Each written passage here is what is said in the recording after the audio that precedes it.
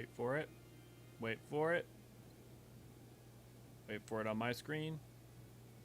And we are live! Hey everybody, how's everybody doing? Lolly ho jellybean, lolly early bird ho demins.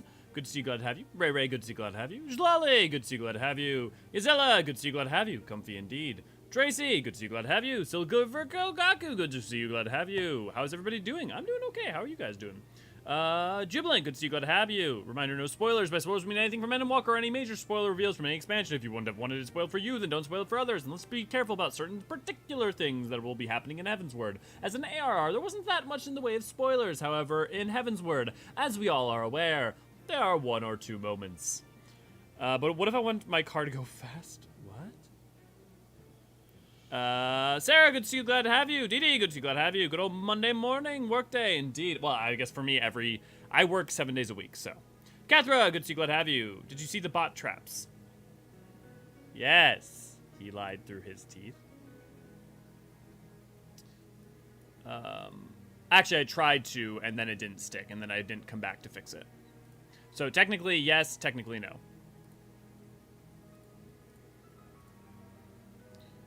Okay. Decoy, good to see you, glad to have you.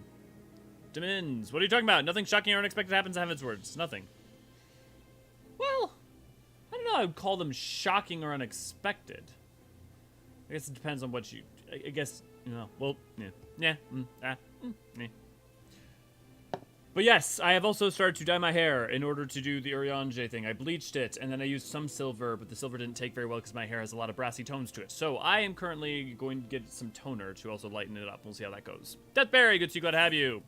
I hope every one of you is having a great day as well. I appreciate that you guys are wishing that onto each other. Shall we get into our warm-ups then? Seeing as we are now of a certain age, as in a certain level and started Heavensward, we will be able to do Dragoon quests. You got purple shampoo? Yes. I just ordered some. I usually only have to wash my hair about once a week, because any more than that, and it's not great for it. Anyways, so I'll have time until I need to use it. Is anyone online? Ah, Dee Dee's online. Everything works out fine and turns out better than expected. To be fair, I would argue, Demins, that that is true. And on top of not only is that being true, I would point to the fact that Dragon Song Reprise Ultimate would agree that it could have been different, but I don't think it could have been better.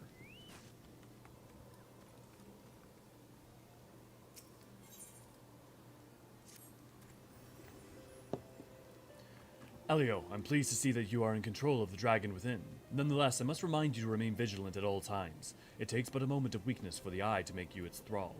Now forgive me this abrupt change in subject. We have urgent need of your lance. Some days ago, a horde of dragons began wreaking bloody havoc with Ishgardian territory. An elite regiment of dragoons has been dispatched to deal with this threat. Alas, though they fought bravely, they are sorely outnumbered and are struggling to gain the upper hand. Indeed, but moments before you arrived, we received a request for reinforcements from a unit engaged in battle north and west of White Britain. A fellow dragoon and I will go to their aid, and we should be grateful for your presence. Pray, go ahead, and we shall follow anon. So let's unlock leaves, shall we? Good morning to you, sir. My name is... Cimarron, and I represent the interests of the Adventurers Guild here at the Observatorium. If I might be so bold, have you any interest in undertaking a guild leave or two? I believe you would find the experience most rewarding. But it pains me to say that I should first administer a trial leave. I must beg your forgiveness for my premature proposal. This leave should serve well as a test. If you're willing to accept it, please do so now. You have my most humble thanks, sir. The dragons and the minions have terrorized my homeland for generations, and we appreciate all who would aid our cause. To attract the two beasts which threaten dear Bessie, you must slay Snapjaws and use their meat as bait. This method is far from foolproof, though, and I fear it may even attract our other ravenous creatures. Koshak, good to see you, glad to have you. I'm trying to periodically get rid of the blue quests in and around Aram Reborn. So that's why I'm picking up this one before we head out to the Dragoon. Also, if you don't do leaves, you should very much do leaves. Actually, I should recant that. You should be doing leaves if you want to level your crafters. Combat leaves are pretty useless. Oh, I only need to kill one Snapjaw. The one upside to leaves is it made me realize how to turn off chat notifications every time I use an emote. I mean, that is a positive, I suppose. I mean, the amount of times that you, like, when you finally learn something, you're like, I don't want to see this thing anymore, and you find out you don't have to see that thing. Oh, July logged on. Also, don't forget, if you'd like to come join our FC over on Crystal Curl or over on the European servers, feel free to get an invite from me or one of the mods.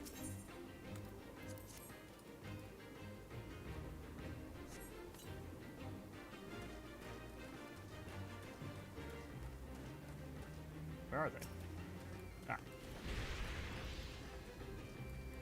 I'm so used to the PvP jump now because I've been playing Dragoon on PvP more than I have PvE that I'm used to, like, yes, I'll jump and I'll stay there. But that ain't how it works. Darvin, good to see you, glad to have you.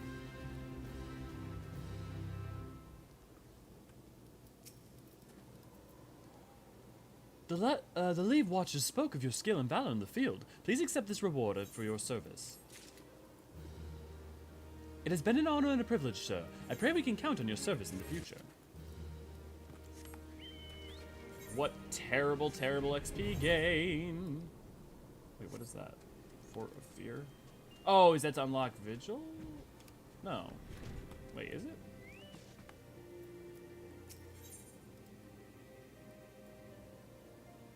Is it Darkhold? Oh yeah, it's Darkhold.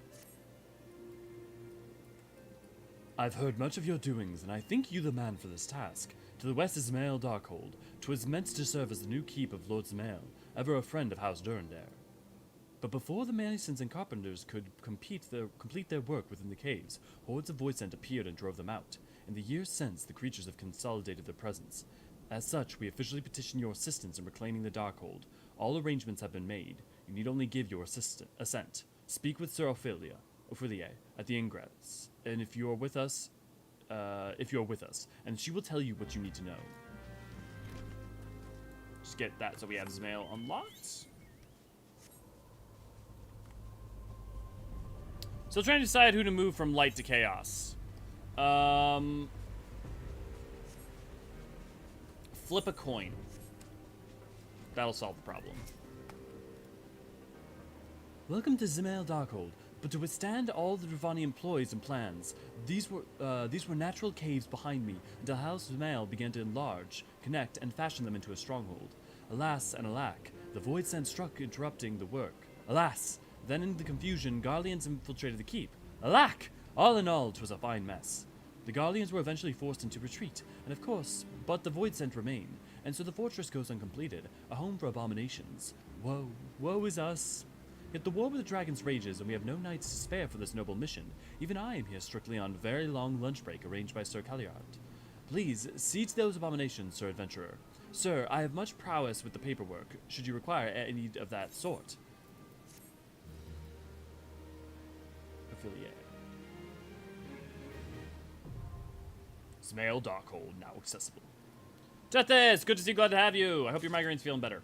Well, I guess hope you're feeling better from your migraine. Actually, really quick, I don't think I've ever actually, like, looked in here. Oh, this is lovely. This is quite lovely. Any symbols or sigils on there worth... Nope. Ooh, I wonder, can I explore down here? Nope. It'll probably come down to that. I mean, look, sometimes if you can't decide, random chance is not the worst. Alright, let's continue on our Dragoon quest, shall we? There's also Crossworld Link Shell and Light. It's very lonely. Yes, we have Crossworld Link Shell that you're more than welcome to join as well. And yes, currently things are a little quiet. Part of that's also the pre-6.2. We have quite a few people who are taking breaks. And part of that's also because we need to put out more videos. And that will get more people to join. The moment you're not paying attention to paperwork and enter in the wrong spot because you're watching the stream and chat too closely. Deathberry, I would say I know your feeling, but seeing as I have to operate this, I guess I miss like random shit from Ray Ray, so that's my data entry failure. Could be worse. You could be trying to do math, and I could be saying random numbers like 42. Oh, look at all you guys logging on. Jolly logged on. Jellybean. Well, Jellybean's logged out, but Vierna's on.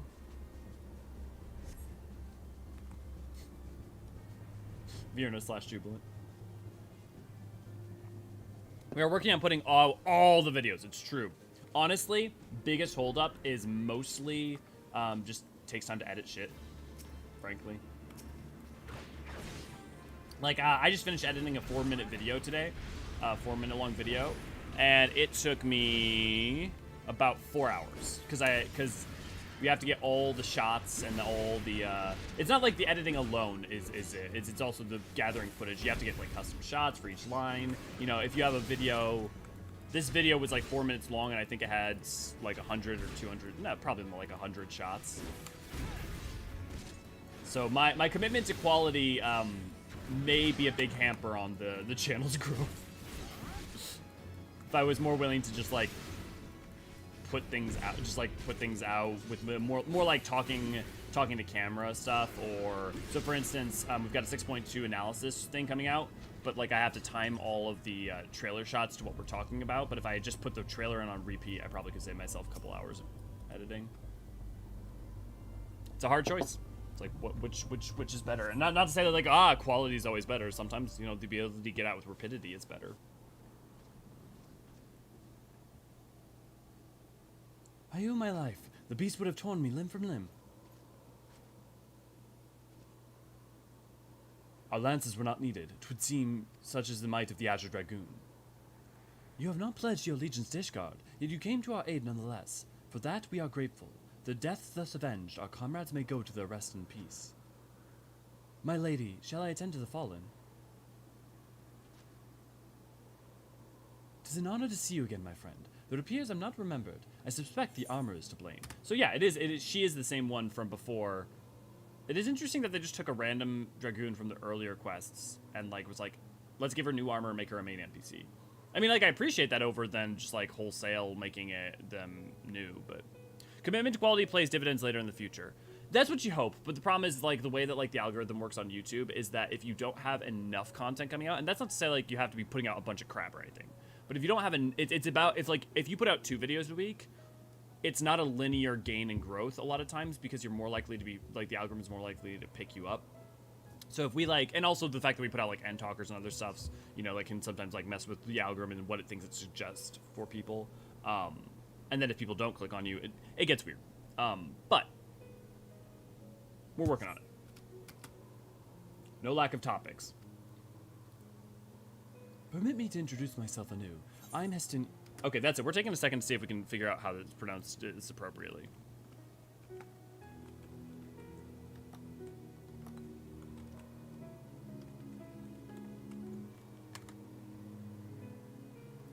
It keeps trying to autocorrect to Houston.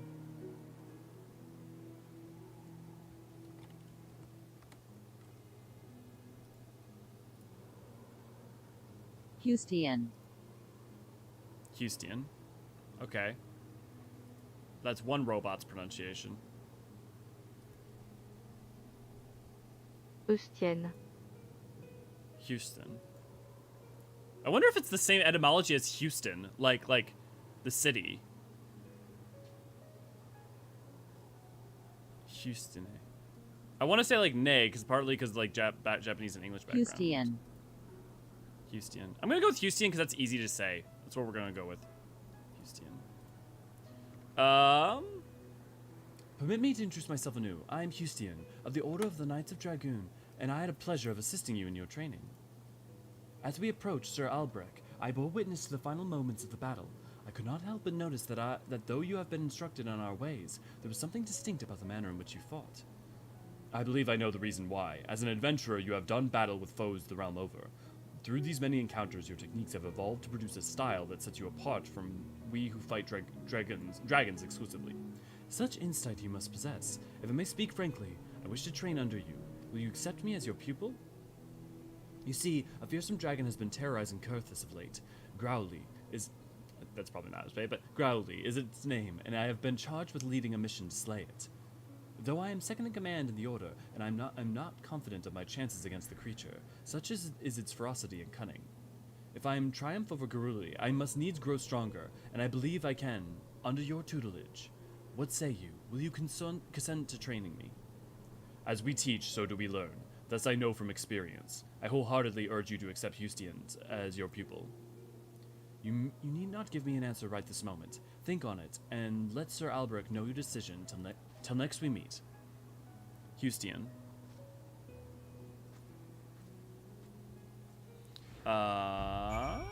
But good quality is always appreciated. It's hard balancing act between quality and quantity for algorithm, unfortunately. Yeah, and look, I'm happy with what we put out. I am in no way bemoaning, you know, our lot. I just know that if we can get to a place where I'm ahead more, we potentially will have more room to be able to do more, like, really interesting lore videos, like job videos, and I'll have the time to write them, edit them, and do all that on top of everything else I have to do. And I'm looking forward to it. Definitely looking forward to it. And in the meantime, I've got you guys. I mean, not only are you guys incredibly awesome in that you watch the videos, but also you hang out with me. We do this. I'm in no. It is a marathon. It is not a sprint. The algorithm is the eternal enemy. You know, but only to an extent, right? Because the algorithm also lets you get found. And like our symbol videos did well because of the algorithm. Like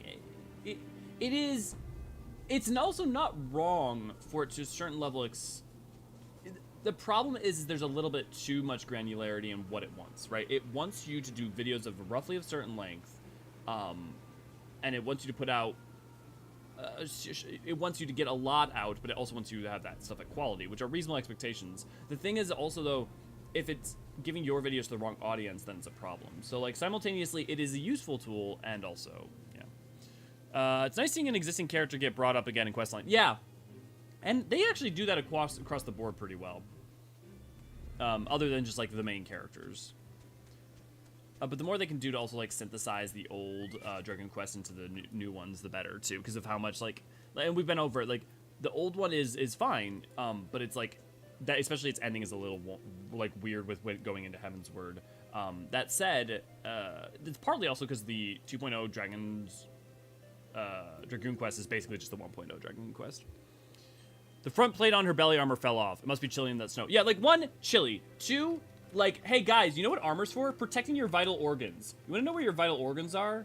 Here and your lungs and like, why? Why? Like, it could be a lot worse, but also why? Put on some goddamn mail. Hydaelyn? Yeah, Hydaelyn. Yes, Hydaelyn. That's what we got. Like Gregory Douglas sings, "Want to hang around with me." Who's Gregory Douglas and what? Addendum. The algorithm must be stated like a fierce and vengeful god. That's not untrue or unfair. I do wish your dragon armor was either brighter red or darker color. The pinkish is kind of odd. I will say, I don't disagree with you. I do much prefer the pinkish tan, like salmon color, than if it was like bright pink.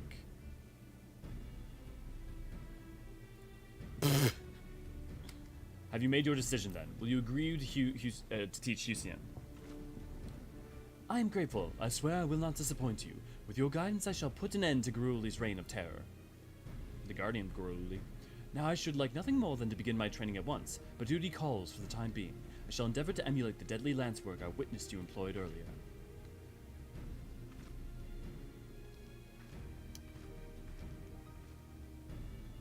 Presents breast and belly to the enemy to establish dominance. Hydaelyn is among our very best in recent generations. If you are to train one of her caliber, you yourself must rise to new heights of mastery. Resume your own training and return hither when you are satisfied with your progress. I'm satisfied now, but I got an MSQ to play. Look him up. He does a killer cover of Britney Spears' Toxic and plays a toy xylophone. I will. Honestly, when you said a name like that, I was assuming you were talking about a singer from, like, the 70s or something that I just didn't happen to know. Now, that said, I grew up on, like, 70s rock, and 70s and 80s rock, so it's not like I don't know a lot of singers from the 70s either. It worked for Berserkers. Yeah, but Dragoons are not... Look, a Dragoon ain't gonna terrify a dragon. Right? Right? Right? right?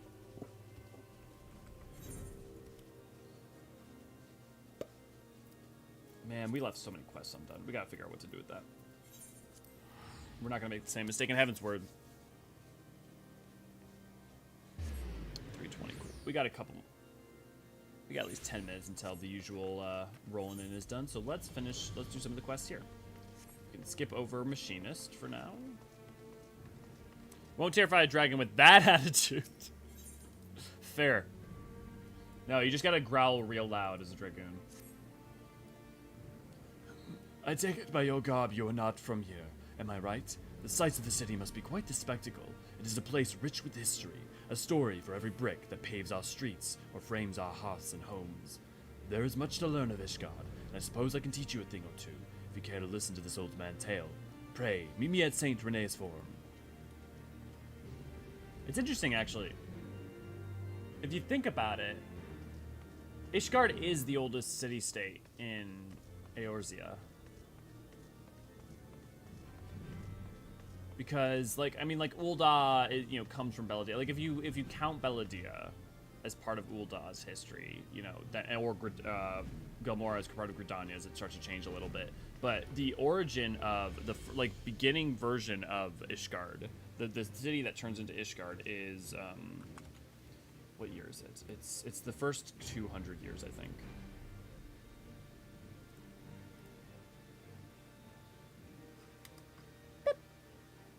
Come on.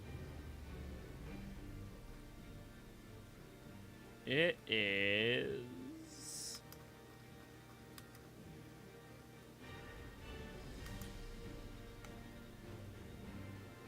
Elves and settlers come to the Sea of Clouds where they commence construction of a monument. Yeah. 360. Or circa around 360 of the 6th Astral Era. So technically speaking... well, I guess the founding of Belladia is even still, like... Yeah. So you've come to partake of my company, eh? Let me start with the statue which stands before you here.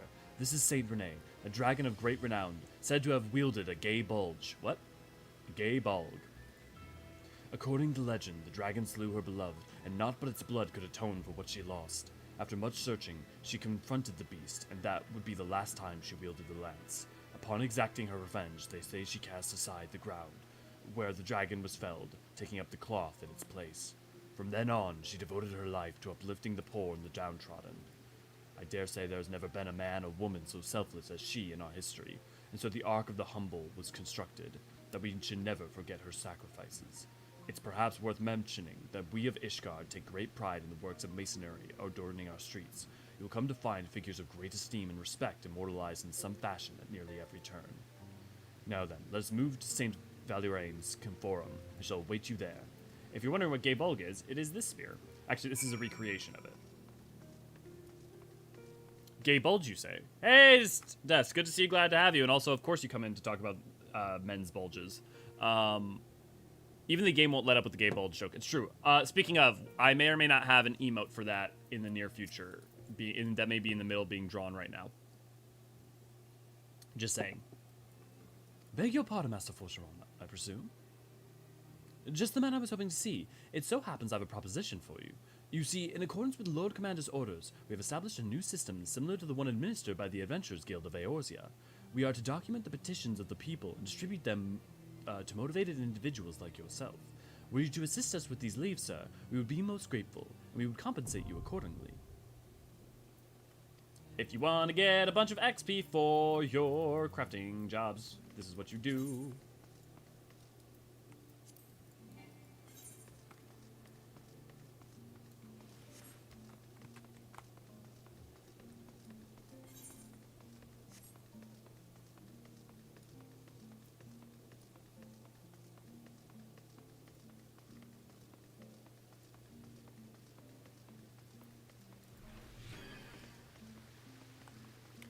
Is this the one of Haldreth, or was this one of the other knights? No, Valerain, right, of course. This, or rather, was the statue of Saint Valerain, an azure dragon of ages past who once drove off the great worm Nidhogg. Surely you've heard of the Azure Dragoon, chosen by the Eye to lead Ishgard's dragoons in the fight against the Dravadian horde. Nope. Haven't heard of him. once.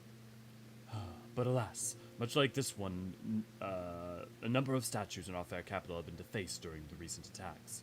Not that we could ever forget in whose name they were erected, mind you.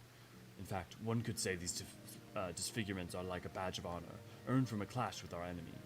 Quite remarkable, wouldn't you agree? History being made of history, I say. I'm afraid this is all I have to tell you of our dear city, but the glimmer in your eye tells me you wish to know more. Pray, speak with Eorzean at the St. Raymond's Cathedral. I have no doubt he can regale you with another tale of Ishgard's history. A sprinting Dragoon in full armor accidentally bumps into someone, impaling them with their armor spikes and killing them instantly.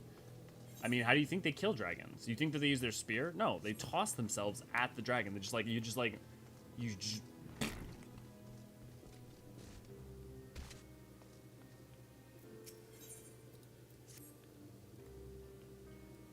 Hey, you there. Would you mind taking a bottle of mulled wine to the gentleman downstairs?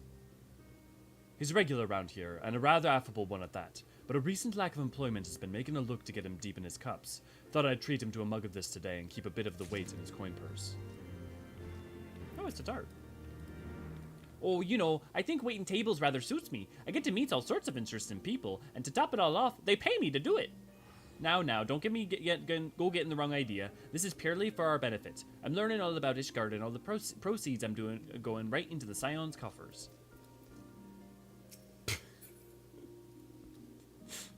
Look, I feel it. Look, this man right here, this man gets it. This is exactly how you should feel about Sidargu.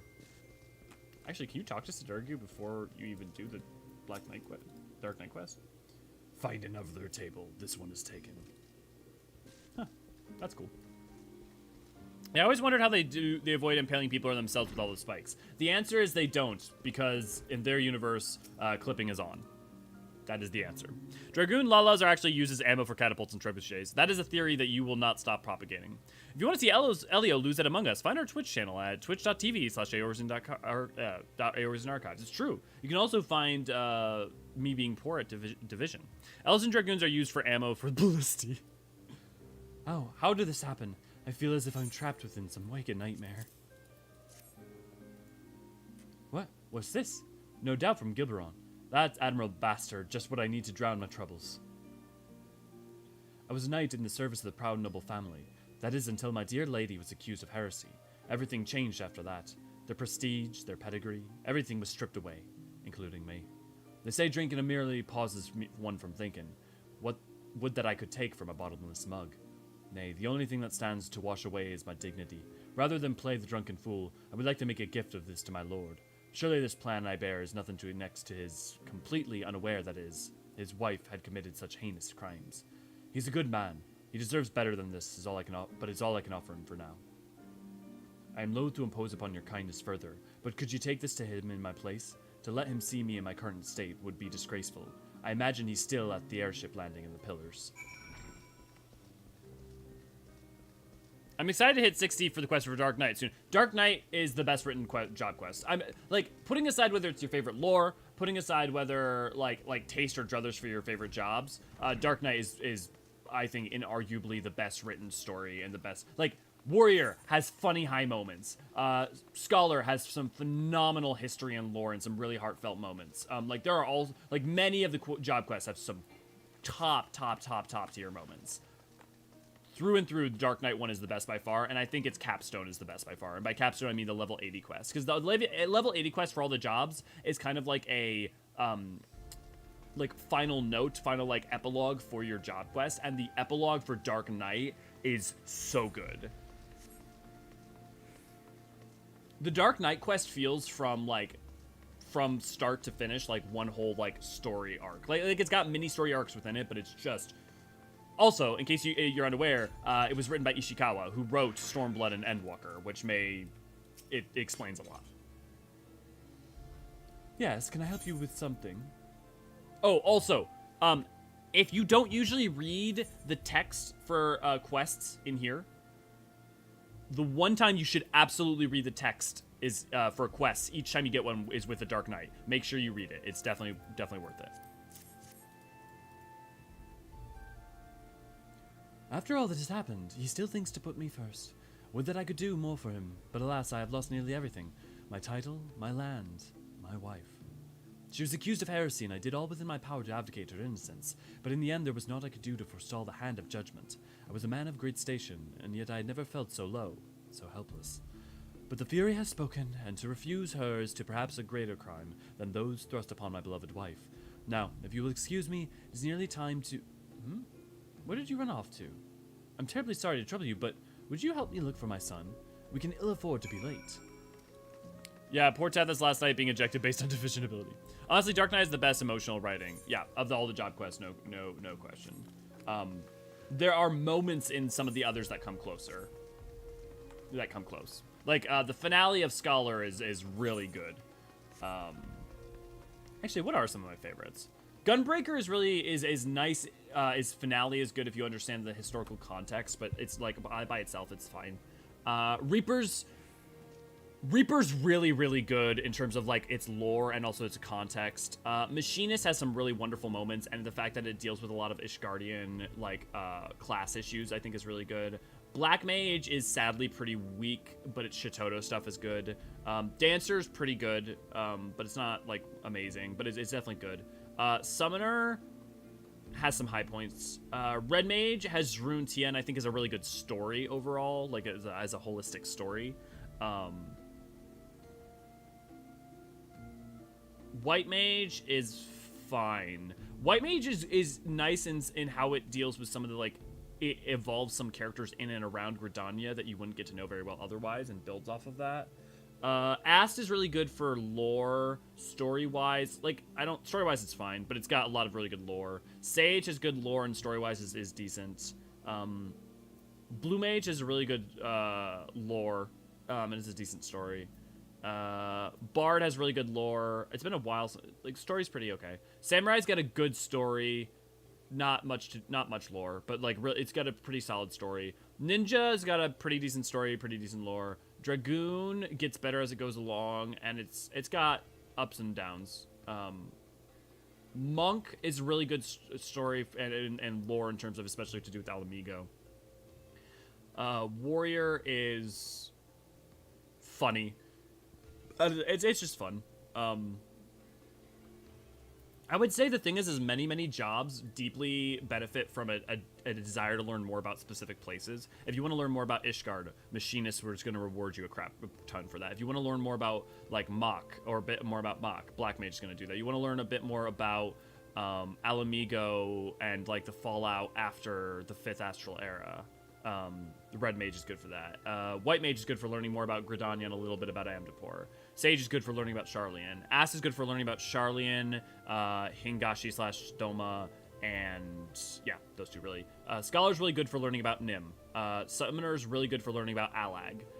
Dancer's really good for learning about Thavnair, a little bit about Thavnair, especially before we could go to Thavnair, and bits about some of the places. Dragoon obviously really good for Ishgard. Monk really good for Alamigo. Gunbreaker really good for Baja. Warrior really good for learning, bits about the Far Reach. Dark Knight isn't really tied to any one specific thing. Like, Dark Knight doesn't... The thing that Dark Knight is tied to is yourself, really. Pepperoni, good to see you, glad to have you. Once Dark is done, I gotta go play a bunch of Monk, then I'll be all done. Nice. Rogue Guild quests are very underrated. They're good, especially for class quests. The Rogue Guild is definitely well written. Also worthy of note, written by Ishikawa, who wrote the Dark Knight quests as well. I find Warrior a little samey. Curious Gorge needs to get his act together. Yeah, Chrissy, honestly, I feel the same. Warrior's not my favorite, but it has some moments, and to treat it as if it didn't would be unfair. But yeah. Father is searching for me. Then it is time. Forgive me. Father insisted we leave immediately, but I had to see for myself. This is where they took my mother to receive Helene's judgment. He said he would fight for her, that justice would be served. But in the end, justice took my mother away from us. Perhaps if I had been stronger, I could have won the battle that my father did not. Well, I must be going. Goodbye, mister. I do love that, there's many of these quests, all they are just little quests giving you context for Ishgard. And it's actually very valuable for us to do it before we get into the events that are going to come post the first two maps. Or the first half of the first two maps. So I'm glad we're hitting them. That's Ast. What's that? A Dark Spot. Oh, they're right. That's Dark Knight. So the only one we have left to do is landing a stable job. I enjoy Bard more than I expected, to be honest. Yeah, Bard's a good one. Bard's really good because, well, honestly, if you know Tethys, you know where Tethys' name comes from once you know Bard. But Bard's got really good lore if you care about that, and as a story, it's lovely. I would also say Silver Kogaku, broadly, not always, but broadly, the stories get better as they go along often. So, like, if you like the Realm Reborn ones at all, you'll probably like the ones that come later on, for sure. And also for 60. Greetings, friends. Helone's blessing be upon you. Ah, you wish to know more of Ishgard's history. 'Tis not often travelers come seeking such knowledge. The Holy See of Ishgard is home to myriad patron saints from which places are named. In fact, this cathedral was named for the first archbishop to oversee the Ishgardian Orthodox Church. They are a testament to the unshakable will of our people, to our unity in the battle against the Ravanian horde. I realize there is much of our people you do not know, and we would not force our views upon you. Rather, we ask you not to cry our pursuit of our destiny. The righteous path we walk by the grace of Helone, our truest savior. And that is a statue of what Helone is supposed to look like. So if any of you are excited for the next Mist of the Realm, well, Helone is going to be next Mist of the Realm, we're going to be fighting Ulthik, Nafka, Minfina, and Helone. So hopefully they'll, definitely increase her shield. She'll probably have a spear, but how much she'll look like this is up for anyone's guess. Because, I mean, you think about images like Rhalgr in Rhalgr's Reach and what we actually get and how not dissimilar they are. Not Tethys' name, Lisette's. Oh, sorry. Well, I meant, you're right, Tethys. I meant Lisette's name, but I was referring to you, yes. Am I the only one that kind of blanked about 50-60 Paladin? Give me a second about 50-60 Paladin. 50 to 60 Paladin is... Oh, no, yeah, about the soul stones? About job stones and stuff? What do you mean? What part of it? Do you mean the part that, like, the faking deaths or the, like, contest? Or, look, let me put it this way. As someone who mains Paladin, I can tell you that Paladin's one of the weakest stories, weakest job quest series. Like, there are some cool things about it. It has some moments, but it's one of, if not the weakest job quests. 50-60 about the weird dominance thing. My Helone has a first name. It's Halone. Her Hoplon. Yes. Her bronze Hoplon shield. Some very, very strong Athena vibes going on. Actually, let's finish this one last quest. Yeah, so Silver, like, did you just mean, like, you just felt the vibes were completely, like, question mark? Or did you like, actually have a question that we could try to answer? I liked up to 50 enough. Yeah, up to 50 is fine, but that's, like, also because up to 50 is, like, not even really... I mean, it is about the Sultana Sworn. It's just introducing that idea, but, like, 50 doesn't... Like, look, up to 50 is fine. But... the thing is that the Paladin quests never really get above being fine, is the problem. They're not bad. I don't think there's any job quest that I would rate as bad, but... When I say weaker, it's a relative comparison. 50-60 just seem kind of weird. But, like, in what respect? What's this, eh? Looking for a bit of work, are we? You don't look to be one strapped for coin, but I never turn away looking to make an honest skill. Would you mind taking a sack of Chocobo fodder down to the Holy Stables and Foundation? The stable master, Sevilla, is expecting a delivery. She paid me up front, but fear not. They were merely for the fodder. There's still a delivery charge, and you're welcome to it if you take the fodder down there for me. Chocobo stables are where they raise the black chocobos, which are a specific breed that are able to fly. I forgot to grab the feed, didn't I?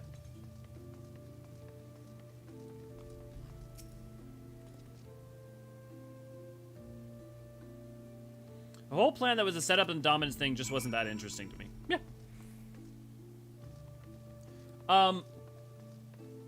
Part of the problem with it, so, like, the thing is the fundamental idea that the Paladin Soulstones want to have a rightful captain for basically for the Sultana Sworn is, like, a fundamentally interesting concept, and I'm glad to have, like, their lore further dealt into a bit. But at the same time, the death faking is, like, feels kind of, like, needless, and on top of that, they don't end up going anywhere with it in the future particularly, so it doesn't matter. Anyone keeping tabs on farm stream today? I have not checked the farm stream. No, but yeah, they're showing what, petting animals currently. The death faking felt very soap opera-y. Yeah, it does feel very soap opera-y. And I feel like most of the Paladin quests feel pretty soap opera-y. And sometimes to a greater or lesser extent, and to a worse or, like, I guess you've got the 50-60 and then the 60-70. I think the 60-70 is also soap opera-y, but at least it's, like, interesting. Part of the problem, though, is that it literally has nothing to do with Paladin. It has everything to do with the Gladiator quests, but it has nothing to do with the Paladin quests, which, again, in its own right is a okay and good story, and is a nice continuation of Gladiator. However, you know, it's supposed to be the Paladin story. It literally could have just been a side quest, except for, I mean, you would have had to have done Gladiator. Welcome to the Holy Stables. What can I do for you? Oh, fodder, splendid. The Chocobos are in for a treat. We specialize in the breeding and training of cavalry Chocobos, so they must have nothing but the very best. They put through an admittedly harsh training regime, and only a Chocobo of the finest stock can endure it. That's why my assistant and I... Oh, wait a second. Where is my assistant? No doubt he's run off to the Light Feather Proving Grounds again. Would you be a dear and go get him for me, and tell him to expect Chocobo fodder for breakfast if he doesn't hurry.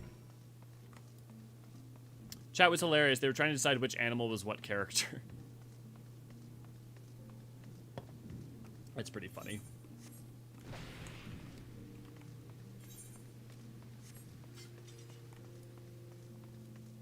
Yeah, and so that's like part of why I think Paladin is one of the weaker. Is it's not even like that 60 to 70 is a weak story. It's that it's just not a Paladin story.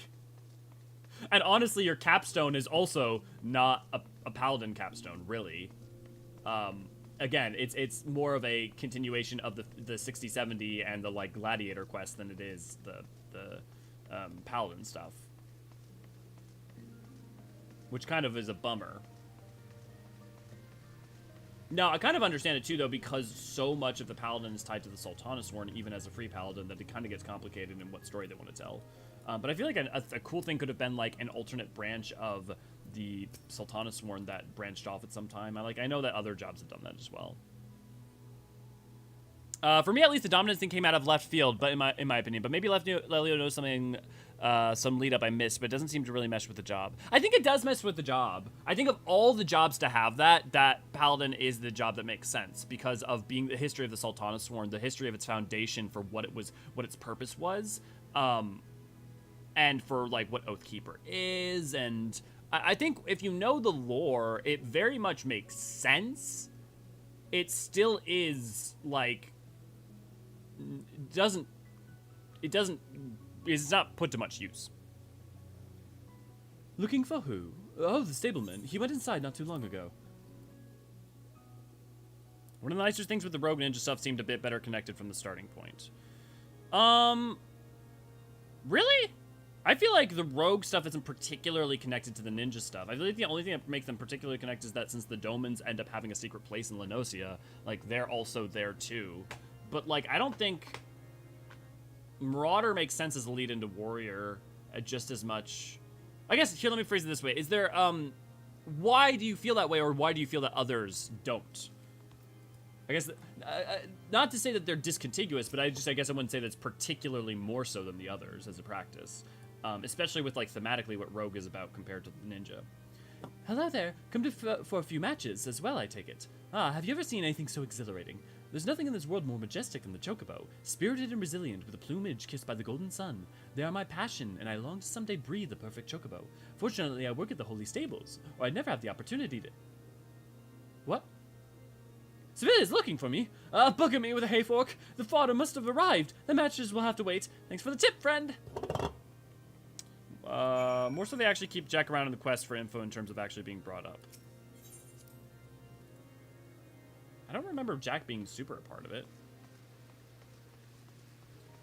Some of the others, it's like, here's your job, so now let's not really ever bring up the class quests people.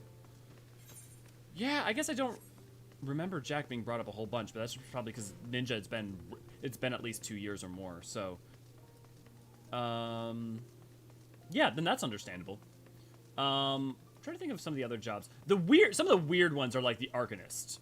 Like, they introduced, like, the Arcanist guild leader, and he just never really becomes an element again.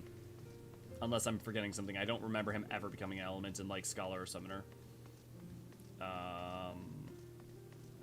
Red Mage doesn't have that problem. I mean, the thing is that, here's the thing too, is that it's not surprising that the Rogue would be better in that respect, because all the class quests were basically prefixed and like they figured out all of those and all of the like job quests as they were building Realm Reborn within like the 2-year period they were doing that. Whereas Rogue came out in the 2.x patch, so they actually had time to like let it breathe and like figure it out and figure out where they were going from Rogue to Ninja. He shows up in the Heavensward job quests and is the impetus for that storyline. Is he for the Summoner quest? Man, I don't know why I've totally forgot. I need to replay the quests. Summoner job quests.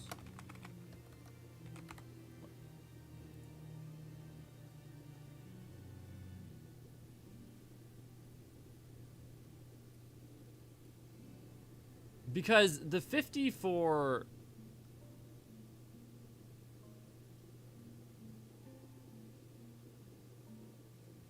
Does he come and talk about Allegan research stuff? I don't remember that. Oh, what the fuck is his name? Arcanist, guild leader.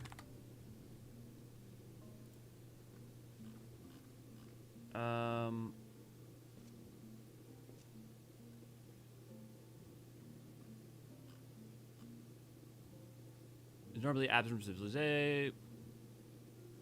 After the completion of the Arcanist questline, the quest Sinking Does Maga, Clea leaves limits and study with Kurid. Lubring speculates that they'll make a great. Doesn't say that he shows up. I'm not seeing anything of him about showing up in Heavensward. Rogue, not Summoner. Ah! Yes. Okay. Now I see what you're talking about. Yeah. Thanks, Arvin. He's practically tripping over himself, running in here not long ago. Thank you for finding him. He'll have to buckle down if he's serious about becoming the realm's renowned breeder, though he's off to a good start having come here. Ishgard is famous for raising Chocobo, you know. There always been the seat of choice on the battlefield. The proving grounds where you found my starry-eyed assistant ensure that they get plenty of practice. Well, I say it's practice, but it also makes a good show for the folks spectating as well. You should see for yourself sometime. Nothing like feathers flying from 2 chocobos fluttering, almost dancing, back and forth in the arena. You'll quickly come to understand why they call it Light Feather Proving Grounds.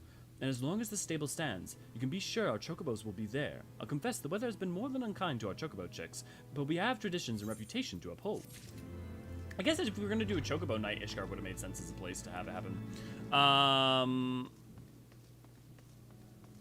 Do you like what we do? Consider showing your support and signing up for our Patreon at w.patreon.com/Eorzean archives. Okay. Oh, that older opened up another quest, but we're good. We're gonna go ahead and start doing the next quest. No, I probably should have been attuning. Let's go ahead and run to the next one to attune.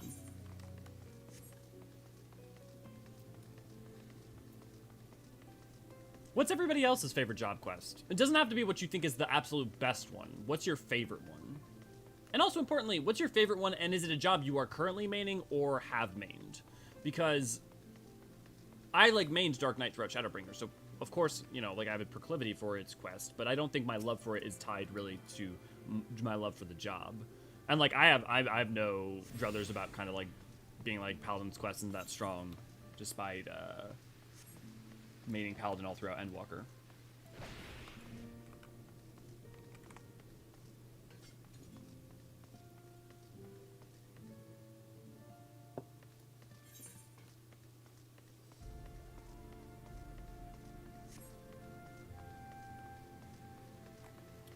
Also, I guess you could also, if you want to say what your least favorite is, without like dunking on it, just be like, oh, I think for this reason. My favorite job quest is White Mage, and yes, I used to main it. So, Tethys, why is White Mage your favorite? Because, like, while I appreciate... Oh, do I already have those? Okay. While I appreciate, the, like, 3 characters that, like, you have, right? And, like, when you first get to, like, kind of spend time with, the Pagel a little bit, which is nice, and is really a nice callback for Endwalker. I like, you know, some of the character stories, especially with the Pagel stuff later on, if you know what I mean. I don't want to spoil that. But it wasn't like one that I thought was phenomenal. I guess it's also nice that it has a decent amount of lore for job stones. My favorite job quests are the rogue ones. I love them. That's technically a class quest, Ray. It's interesting that everyone lauds the road quest as being like really great. And don't get me wrong, they're probably the best class quests, but like I didn't think that they were like crazy good. Can someone tell me their explain their love for them? Is it rooted in specific characters? Is it just the cadence? My favorite would have to be Dark Knight and Reaper. Yeah, Reaper's really good. Reaper's also really good because it's so important to contextualize a lot of Garlemald's history, and especially before Endwalker we didn't have that. I mean, like, that's always nice when each expansion we get context for a realm. So, like, Sage gives us more about Charlene, Reaper gives us more about Garlemald. When Stormblight came out, you have Red Mage giving us more about Alamigo, and you have Samurai giving us more about, you know, Doma and Othard broadly. When Heavensward came out, you know, you have Machinist giving you more, and Dark Knight as well, giving you Dark Knight and Astrologian also giving you tidbits. I mean, Astrologian really is really more focused on Charlene more than it is. I mean, it does give you the Astrologian aspect of Ishgard as well, but it's really, I think, Machinist primarily, then Dark Knight a little bit with the Justice stuff.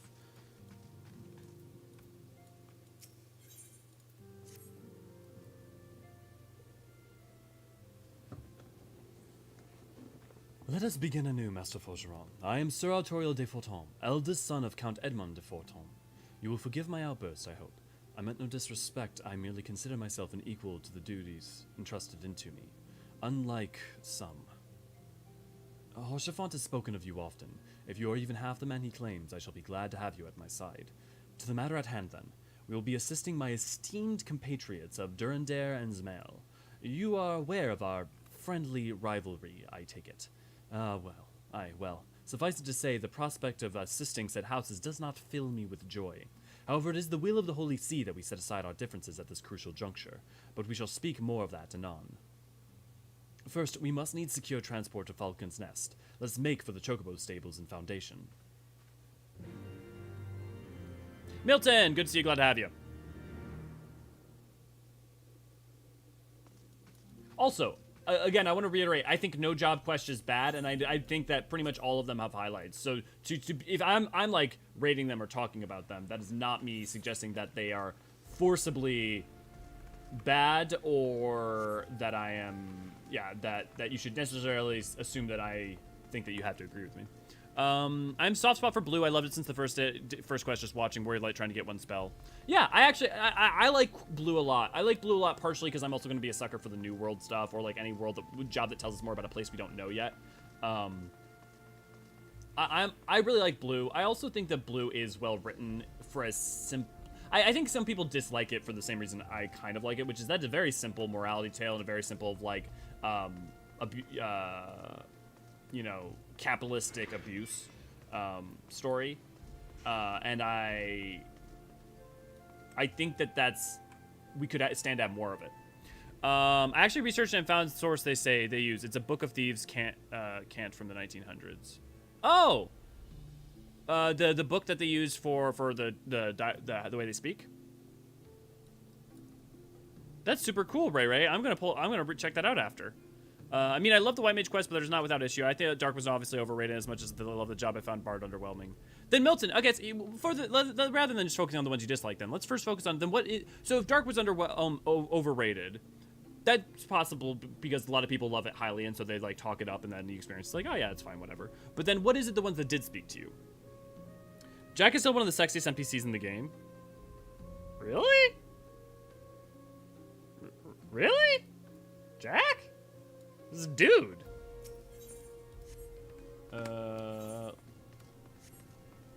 You know what? We'll go ahead and just... Oh, no, okay. What's the quickest way to get back? Should I just... Oh, right, because I forgot you have to go to the other one in Foundation, because obviously the Sea of Clouds is that way, but they're headed towards the Kurthan Western Highland. I think overrated is also a really interesting like subject in general, because I think if people state Dark Knight is like amazing, some of the best writing in 14, that's one thing, you know. Or even an argument to say like, oh, they say it's the best, you know, job quest, like I do, in terms of writing.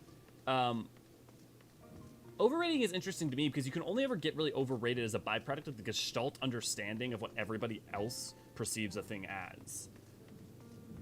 And so it's just always, yeah. Sometimes you feel like Jack, sometimes you feel like Vikeb. Or sometimes you feel like women. I mean, look, actually, wait, is Vikeb a woman? I totally forget. That name sounds familiar, but I forget who that is.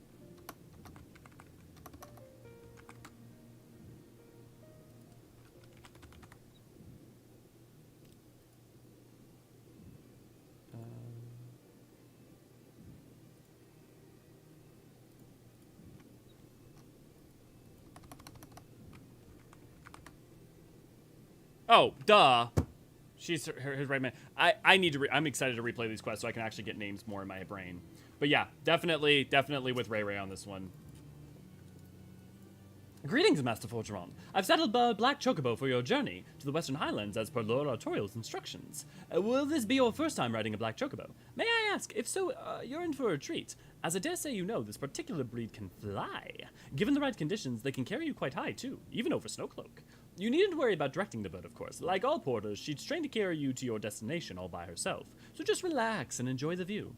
Oh, but be sure not to relax your grip, will you? Do hands on the reins at all times, if you please.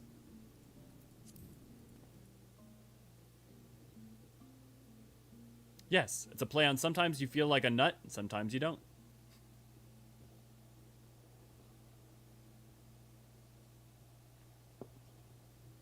Ugh. All of this used to be green.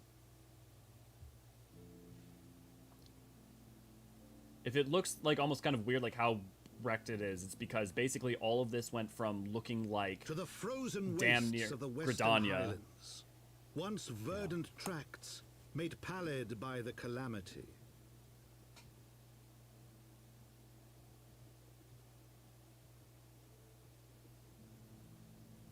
Beyond the towering wall of ice, to lands long forsaken that the knights of Ishgard strove tirelessly to reclaim.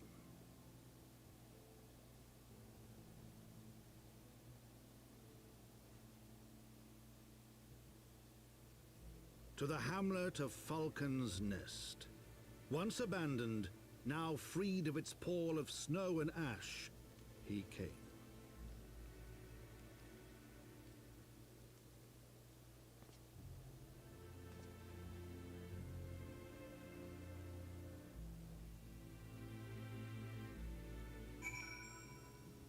You know, it'd be a nice feature.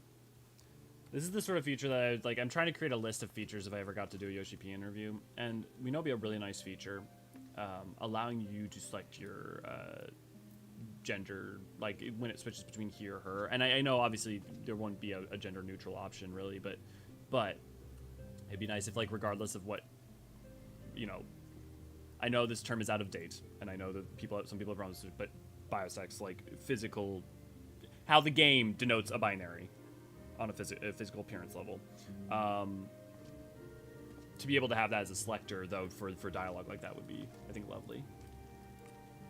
And really, I think, ahead of your competition. The world looks quite different when viewed from back of Airborne, Chocobo, does it not? I still find the experience strangely liberating. To business, Sir Redwald is in charge here. He should be expecting us. He came.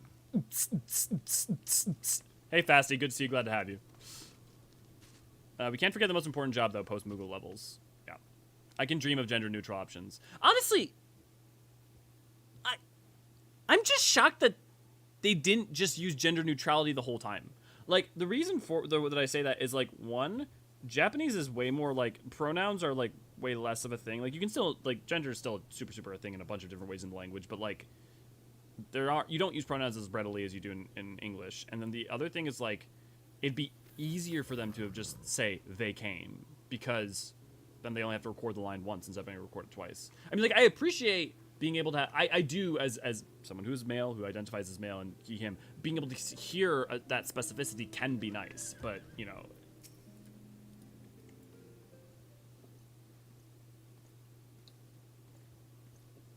Astriel, good to see you, glad to have you. It has been far too long, Lord Autorial, and who might you be your companion? Pray forgive us our lateness, Sir Redwald. I present you Eorzean, Ward of House Four Toms. Ah, yes, of course, Lord Rilmon spoke of you. I, Sir Redwald of House Durandare, do bid you welcome to Falcon's Nest. We are both eager to contribute to the settlement's restoration. How may we be of service? Before we speak of that, would I be correct in assuming that Master Forgerant is unfamiliar with our recent history? Then, with your permission, I shall recount the tale for his benefit. As you may know, Falcon's Nest was once a hamlet with a small garrison of knights and some few villagers. And then came the calamity. When it became clear that the snow would not stop falling, we had no choice but to order a complete withdrawal. The settlement and the entirety of the Western Highlands were to be abandoned. Abandoned to the heretics, Lady Iceheart and her kind have walked these lands with impunity ever since. Aye, but no longer. The Holy See has commanded the reclamation of the Western Highlands and the expulsion of the heretical elements. Falcon's Nest is key to accomplishing these objectives, but as you can see, rebuilding the hamlet will be no small undertaking. Our craftsmen require support and protection. Any assistance you can offer will be greatly appreciated. As promised, we of House Four Toms are at your disposal, Sir Redwald. You need but tell us where to begin. Elizin party. So did the calamity bring about perma-winter in Ishgard? Yes. Will things ever return to normal? No. Is the land just screwed forever? Yes. So what happened was, when Dalamud, oh right, I can't fly. When Dalamud crashed into Cartanau, Cartanau is an intersection of ethereal ley lines. And those ethereal ley lines are basically like super highways for aether currents, and those can affect the weather, the natural world, all sorts of things. When Dalamud crashed, it fucked up those ley lines, and in particular broke the ethereal streams of probably, I would assume, fire and earth aspected aether that were flowing through Ishgard. That's speculation on my part. And for some reason, ice ones became stronger. And so in a matter of hours, if not hours or days, the entire what was once a verdant green world just became a frozen hellscape like this. And it's been like this for 5 years. The thing is that can you sway ethereal ley lines back a different way? We know you can. However, to do so requires an inordinate amount of aether, and if you don't do it correctly, you're going to make things a lot worse, and it would take time and the proper machinery, and so could it ever be fixed? Yes. Could the world potentially even naturally fix it itself? Maybe, though there's no reason to think that, because ley lines do move and sway over a function of time. There's even evidence to suggest that once the Sigoli Desert was like a verdant, lush jungle. Now, whether that's true or not at some point in the past, we don't know. But so because of that, for the foreseeable future, Ishgard's like this. And to be fair, it's partly their own fault, because they didn't come to help at Cartanau. Now, if they had come to help at Cartanau, it might not really have actually changed much, but this is kind of also, they forewent coming to the aid of the other Eorzean alliances. Now, you could also argue that part of the reason they did that was also because they were dealing with the dragons, yada, yada, yada. I like the Black Mage one. It didn't take them as long for them to remember the class NPCs as it felt the other classes did. Yeah, I mean, that's fair. They do bring them back in immediately. The Black Mage one definitely does that almost more so than... But also, I feel like, honestly, in some ways, that's like one of the reasons I feel like the Black Mage... I just feel like the Black Mage one doesn't have it going on. I feel like the Thaumaturge story is almost better than the Black Mage story. I feel like the 50 to 60 is also kind of weak. In some respects. I mean, but it's not that weak. And then the 60 and 70, the Shitoto aspect's kind of good. But I don't know. For the Black Mage, this doesn't do enough for me for what I feel like the Black Mage has to offer because of how much interesting and fascinating history and lore it has going on around it. I feel like there could be more, and it didn't use the max of its potential. But I'm glad you like it. Several craftsmen in service to House Mail are contributing to the restoration of the Falcon's Nest. These men and women are quite skilled at building and repairing fortifications, but the progress has been hampered by a number of factors. Roth, and their foreman, tells me he has need of a man with your talents. Would you be so kind as to seek him out? I'm so glad I got the Aether Currents there before doing some of the 56 quests, otherwise it's just trudging through snow. Yeah, I'm usually the first thing I do is grab them. However, I'll probably grab them off stream since there's no reason to take the time to do it. Is it a permanent winter going to cause more troubles for the region in the future, and how? Is it going to go more so than it already has? No. Because, like, the basic problem was there a need to adapt to it in the first place. It killed off their crops, it made major problems in the first place, but the solutions to that are now becoming more ready, and like the culture and preparation of having warmer clothing and all that stuff in the 5 years since has become more and more regular. On top of that, the fact that the Dragonsong War comes to an end, I mean, spoiler, but come on. That one's not a spoiler, let's be frank. Is such that they're in a better place than they have been for generations, despite the fact that now the eternal winter. They can also import goods because they can do trade. They're not that far off from Madorna. And on top of that, they now also have access to doing trade with things like the Dravanian Forelands and Hinterlands, where it's much more verdant and green. What would be the opposite to ice again, to then abuse the elementals in the region to return Kurthus back to normal function? So it's not just about ice. It's not just about what do you do the opposite of. So I'll get to that in a second. Yes, I'm Roth, and who might you be? I'll be Lust if you'll be Roth. Ah, the promised help. Glad to have you aboard. I've the honor of overseeing the fine mess you see before me. Send me over on one of them black birds, same as you, to build and mend and tell others how to build and mend. But fury take me, this ice, it's bloody unnatural how fast it forms. The icicle sprites, I tell ya, mark my words, there are pockets of 'em here, and just waiting for me to turn my back so they can sneak out and do their dirty work. So I need you to search the hamlet to put an end to it. If you stand watch long enough, you're sure to find 'em.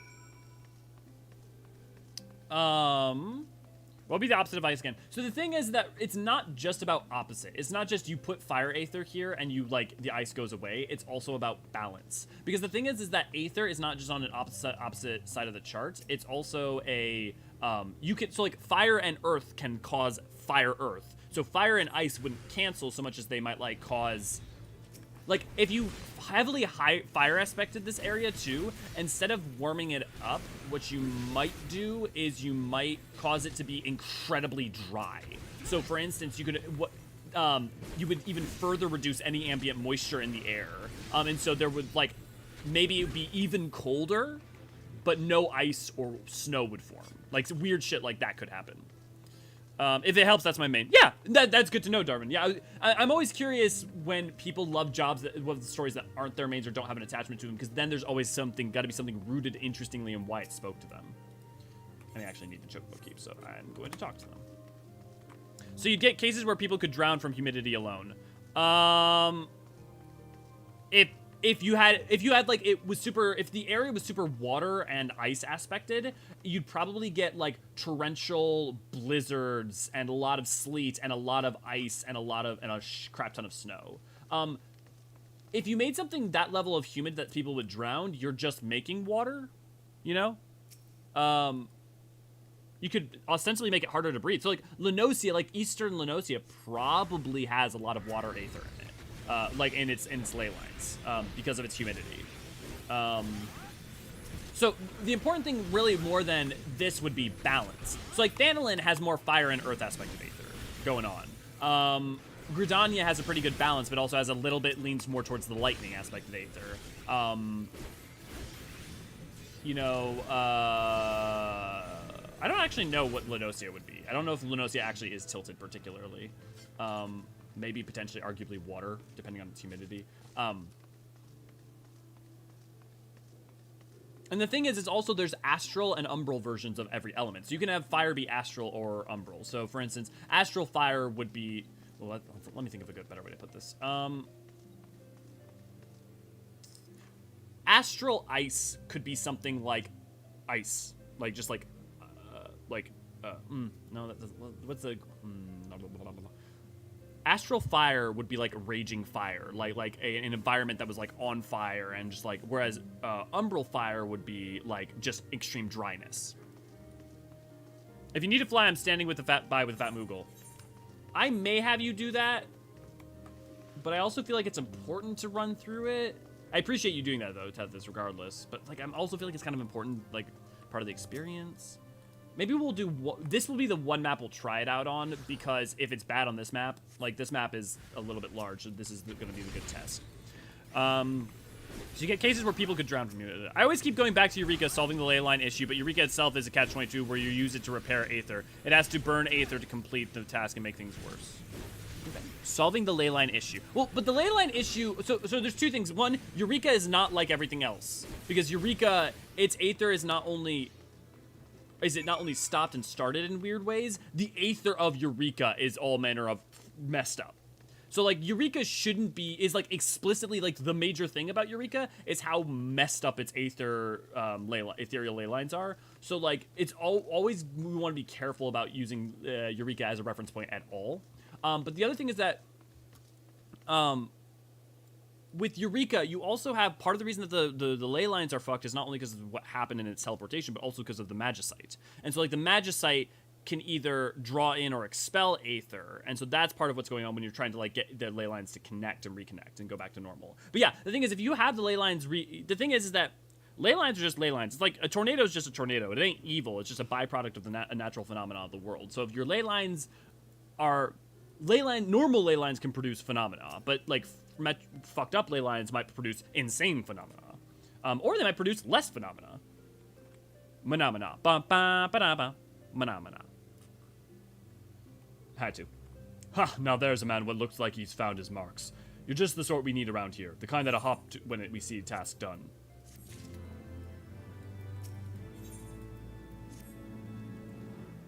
Wait, was Eureka on a ley line? No. Okay. Everywhere in the world has etheric ley lines. Etheric ley lines are... Think like in the real world, think like wind currents, right? Like everything has a wind current. The wind currents are all over. But there are some places where they're more... Cartanau has... Here, you know what? I've got footage that I can show for this. Give me a second. Oh no. I think it might be on my driver. Let me see.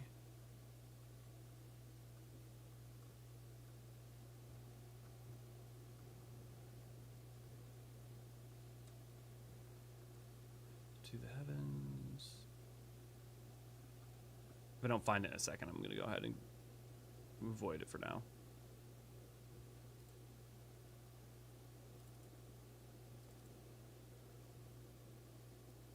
And began to aid in the calling of... Ah!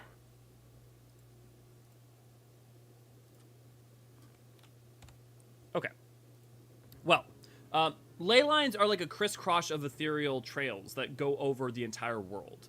But there are places where there's a confluence of them. So imagine that you've got a mass chaos checkerboard thing going on, right? There are going to be places where they, like, particularly crisscross over each other. That's what Cartanau is. Eureka, what happened was, because of its teleportation, basically imagine it had, like, its ley lines like this, right? Everything was normal. They were like this. But then it got teleported, and now all the ley lines are like this. They technically still work, but all of it, like, how it once was is now not at all how it was. Imagine, like, the laws of physics still are true, but you changed the flow of water, the flow of wind, and, like, it would mess up the natural world. Yeah, and Aether video. Tethys has a good my Aether video right there. Also apologize, get back from work, it's also still sleeping. No, you're good. I like answering lore questions. It's what I love doing. You're a dab hand in Warcraft, I can tell that. Now that I've mentioned any skills at arms to speak of mind, but it doesn't take an expert to recognize an expert. Be a ways to keep yourself when there are others out who need your help, same as me. If you're keen to help and keep on doing things when you're done, I'd ask that you head now to North Pike, the bloody huge statue out in the wastes if you've never been. Mason by the name of Theramont is out there tending to the thing. Good man, Theramont, but I reckon he'd be taking out too much work for one. Might be there's something you can do for him.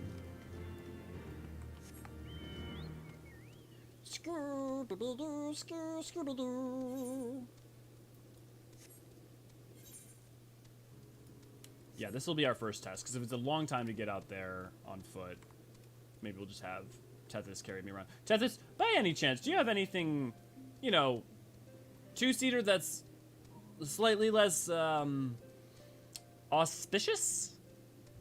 I'm assuming not, and I'm going to be stuck staring at Moogle butts as I get taken from place to place.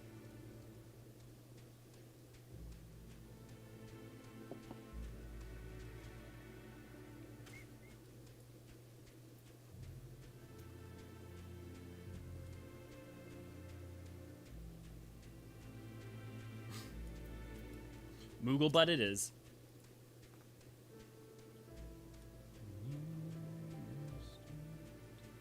Whoa, that was weird. Instead of going to sing the lyrics, my memory instead went to sing part of the song Hurt, the Johnny Cash version. Beneath the stains of time, these feelings disappear. You are someone else and I am still right here. Still went with the, like, flow of that part of the song. That's funny. Hail to you, traveler. What brings you out this way? Foreman Roth bid you assist me. Well, fair be it for me to turn him down a helping hand. I've been tasked with restoration of the sculpture. 5 years of neglect have not been kind, to say the least. Fortunately, I've just the thing for it. Rather those deep eyes have it. If you could slay 3 and bring their bristles, I would be in your debt. Kill some voids and kick their ass. Oh, right, I'm not over leveled. Well, I guess I'm over leveled, I'm not over geared. Alright, so every element has an umbral and astral version, and so does light and dark. I don't know if you could argue that light and dark have umbral and astral versions. Really, I wouldn't say that. I would say that, because the thing is that light and darkness are not astral and umbral in terms of they are... Light is not... You can't use light in place of saying umbral. They are two technically different things. However, light is inherently umbral. So I don't know that light could be considered astral under any context. Now, it could be, and light and dark are actually, in some ways, very confusing elements that we don't fully comprehend or understand. Other than that, they are co-linked heavily, with light being co-linked to umbral and dark being co-linked to astral. So, because of that, I would say that you can think that the 6 elements can, but the umbral and astral are more of a polarity, and light and dark are more akin to those polarities while still being elements. So you wouldn't have light water or dark water. You would have astral water, or... it gets a little bit wonky. We may find out more about the metaphysics of light and dark at some point in the future. You'd think that we would have a lot firmer understanding, seeing as we've had, you know, Shadowbringers, if nothing else. And Eureka Teleportation essentially flipped every umbral astral version of something. Flipped it. It's not that simple. No. Let me put it this way. Imagine you were pouring a cup. There was a cup of your cup, and you were pouring water into it, right? And all of a sudden, that thing in your hand turned into sand. So now you're pouring sand into that same cup. Basically, the ethereal trails didn't become astral or umbrally polarized. That's a separate thing. Now they may have, but imagine that where once a bunch of water ethereal trails were going through. Look at Kurthus, right? Kurthus would have used to have a very balanced set of the ethereal currents flowing through it. And then, after the Calamity, for some reason, the ethereal currents got super either ice-charged, or the other ones got, like, there was less fire or less... we don't know, like, less earth, less... We don't know for sure, but we just know that ice is now much stronger. And this is what happens. Same thing in Eureka, except for all across Eureka, all the elements got fucky. So, like, a zone that may have once been a super green zone may have become a frozen hellscape. A zone that was once super pyroclastic, so, like, the zone that's, like, super, has a bunch of lava and was, like, once, like, had a bunch of, like, greenery and stuff, is now also frozen. Zones that once were pretty normal are now incredibly wind aspected and have a bunch of wind stuff going on. Zones that are, you know, so, yeah.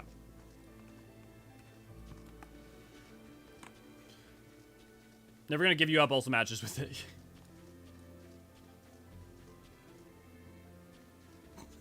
Teth is just hiding over there. There you are. Have your bristles. Have you the bristles?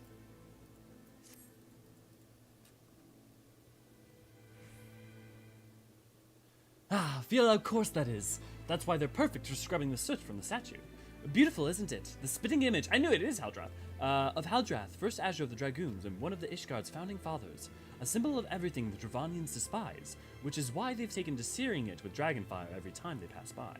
But no longer will we suffer this desecration of our nation's hero. Soon the statue will be as it once was, a proud shining testament to the determination of Ishgard, and a message to the heretics that we have returned.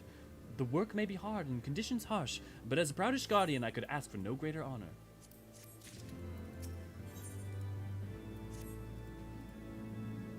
Are you for Falcon's Nest? If so, I have a favor to ask you.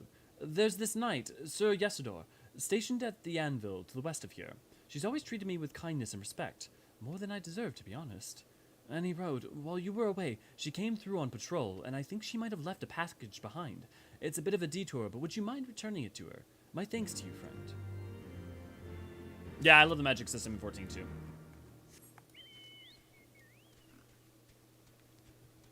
Oh, you know what? Let's get the... Give me the Moogle butt. Show me that Moogle butt.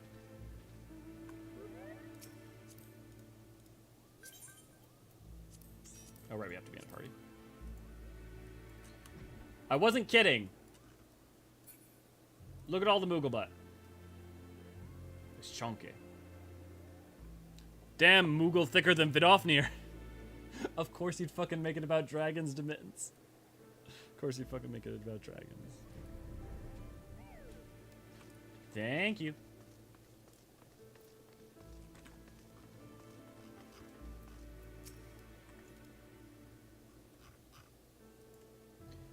What's this? A package? I haven't focused what you're thinking about.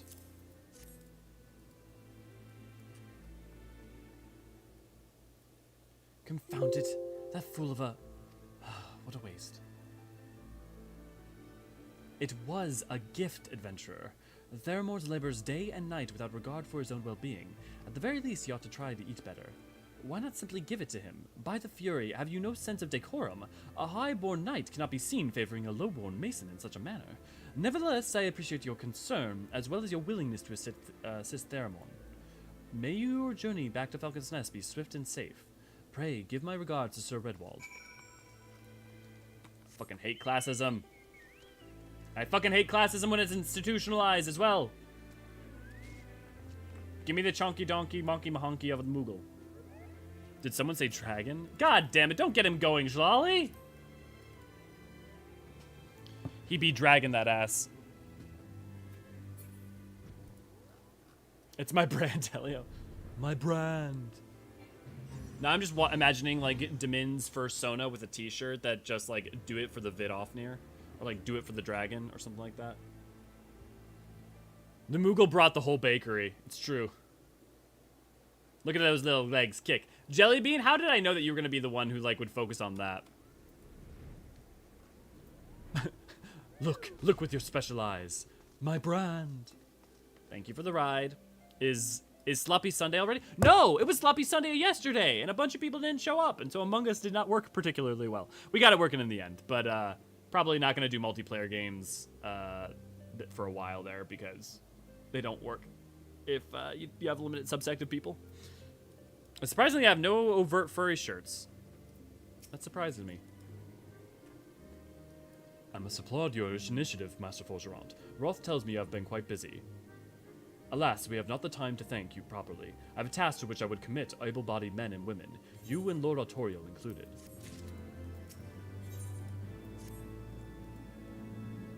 Calm as ever, even when you must surely sense the gravity of the situation. A veteran through and through, just as Lord Wilmon said.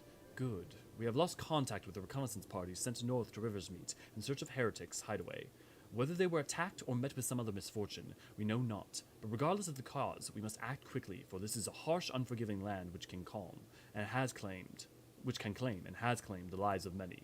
To ensure we find out our missing knights as quickly as possible, I have assigned each party a different area to search. You and Lord Autorial will be working together. Seek him out when you are ready to depart, and good luck.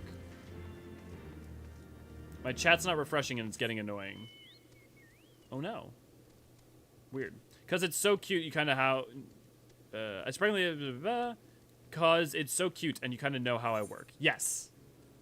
One of my partners very much thinks in a similar way, and so I'm like, what would they do?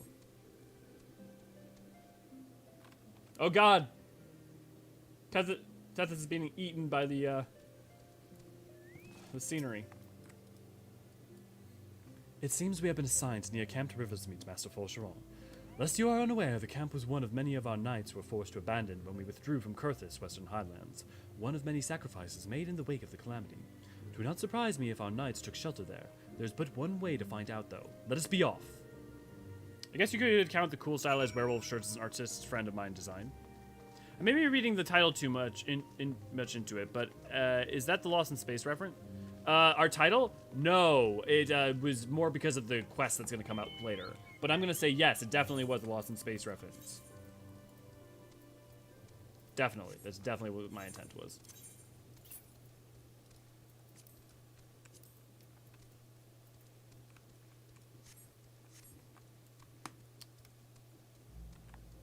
I should buy upgrade gear when we go back. There's a quest where you're like trying to find your way through a blizzard later on, and I didn't have a good. I also was trying to put together this while also trying to finishing editing, while also trying to finish my daily at-home real-life work job stuff. But she's a mainstream industry artist who has done work for Metallica, nice, and some concept art for TV shows, cool. So I'm not sure if furry would be the first thing people think of. I mean, furry is a spectrum, right? And so whether or not someone would classify something you wear as furry is super dependent on like. Honestly, the individual. Like, are the, like, those, like, you know, the like, really stereotypical two wolves that are howling at a moon shirts. Are those a furry shirt just because it's wolves on them? Is anything that is an animal shirt effectively furry? Does that make Pokemon shirts furry shirts? I mean, to be fair, we all know a furry who wears Pokemon shirts, so.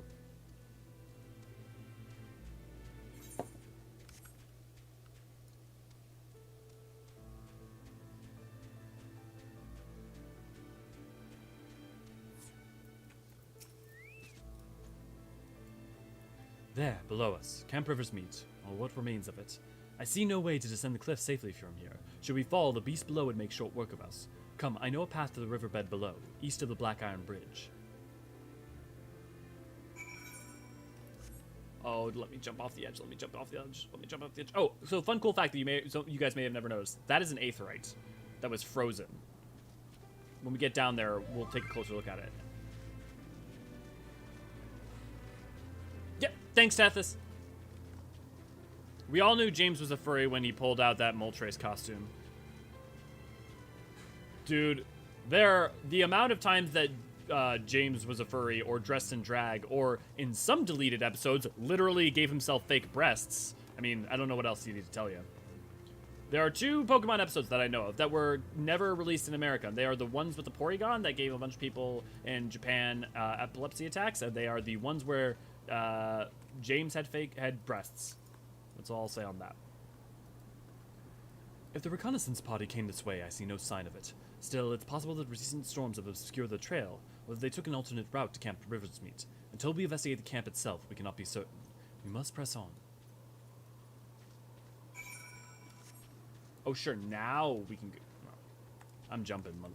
Purple, good to see you, glad to have you. Elven, good to see you, glad to have you. The reduced number of aethers currently is very nice. The reduced number of aether currents. Oh, yeah, I forgot that they turned them down, didn't they? How many are there now? I haven't even unlocked the search for them. Oh, right, I don't even have the compass yet. Hello there. Yeah, I think that was the camp of 1.0 to head to Raven Flight. Forgot the name of the fight. Yeah, yes. And that's why if you actually look at it, and we'll, here. I'm just gonna go down there. Oh! Let me jump off the edge. Like a real Dragoon. If you look at its design, it's actually, I believe, it is a 1.0 aetherite, not a 2.0 aetherite. Yep. If you look at, that's different. Yep. And now, why that happened is not just probably because it's so frozen. It's looking at this, remember that the way that aetherite work is they are also connected by the ethereal trails that are also caused by their teleportation use and stuff. So it's possible that the aspecting of ice that just happened was enough to like... Aetherite is condensed aether. It's a crystal, right? So causing a mass surge of crystal aether into it might cause something like that.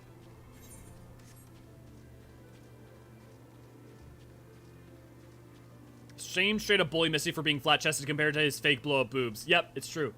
It's very true. America was too weak to deal with James's power. Now this is sort of thing you'd see like in like every Cartoon Network show. Honestly, at this point, the only reason you wouldn't see that release is because of the bullying, not because of the chestedness. There was an old man pedo leeching on Misty in the fake boobs episode too, if I recall. Yeah, that's a better reason for it to be withheld.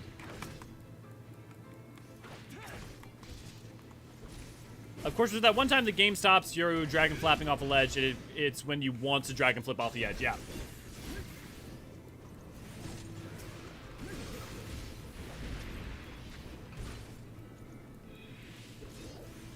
Ah, level 50 Dragoon.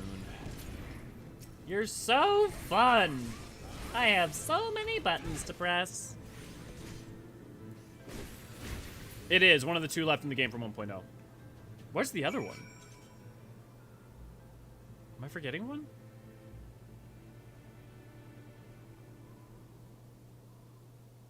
There's the stuff in Eureka, maybe. I'm surprised how little data Final Fantasy uses, and I'm pretty much forced to use my mobile data for the next 2 weeks of the game, but I'm only using 100, 200 megabytes per. 1, sorry you have to do that. 2, nice. Oh, the Mordona one, of course, Tethys. Of course, right. Yes, from the original camp. Yeah. Can't really watch YouTube on my PC, though, since they would blow my contingent by a lot. The good thing is that if I stream stuff on my phone like YouTube, I'm not using data, since that's one of the perks I get out with data plan. I'm glad you guys have ways around. I'm sorry that you have to, like, worry so much about... Oh, did I worry about it? Are you all right? I heard some sounds of struggle. Thank the Fury. I thought no one would come. 3 heretics slain and 1 knight saved. Just like that, you certainly live up to your reputation, Master Forgeron.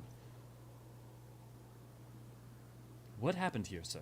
Is there no one else? We were caught in a furious blizzard, north of here, my lord.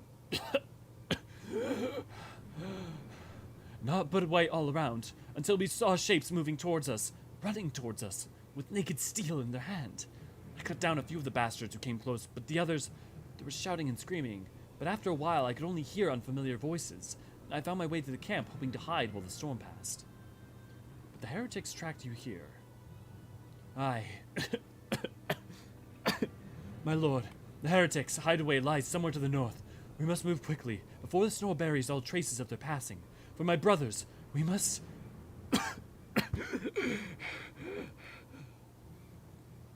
Have faith, sir. Justice will be done. But first we must see you to safety.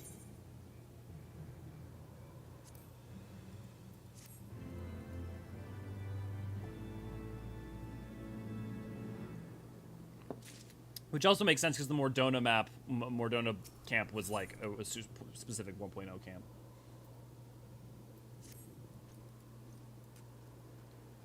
He has the right of it, Master Forgeron. Whatever remains of the Heretic's trail will be gone within the next snowfall, but we cannot very well leave our friend here. I will see him at the Falcon's Nest and gather reinforcements in the meantime. I would have you search the area for the north to the camp for signs of the attack. Should you pick up the Heretic's trail, do not wait for me. Follow it back to their lair forthwith. Be sure to leave me some clear footprints.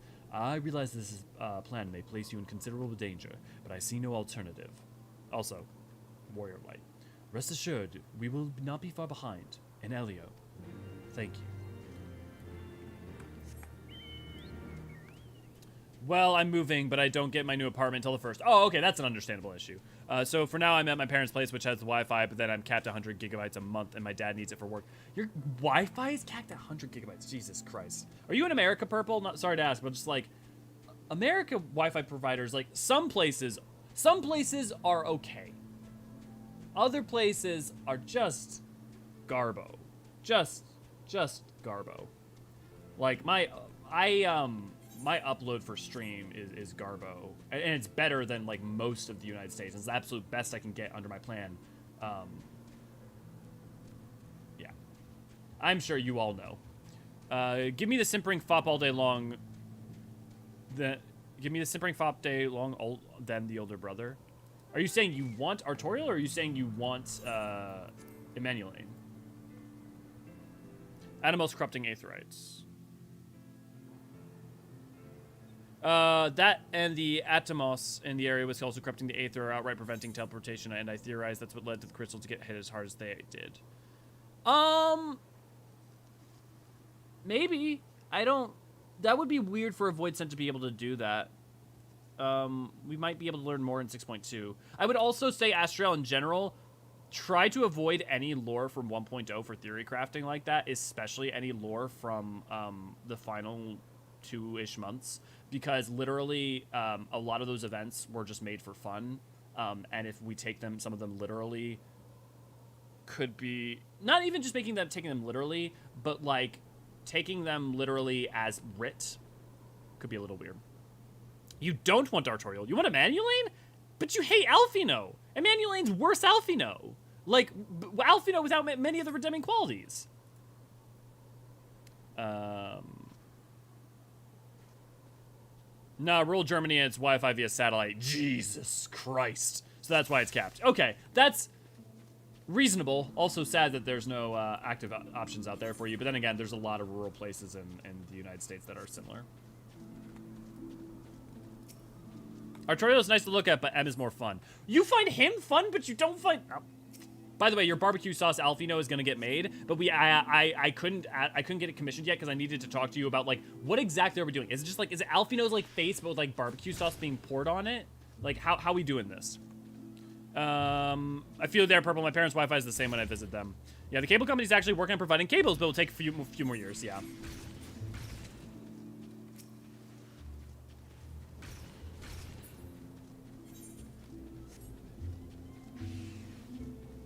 I love that they actually let you, like, track this. And you also wonder how much it might be similar to Ysayle as a child walking through the snow and what she went through. Like, if there's any parallel, especially with the music that chooses to play.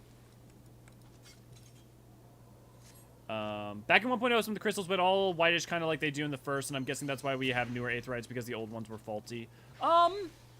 It could be. It also is quite possible. And also, what I'm saying is not end all be all. So I may be wrong about this, but it also is possible that the Calamity as a whole fucked over all of them and like messed things up enough that they needed to recreate. They need to create new ones because it's weird. I mean, you might be onto something in that they might have had to technically swapped over because they swapped them over all throughout every location, right? Not even just those that were greatly affected.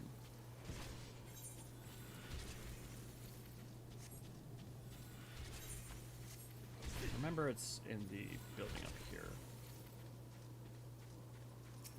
Oh, no. Hello.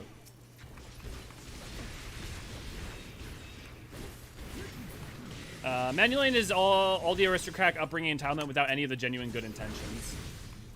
Also, small correction, it's not via satellite, but just a mobile data. We don't have TV satellite, though. We do have TV satellite. Okay, yeah, cool.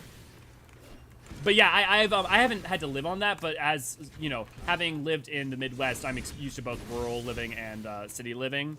And so I do know people who use that are on that same sort of situation. And it's not great, but it is also a marvel that it's accessible.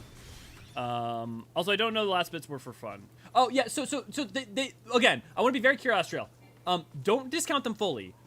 Just remember that a lot of them, like, specifically according to Koji, are stated to be, like, they were, like, we knew the game was ending, we could kind of just do whatever we want and not worry about it.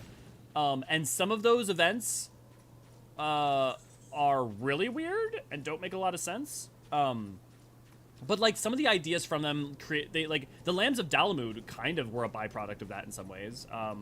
The Atmos, like, was a whole thing. The Atmos thing, you may be right about. You know what I'll do is I'll look into it. If you want to pass me, like, the research stuff you have on it, I'd love to look into it, too, and talk to you about it. And delve further into it. Because it's a good theory as to what could have happened to them. I had just assumed that the Calamity itself was responsible for it. But that doesn't necessarily explain those places that would have been considered safe. M doesn't know any better. It's all he's ever known because people won't correct him because of his rank. It's not until our mission that he gets called out at all. Alfie knows better? Oh, I deeply disagree. I wholeheartedly disagree on that one. And also, I don't think him not knowing better makes it any better for me. Especially when also some people are like kind of trying to give him the hint. But like Alphino, from my perspective, is not just being like, oh, I know I'm being an asshole. Like sometimes, like 2.1, he is, right? But I think most of the time, I think he's just overly ambitious and a little coddled and a little bit not worldly.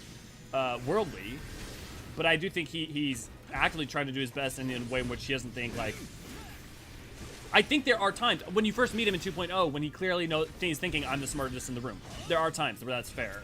But like Artorial's an adult. He should be, or Emmanuel's an adult. He should be able to know better, to an extent. And don't get me wrong, I love Emmanuel, but to like say that like Emmanuel should be cut particularly more slack than Alfino seems, that specifically seems, I wouldn't. Clearly, you know, we differ on that one.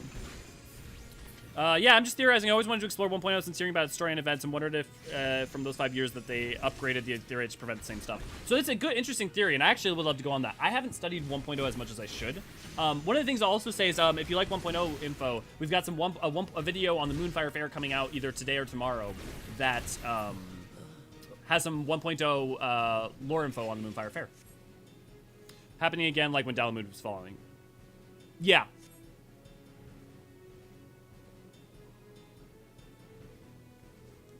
Hey, Chris, good to see you. Glad it happened. I thought it was too cool they made stuff for fans that can in like the Gubu Ball. Yes. So that's the thing is like there are aspects of those like final things that do find their way into 2.0, and it's not that we should discount them. We should just be wary about being like, oh, they definitely happened, because there are some that they've kind of discounted, and other 1.0 stuff that they've discounted.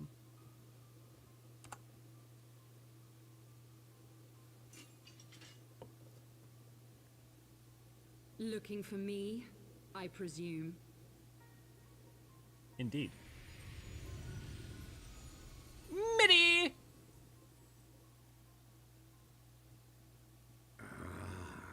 The child who glimpsed the truth. My friends. What is a Dravanian's favorite instrument? I'll wait.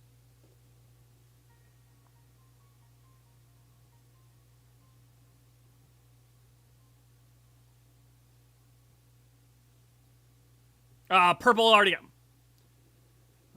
MIDI player. Yeah, okay. We'll go back to it. No, it cannot be.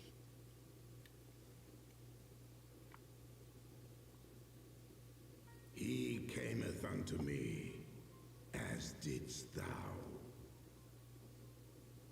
Alike in gifts, yet set upon different paths.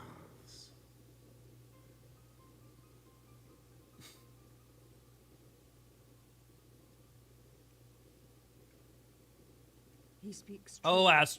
warrior of light. Like you, I have been blessed with the echo.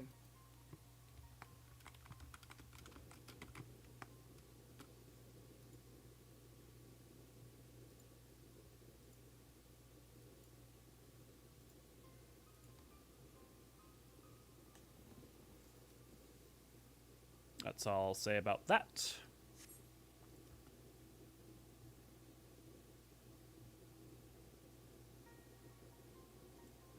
The visions terrified me at first. They came without warning. I wondered what I had done to deserve them.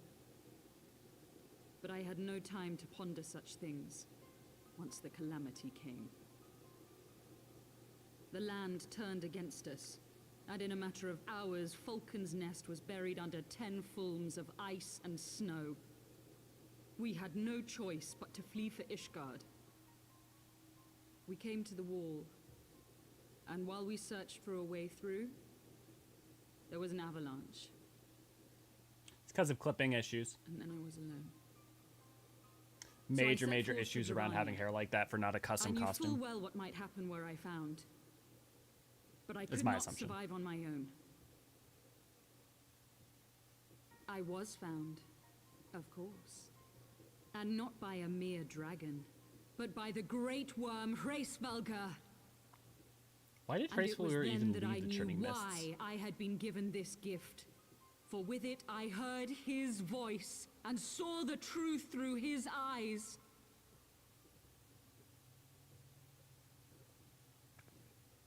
I was chosen to deliver this revelation to the people, to bring dragon and man together as they once were and should ever be.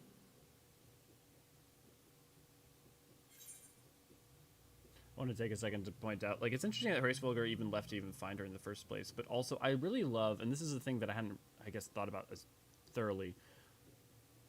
There's a beautiful thing with Yssil going on in that people having the echo and not actually understanding what the echo is and not using it for wrong reasons, but like literally thinking it's for other purposes.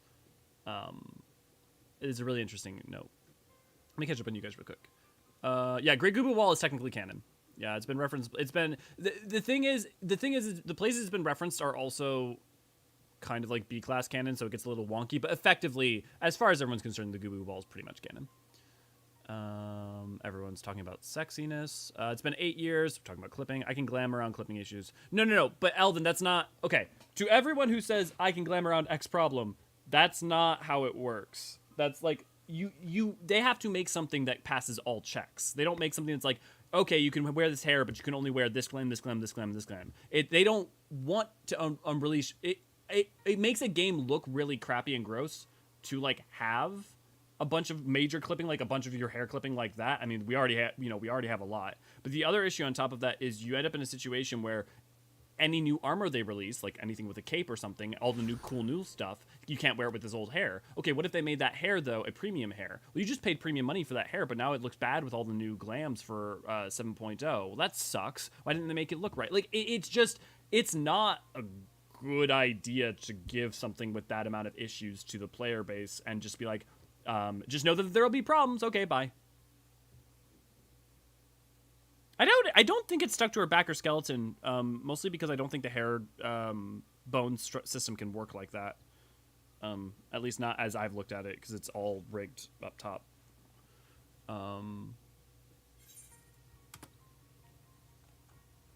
Okay. Killing civilians won't bring them together. What of the innocents who died when you attacked Foundation? Yeah, I'm gonna go with that. It wasn't supposed to be like that. You have That's to what believe me. everybody thinks. It was beyond my control. Okay.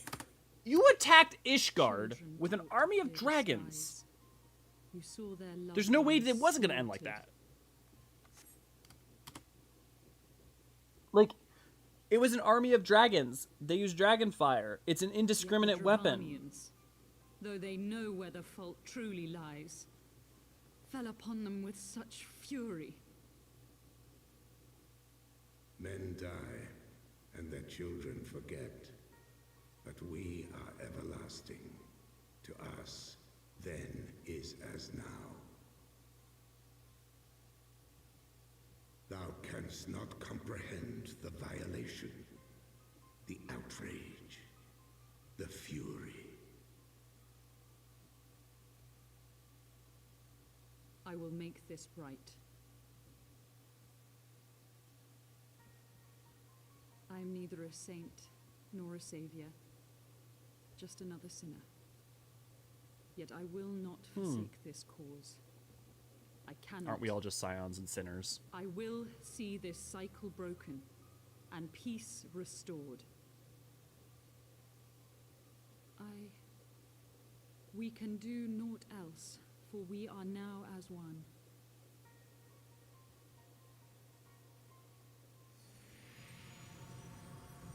And in the end, both light and darkness fade.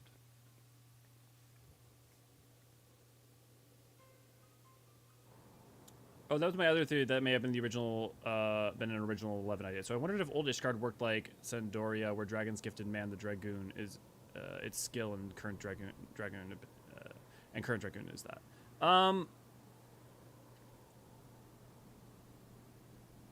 Trying to think about the Dragoon lore. It's one of my weaker subjects. I mean, it's not a weaker subject, but it's like the answer to that is kind of. But it's why Atmos were so dangerous in the overworld, because they had some weird corruption capabilities. But I forgot where I learned this, and so to take it with a grain of salt. Well, also, corruption is different too, because like they're astrally aligned, they're void sent. So they do have corrupting capabilities just by the fact that they are highly astral. Masterful Jerome, praise Helone, you are alive. We came as swiftly as we could, but I see we are too late. Dude, I dealt with some shit. Where were you? So they were lurking in the cellar of this farmhouse. 'Tis a pity Lady Iceheart escaped. We must not let them detract you from your accomplishments. We have them on the run. You have dealt our foes a telling blow this eve, my friend, and I shall see that your efforts are recognized. Just don't bring the dragon and the man together like Christ, Falcon, and Shiva, though. That might cause some problems. Oh, and this was my other theory. But they give them themselves instead. Alexador, where dragons gifted man the Dragoon skill, and current Dragoon is that. But they give them themselves instead. It's one of the few places I love to explore the past somehow. We can see how old Ishgar... I mean, there's... Astriel, the answer to that question can be found in lore between the short stories and other things. Like, for instance, the short story with Estinian getting his new armor kind of touches on that, for instance. An army of dragons that have been absolutely filled with pure hate and rage for 1,000 years. Let's unleash them on a city. What could possibly go wrong? Yeah, well, and also, like, a bunch of dragons. We're going to leash them on a city. That alone. Their dragon fire is an indiscriminate weapon. Fuck, man, their claws are a discriminate weapon that still can have, like, ambient casualties. Like, if you unleash an army upon a populace, I don't care how weapon trained they are. I don't care if it's with guns, swords, whatever. There will be innocent casualties. Like, that's what happens. War isn't this precise, perfect lines where everyone knows their orders and you will not harm the blah, blah, blah, blah, blah. It's just... Which, I mean, is the point. Like, the point is to a certain extent her naivete on that, right? Like, it's not doing that and treating her as dumb. It's just treating her as hopeful and naive. In 11, you could got your dragon abilities by getting a dragon partner, often a hatchling that Midgard Summer is using the model of. And your actions with said partner could purify and corrupt that. Oh, are you saying, like, if they had a partner, like, did Dragoon partners, like, have that in the past? Then no. No. The closest you would have gotten is something like partaking of blood or sharing of... like, there are some other things, like sharing of techniques or learning of ways, but yeah. Oh god, I wonder what video Tethys shared for Demins. Establishing an outpost so remote a location could not have been easily, tenacious devils. The knights have matters here well in hand. Let us return to Falcon's Nest and share our discoveries with Sir Redwald. After tracking heretics across malms of ice and snow, I would say you are due a few hours of rest next to a warm fire. Oh, I didn't detune. Where's the Tethys when you need one?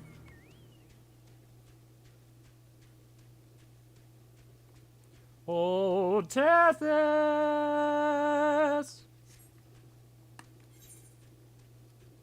I suppose it's probably good to find some of the map. Give me that XP. Yeah. No, I was relaxed. I was just like, I was worried if it was... Look, it was you sending a video to Demins. The chance that it was somewhat gay and somewhat naked were just high, and that's where I was wondering. And I logged up. No worries. I don't mind running back. They'll give me time to talk to you guys. They teamed up to patrol the skies, but that's all we know of Old Ishgard. Yeah. Like, we know they worked together, but in terms of the providing of abilities, there's no really room to suggest that. The other thing is, like, that Dragoons fight and use their skills without necessarily having access to the eye, or, you know, dragons in general. I mean, the closest you could argue is that the consumption of the eye and the dragon's blood could have allowed for it. Let me see if E1 or E2 has a passage on that could help.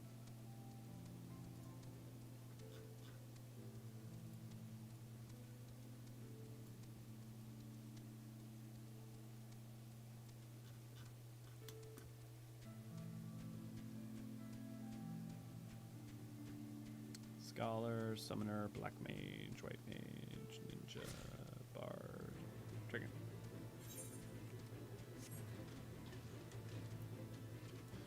Okay. Let's look at some of their abilities. See, Dragon Song Dive. Unleashing the power of the dragon within, the dragon leaps upon an enemy with primal savagery. The Aether expanded during the attacks, burns with foes, appearing light. Jump. A Dragoon signature technique. This attack targets a dragon where it is most vulnerable, leaving high into the air. The Dragoon shifts his posture at the apex of the jump, so the full weight of his body adds power to the plunging thrust. Blood of the Dragon. This technique allows the Azure Dragoon... Well, so a lot of this is specific to the Azure Dragoon. It's like Blood of the Dragon and stuff. Well, I mean, there's something interesting there, though, right? Because the Blood of the Dragon specifies it being... the attacks that are, like, specifically dragon-oriented are, like, related. All are specified by the Azure Dragoon, who would have had access to the eye. Dragon Lancer's armor. Some 2 centuries ago, a brilliant artisan by the name of Eorzean Meek Man, they love having characters' name as Blank the Meek. Where's she forward, please?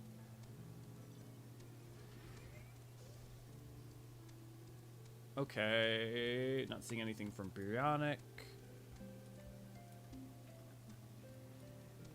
I'm only re-seeing things about Gay Bulge.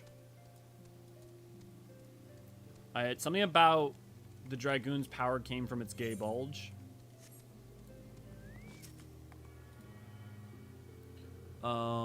If the legend of the Ishgardian's founding is believed, 9,000 years ago the Dragoon first slept out to the pages of history. The tale speaks of the death of King Thordan at the towns of the dreadful worm Nidhogg, and how his son Haldrath did battle with his father's slayer to open the path to his people's salvation, claimed the eye from his forebearer. The great dragon fled, and by drawing on the power of the grisly trophy did he gain mystical strength. Thus was born the legacy of the Azure Dragoon. So, well, that's the legacy of the Azure Dragoon, but it doesn't specify because Haldrath was the first Azure Dragoon, but it wasn't necessarily the first Dragoon, because we know that they worked together before that. So most of this history is just about the Azure Dragoon, consumed by Dragonsong War, conflict between men during which many dragons had risen to the heights of glory, and yet more suffered ignominious defeat. To replenish their elite ranks, soldiers of particular excellence are selected from the Templar Knights to undergo dragon slaying training. But the graduates of this grueling challenge are few. Of those who do earn the right to be called Dragoon, it is a tradition that only the strongest amongst them is chosen to wield the power of the Eye and inherit the mantle of Azure Dragoon. Yeah, so that's specific to the Azure Dragoon.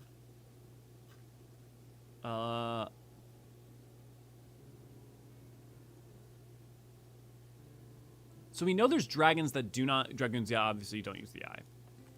I thought the Dragon's Blood is what Dragoon is using to use their skills, while the Azure Dragoon using the eye themselves to go further. Later in the story, Astriel. Yeah. Yeah, no need to apologize. That's us just trying to figure it out, solve the question. I would think Dragoons would have dragon partners just because Dragoons in real life were mounted soldiers. Yeah, but I mean, the archetype in Final Fantasy and broadly has never necessarily had that correlation. So, you know, like, we have correlations between ideas like things like Paladin that are rooted, that Final Fantasy XIV's version of Paladin is not necessarily rooted in a lot of historical accuracy. So I think that's a really, really interesting point to Mins. I would say, though, that, you know, you have Kain, you have Ariana, you have, you know, all sorts of, you know, Dragoons in Final Fantasy, but few of them are mounted combatants. Lord Altorio, Master Forgeron, full glad am I to see you both hale and healthy. What news? What news from the Riddermark? Gondor calls for aid. You mean to say you've hunted the heretics down on your own and slew them before reinforcements could arrive? By the Fury! I believe we have great strides towards purging these lands of heretics, and I mean to say as much when I deliver my report to my father in the Holy See. As will I, Lord Artorial. May it serve to remind your superiors what houses Durandare and Fortoms could achieve through continued cooperation. Indeed, I trust you and your knights are content to handle the rest. We most certainly are, my lord. During your short time with us, you and Master Forgerant have accomplished far more than I thought possible. I cannot in good conscience impose upon you any longer. Pray, return to Ishgard with my thanks. As you wish, Sir Redwald. We thank you for your hospitality.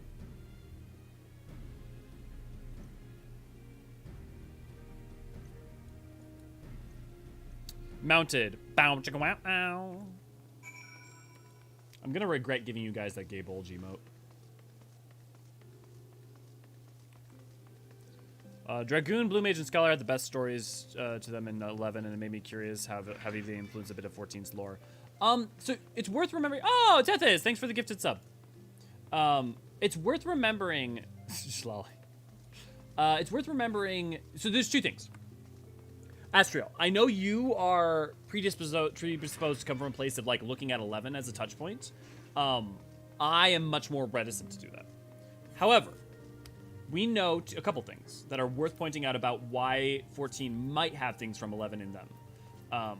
One of which is that if you look at it, 14 reused 11 assets to save time. So that's one thing. But you also have people like Koji, who worked on as localizer on 11 for quite a bit of time before coming over to 14 and being one of the lore masters in 14. Now, because of that, it makes me think that there would likely be potentially touchstones or references or things to include. However, at the same time, I can't help but wonder if think that that's also grounds to assume that they are not going to just copy-paste and instead, or not even just copy-paste, but just like actually try to have things be much more of their own distinguished thing. On top of that, while he may have been doing a lot of lore stuff, people would still, well, a lot of the people creating the game would want to be able to create their own iconography and things.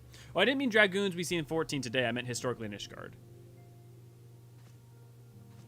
Right, but the Dragoons historically in Ishgard. Sorry, are you saying of old Ishgard before Haldrath and before the betrayal of Thoradin? Is that what you mean historically in Ishgard? Dragoons going from having a special bond with dragons in antiquity to being dragon slayers in the present day just sounds like a poetic, tragic story to me, and I dig that. Let me say this. I'm with you. That'd be super cool. It doesn't even necessarily run counter to what we know. I don't know why I shudder a little bit at it. I think it's partly because I just heard a lot of people talk about how they want a dragon minion lately for the Dragoon, and I don't think that's a good idea for it gameplay wise. But yeah, I mean, like that could be. It could be. And maybe as we go along, we'll find more to confirm it. We'll find a quest that somewhere that actually gives us more specificity on this. Master Forgeron, I would like to speak plain. For the first, I questioned your motives and your competence. Unjustly, I now realize. Rumors I have a way of growing more fantastic as they spread, and quite frankly, those surrounding you beggar belief. But Horsefant swore that all the stories were true. He championed your cause and begged Father to grant your patronage. And he duly listened, because for all his wisdom, he has never been able to say no to my dear half-brother. The legacy of my father's sole indiscretion. Mother hated him, of course. Even on her deathbed, she refused to acknowledge him. What a cunt. And to be honest, she was not alone in her feelings. And that is not the worst of it. At Camp Riversmeet, when we came upon the wounded knight, I knew immediately that one of us would have to pursue the heretics alone, an onerous task fraught with danger. But there you were, the savior of Eorzean, honored guest of the House of Hortense, a new comrade in arms, Horsefant's dear friend. I told myself it was to be a test, but a part of me hoped that you would fail. What a cunt! And yet you accepted the task without a word of protest, nor any sign of fear, and you duly tracked the enemy down and faced him alone and lived to tell the tale. Plainly, Horsefant had the right of it all along. That I doubted your strength bespeaks mine own weakness, but I would not doubt you again, Master Forgeron. On that you have my word. Yeah, okay, that's an argument. That's a fair reason to assume that why you prefer, Emmanuel over Artorial. But still, like, the thing is that Emmanuel doesn't grow up from the problems he has in, like, Artorial grows up from that right here, right now. Emmanuel doesn't grow up from that literally onto Endwalker. Yeah, but Artie actually learns and changes immediately. M resists the changing and learning for so long. Yeah. Is all the furniture in the room available to players? I wouldn't mind Four Tumps Manor apartment. Most of it, I think. I don't know for sure, but a lot of this, most of it, I'm 90+% sure. The people who could tell you are the housing people, though, and some of them might be in stream. Oh, it's time. That room needs more chairs! Ah, Master Forgeron, my lord, the Count desires to speak with you regarding your time with Lord Artorial and Lord Emmanuel, if you would remain here for a moment. Don't we all need more chairs? I need a chair for my chair. It's getting tired of sitting. Artorial bad talks Horshabe. That's the end of the argument. The hero returns. I cannot thank you enough for saving young Emmanuel's life. Aye, he told me everything. He didn't bad talk him so much as admitted I that he had also received prejudice. letters from both House Thermail and Durandare praising your conduct, and that of House Forton. You've won as much honor, my friend.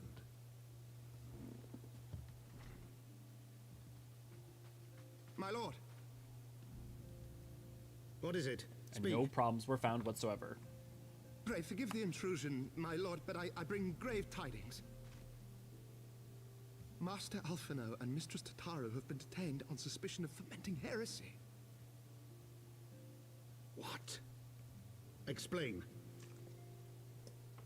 They were observed entering a tavern in the lower levels on some half-dozen occasions. There, it is claimed, they made a number of inquiries. Inquiries which brought them into contact with certain elements. 'Twas this which prompted a Knight of the Heavens Ward to demand that they be questioned. Sir Grino, my lord. Sir Grinno is a brute. An exceedingly accomplished brute, but a brute nonetheless. Alas, he is also a son of House Zemayo.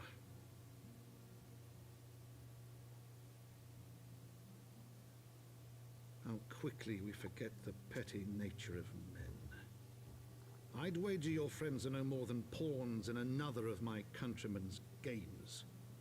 Such is the way of things between the high houses.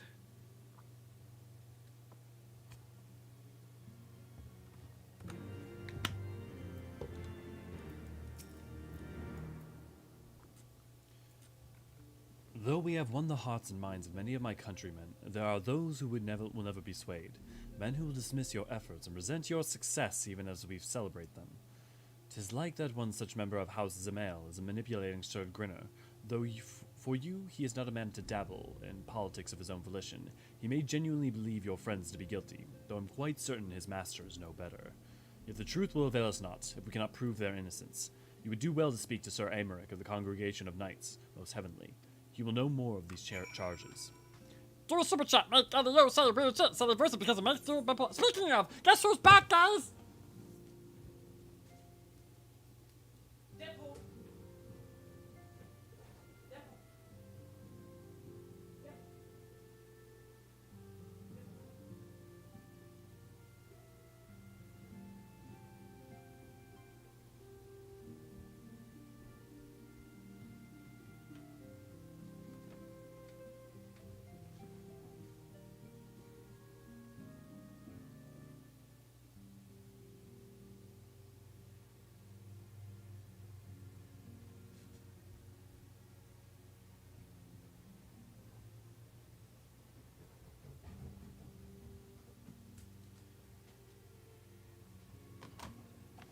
I tell a lie, he's currently out on a walk, but he'll be back in a sec.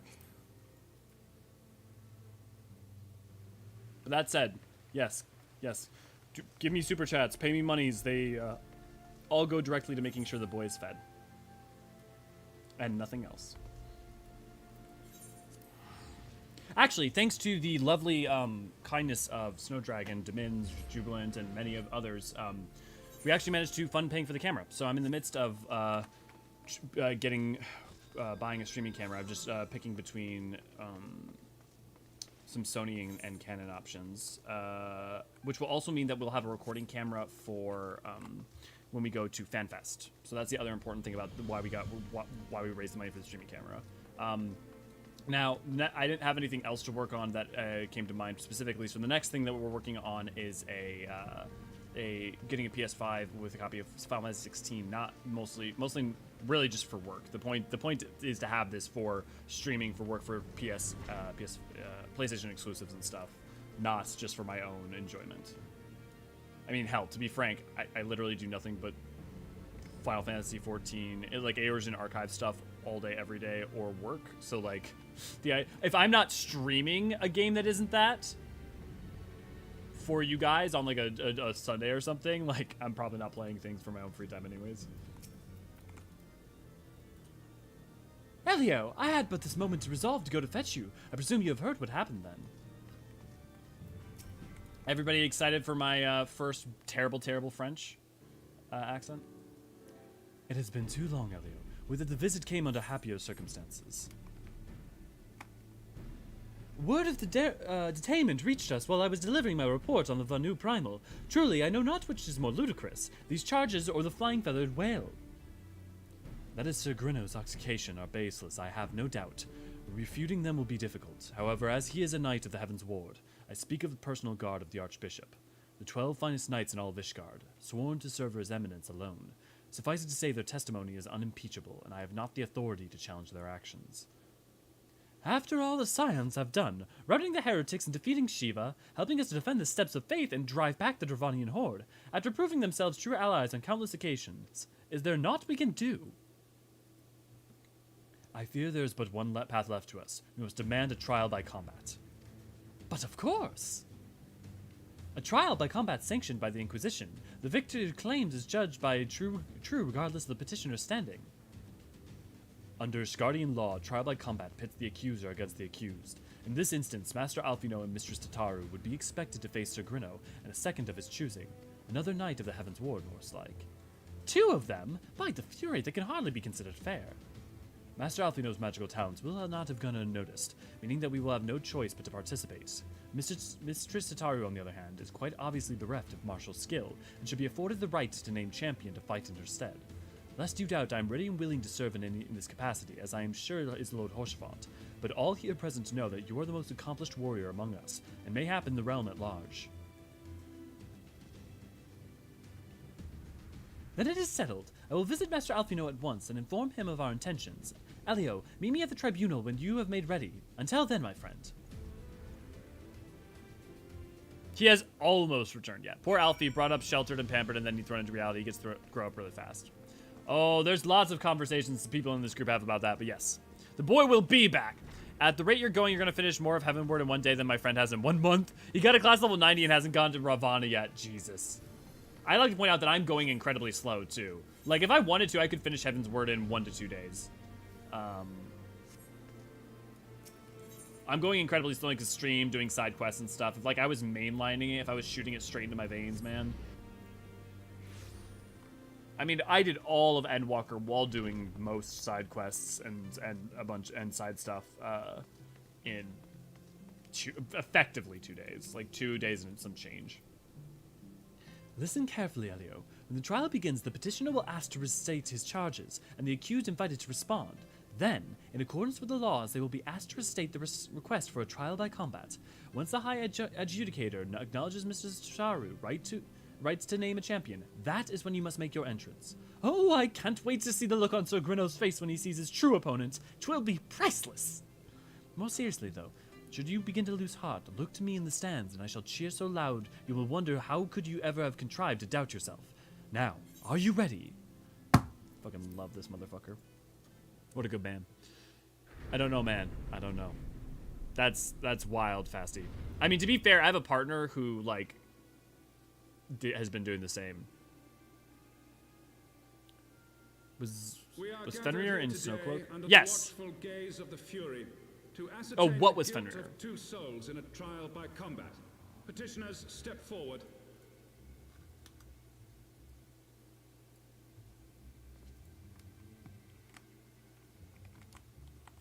Sir Grinno, for the benefit of all here present, I would ask you to repeat the charges which you have leveled against this man and this woman.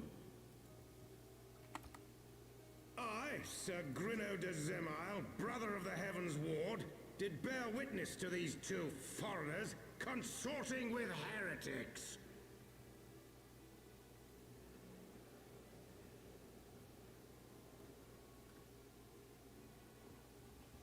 Let the accused step forward.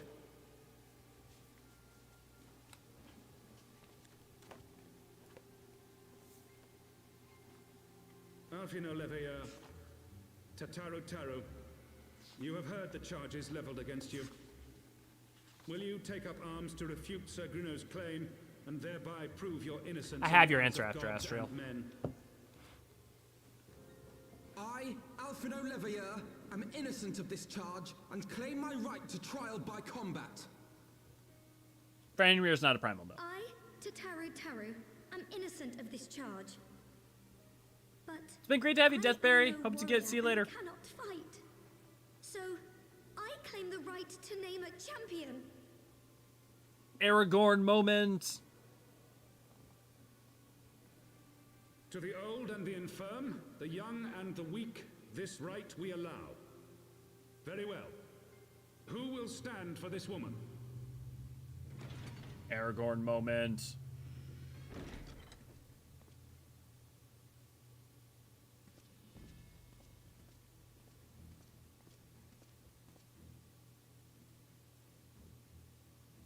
Just as I was beginning to doubt the efficacy of the Ishgardian justice system.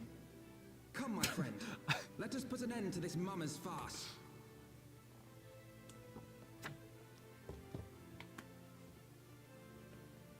Yeah, but no, Fenrir is, I'm pretty sure, is a beastkin, but I have more info on him.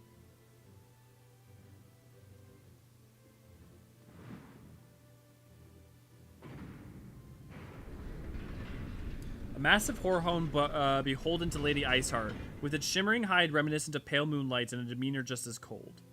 This imposing beast was named after the legendary spirit hound Fenrir. It has fell upon the adventurer who had stormed Snowcloak, but was slain in an attempt to protect its mistress. Basically, it was Ysaele's puppy. Feel bad. O Halone, render unto us your judgment. Raise up the righteous, and cast down the wicked. Yes, he was Demins.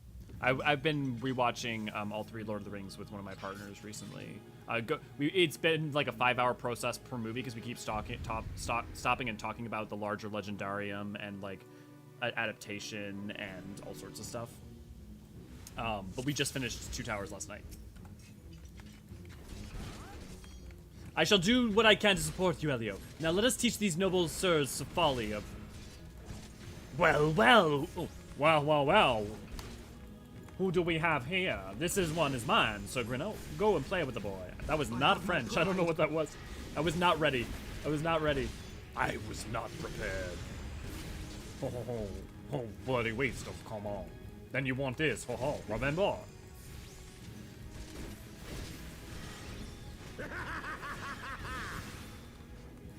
Indeed. Since we were sort of watching a fight cutscene, may I get an opinion? You may always get an opinion. You are always welcome to ask questions. It doesn't matter what kind of cutscene it is.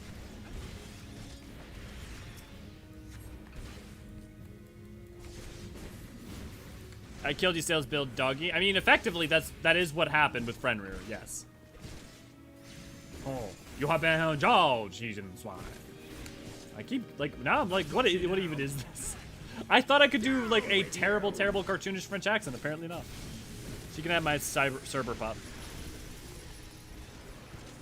Pretty sure the whole point is her having her friend.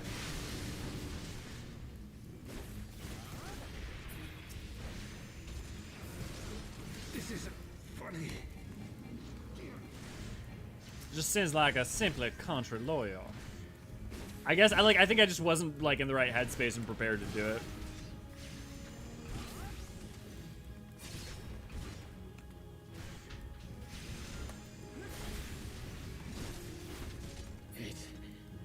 It's over.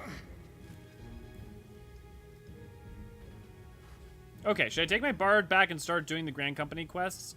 I was watching someone else and that is what they did till 50.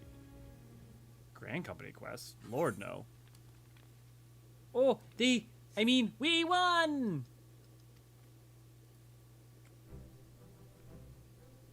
The Fury has spoken. If you want to level something from 1 to 50, can someone link Ray Ray's leveling guide? That will be the best way to level something. As well as just doing dailies and roulettes, just in general. The Fury hath spoken, or Palace of the Dead. Palace of the Dead, doing daily roulettes. I mean, those are going to be the primary. But like Grand Company quests, Lord, no, that's good. That's a very small amount of XP. Alfino Levio, Tataru Taru, you are hereby adjudicated of all crimes. Blessed are we who receive of her wisdom and see justice wrought by her divine hand. Petitioners accused, go forth in peace. Should you do them to get the seals? It depends. Do you already have enough seals to be of a certain rank to be able to turn in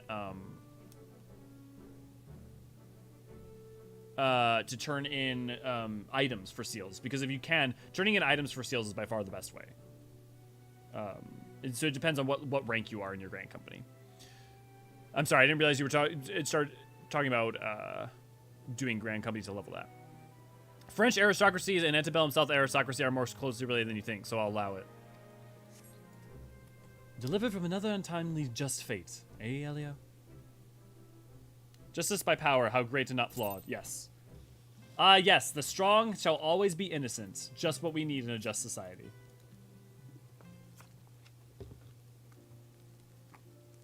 By the Fury, what a splendid victory! To see how you strove in the face of adversity. 2 brave young souls bound together by the prescient bonds of camaraderie.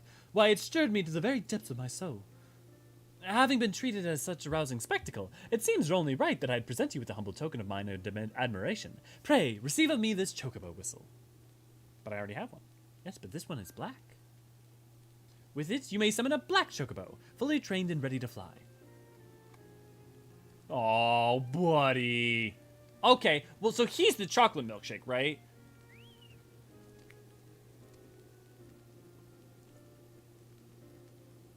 Magnificent, is she not? Strong yet sleek, elegant yet eager. That's what she said. That's what he said. What say you, Elio? Will you take her for your steed? I feel like it would have been so easy to make that like Japanese horse font. No, I think I just over 600. You need 2,000 for the first rank. Oreo milkshake. Yeah. Oh, now I want a milkshake. Oh, where's Serene when you need her? Then yeah, the best way to do that is actually I don't know what the best way is. You've never had to really worry about that. Ray or Tethys can probably help you with that, Cathra. What's the best way to get the sufficient ranks, sufficient seals to get to the rank where you can start donating items? Lord Horsefant, chocobos are prohibited in the Supreme Sacred Tribunal of Hellenic Inquisitory's doctrine. Your steed must remain outside. Oh, he's such a good boy. Queen. Indeed. I know this is super late to complain on, but I wish that near raid had also included weapons from the game for glam. Yeah. I don't think. I mean, like, you can bring up guys. You can bring up any topic of conversation around Final Fantasy XIV that you like. That sounds entertaining. Like, go for it. Oh right, you no longer the Aether Compass is no longer an item. Yes, I know how they work. Thank you, Ray. Yeah, so Cathra, I would say check out Ray's GC guide. It'll be by far the best way to do it.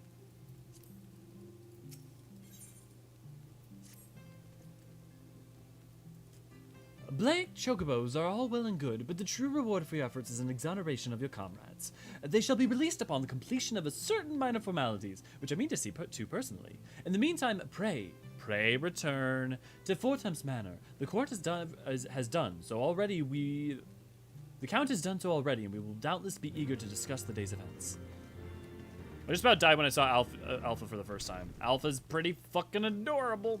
Daily roulettes is the best for the seals to get those first ranks. Oh, interesting. That must be explained why I have so many seals, because of doing roulettes. Yeah, but Astriel, yeah, I definitely wish that there were more of those weapons too. I'm trying to think about why there aren't. Because you can have grimoires, you can have the swords, you can come up with shields. Like most of the jobs you could come up with weapons for. Yeah, that is interesting. I guess maybe because other Alliance raids have historically not had them. But then you still could have used the coins or something to make a purchase for them.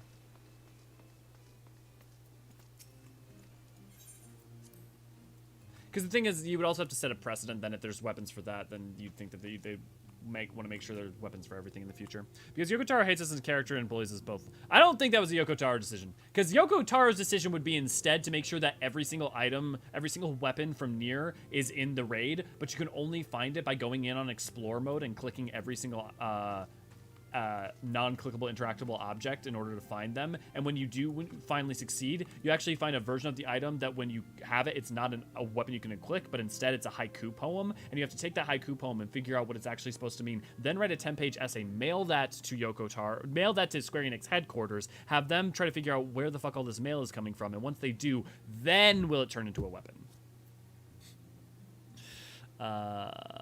If you can do the adventure in need, you can get your ranks up in a single day. Yeah, I mean, I always play tank, so I always can do that. I have crafting gathering guides too. Just look in the guide section of the Discord. Ray, I got your page bookmarked, and we'll look into it after the stream. Yeah, good. Hell, I die of cuteness overload every time I see Alpha. Yeah, dude, Dest, I feel like, yeah. I'm just gonna like create like a line of alphas, like just like get a whole bunch of alphas, like every color of the rainbow alphas. Jubilee, I did that in my last alt in the last 5 hours from rank 1 to max. Yeah. Because I'm still not sure how you did that. I wrote the guide you used. And I wrote the guide you used, yeah.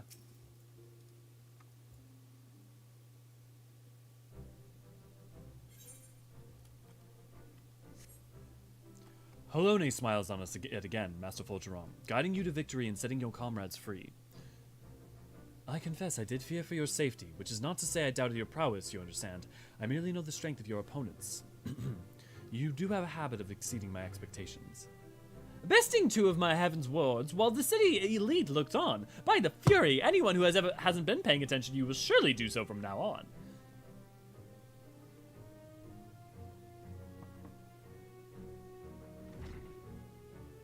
it's not a bother.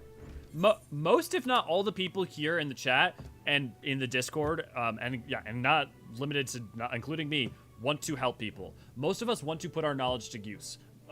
Most of us are validated and feel joy in being able to help you. You ask questions, even if they seem dumb or small or just ask. We'll figure it out.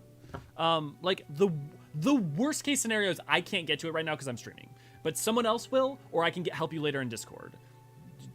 There's no problem with being a noob. We all have to start as a noob in order to not be a noob. Every person who has cleared an ultimate at one point was a sprout. That's how the world works. My lord!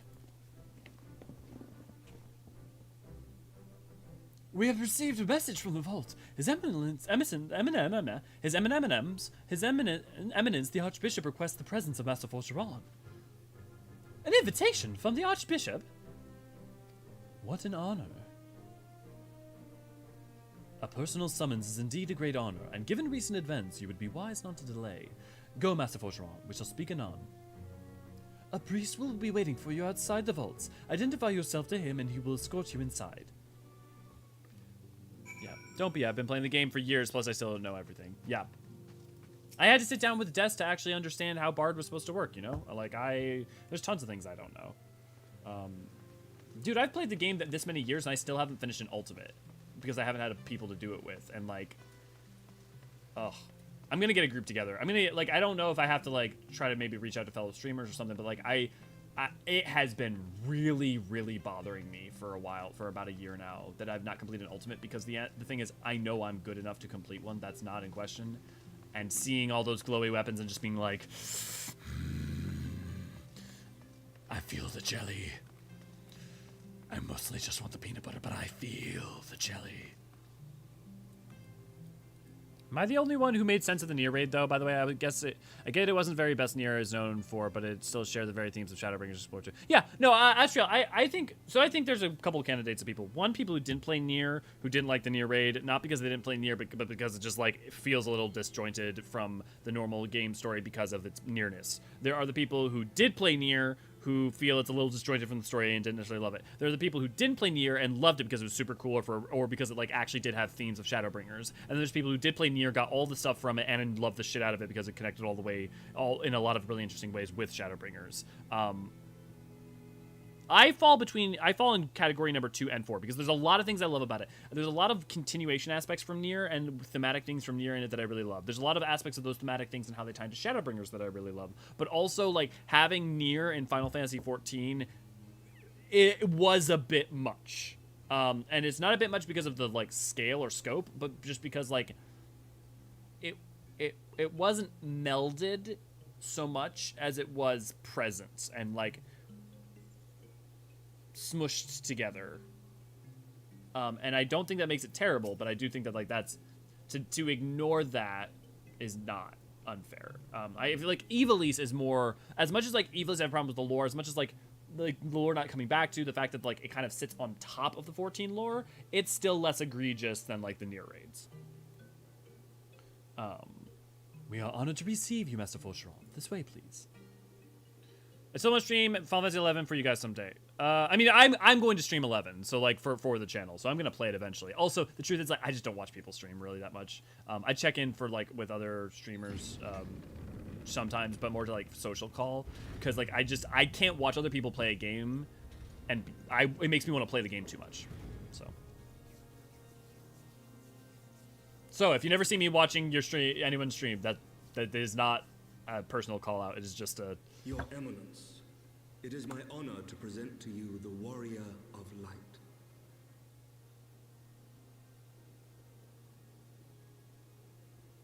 I have heard the tales of your many grand endeavors. The Lord Commander has also been most effusive in his praise. I wonder if he's the bad guy. I am Thordan VII, Archbishop of the Ishgardian Orthodox Church, and I bade you come here that I might offer my personal apologies. Churches are usually the good guys in JRPGs. Calling upon you as courtesy would dictate, but as you can see, my more sprightly days are long behind me. but I digress. Your companions were wrongly accused of heresy and subjected to gross indignities. This, I am Astriel? sorry to say, was the result of negligence on the part of our nation's protectors. Negligence born of an excess of zeal. Is that not so, Sir Zephyrin? It looks like he has kanji on the bottom of this thing. No, Astriel, I need to read this because this is a perfect thing I want to touch on. Because I think the point you just made missed the point. People get confused why gestalts like Jack are there and forget that everything there is all the data collected in automata from machines, androids, and humanity, and then bastardized by the Watchers. That is why people don't like the near raids. What you just said is why people don't like the near raids, because all of the things you have to understand to make any sense of what you just said to make more sense of the raid is part of why people don't. You could have played Nier Automata and still be deeply confused because of the amount of things connected to Drakengard. You could have played Nier and Drakengard and still be confused by this point and not be fully understanding of that. Let's say you haven't played either of those things. Then you play the Nier raid and you're like, what the fuck is going on? So, thank you for, like, perfectly embodying the point of why some people don't like the Nier raid. Now, I'm not saying that is a reason to hate on it. Like, there are aspects of that, like, yeah, there are answers to those questions that can be made sense of. It made me wonder if each chart has its own universe. Yeah, basically the answer of whether or not it's actually from Nier, which it kind of is treated as, and whether or not that means that the Nier universe exists in the same way as the 14 universe, the correct answer to that is don't fucking worry about it, because if you fucking worry about it and you think about Yoko Taro's transdimensionism and timeline bullshit, just don't worry about it. But also, we don't know. We don't know if each reflection exists in the same physical space. We assume or like overlap with each other, or how they work. My assumption is that they don't, mostly because if they did, certain things from Endwalker and threats from Endwalker wouldn't be a danger.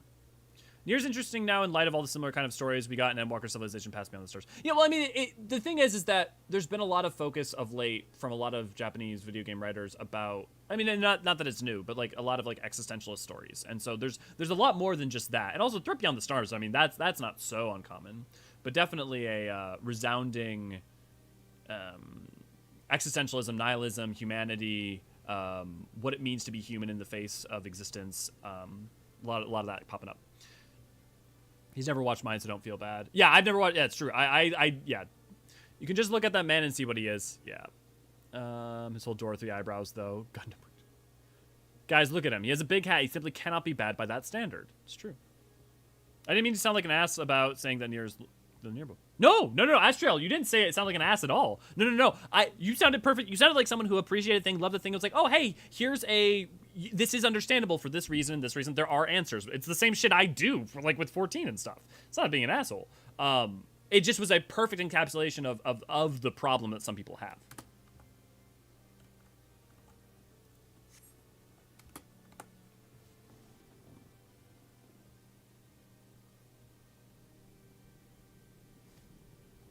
Yes, Your Eminence. Regrettably, it would appear that we of the Heavens Ward were in receipt of erroneous information. Sir Grinno has ever been headstrong. He pressed charges before the truth had been ascertained, for which I most sincerely apologize. An unfortunate misunderstanding born of an earnest desire to serve Ishgard, but one which should never have occurred. For who could doubt the character of those who bested Shiva and drove the Horde from the steps of faith? Not I. That much is certain. Me too, sir. Also, that will be all, Sir Zephyrin. Yeah. I'll talk about it after. Speak with our guest in Chris? Your Eminence,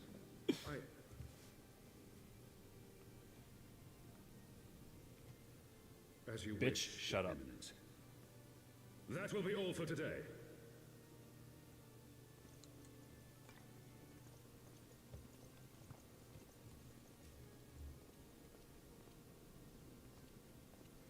There is a ton to like, and the music is phenomenal. I love the fights, I love the aestheticism and stuff.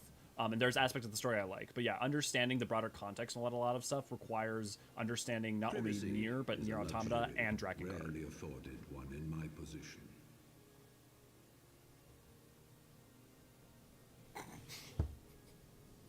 Astriel, you're not helping Tell your me, case. man, what do you know? of Also, the be careful near spoilers, by the way. Much and more, I shouldn't wonder. Being the bringer of light. You should know that I myself have met with them. Have entertained them as guests, even. What you're articulating, though, requires Those knowledge of playing harbingers 3 of other chaos and many hour-long games. Offered us power that we might continue our war against the dragons. I have no intention of aiding their cause, of course. Nor less Okay, I'm gonna of being finish their this. puppet. I'm going to say this broadly, and then I'm not going to look at chat until this cutscene's finished. Just because you can explain something does not mean it solves the problem of why the thing is flawed. There are answers to all the questions necessary in the Nier raid within those 3 other games. But the expectation for someone to play 3 other games to make sense of a story in Final Fantasy XIV is not okay. Like that is a flaw. That expectation, that overhead it's the same problem that we have, and it's the same 15. Just because if you watch the anime and play the side games and watch Kingsglaive and read the short story, like the short stories behind the scenes, and you also look at dev docs so you actually know what they were thinking, and if you do all those things, then yeah, it totally fills in all those holes. That doesn't negate the fundamental problem there. So, let that be said. And I'm going to...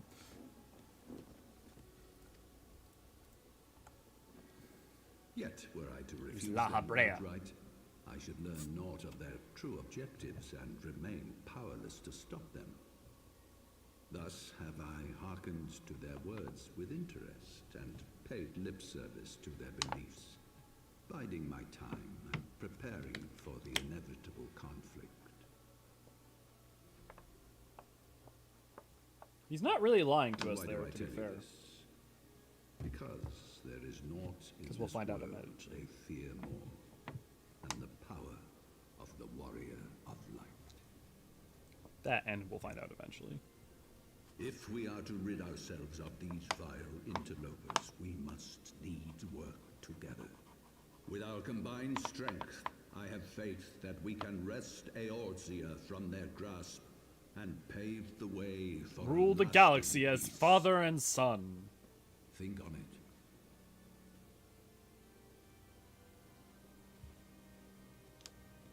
I will say, if you haven't played Nier Automata or Nier either, you should. Oh, I forgot the new version of Nier came out. I haven't had a chance to play it. I'd love to play that when I get a chance. I'm not gonna have a chance, except for on like Sloppy Sunday. That'd be like the only time. I still gotta play Hades and stuff with.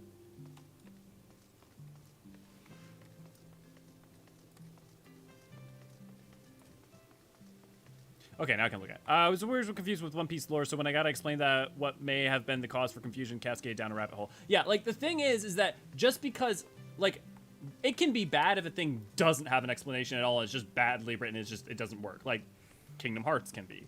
But then, like, also there's the problem of, like, even Kingdom Hearts, let's say 1, 2, and Chain of Memories, it's like, let's treat that as, like, its own contained trilogy for a second. Even then, it's still, like, I mean, that's a bad example because we're not talking about spin-off stuff. But, like, my point being that, like, one of Nier Automata's weakest aspects is that as a standalone thing, it does not work. But it also treats itself as a standalone thing in weird ways. So, like, the thing is that it's not that it doesn't work. But, like, so for instance, the way that Nier Automata connects to Nier works incredibly well whether you've played Nier or not. It highly rewards you for having played it, and it toys with you if you haven't. However, Route C doesn't work and expects you to have watched a stage play that explains the backstory of one of the major characters, and because it doesn't, a lot of the events that start happening then are confusing. Just because there is a stage play that explains the backstory, or a light novel that explains the backstory, doesn't change the fact that as a text, as a contained piece of work, there is a chunk missing that fails to make you emotionally attached to and comprehend one of the characters and their motives. So, yeah, the music, so the music in Nier is just S tier. It's on Soken tier. And the fact that Soken took the Nier music and managed to combine it with Final Fantasy and make it work perfectly is...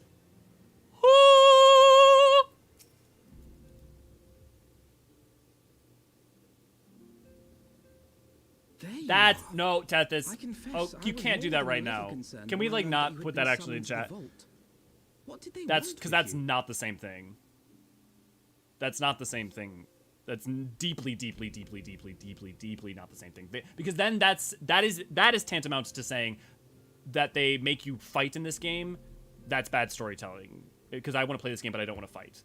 When they have a reasonable level of expectation for you to be able to engage in a type of content that is a normal aspect and typically expected aspect of a MMO, as a combat MMO, having raids that are not extreme difficulty, that have normal modes, that are made so people can engage with them with relative ease, is not bad storytelling or bad writing. The fact that they also don't require those is to save people time, is to let people have the option. Is also, the thing is that every story without them, they still functionally right around to make work. The climaxes that if you don't know what happened with Binding Coils, it does not actually necessarily change certain things. It deeply builds upon a lot of stuff, but everything continues to work. If you don't know the events of Alexander, the time-based stuff with it still functionally works for what's going on in Shadowbringers. If you don't know Omega, Shadowbringer still works, and so does Endwalker. If you don't know Eden, we don't know what the outcomes of the fallout of that will be in the long run yet. I don't think that's... I don't think that's at all...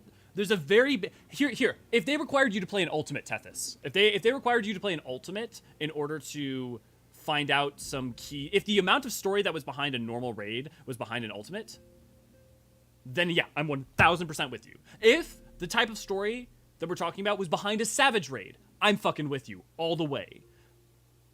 And to an extent, I'm with you when it comes to Binding Coils, because there's not an easy way, a meaningful way to play it. Now, there's unsyncing, but that's not a good solution. But the thing is that that's like saying the game's bad because there's story in dungeons.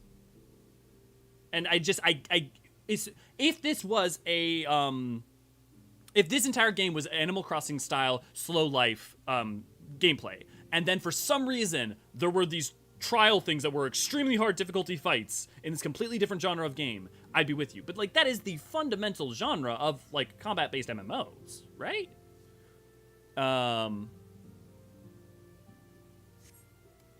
Anyways, I'm gonna shut up now. Speak to me, Alfino, before I pour barbecue sauce on your head. Well. A formal apology and an admonishment of those responsible. I see my fears were wholly misplaced. By the gods! The Archbishop freely admits to consorting with Ascians. So, their ambitions extend to Ishgard as well. Shocker.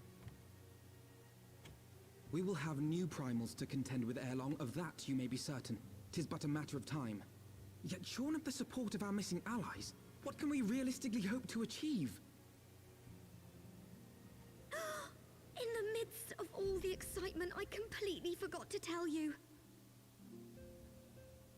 I love the Lalafell. Around about the Scions, I heard the most awful rumor. General Rauban is to be executed for crimes against the Sultanate. I always forget this happens so early. If the Flame General dies, we will lose a staunch ally, and the one man capable of holding the Sultana's assassins to account. Lord Orshafon was wise to counsel restraint, but this business will brook no delay.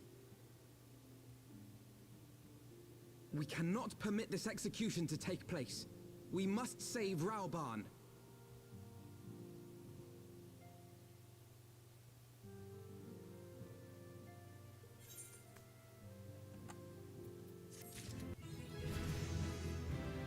All right, I'll be right back. I'm gonna check.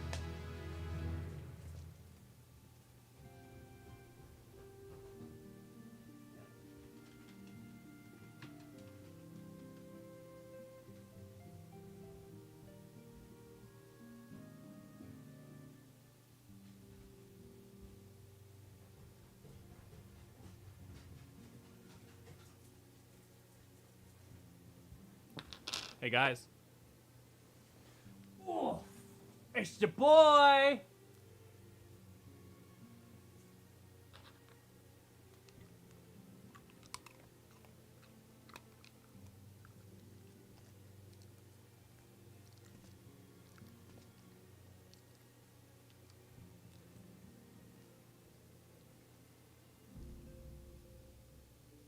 Good boy.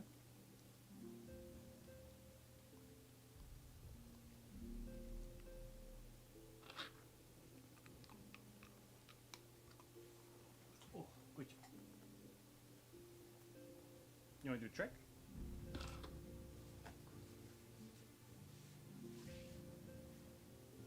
Is it? Ready? 1, 2. Good job. Hey, chill. No. Chill out. Sit. Lay down. Roll over. Sit. Spin. That's the wrong one. Sit. Spin. There you go. Did you sit? Lay down. Roll over. No. Sit. Lay down. Roll over. There you go.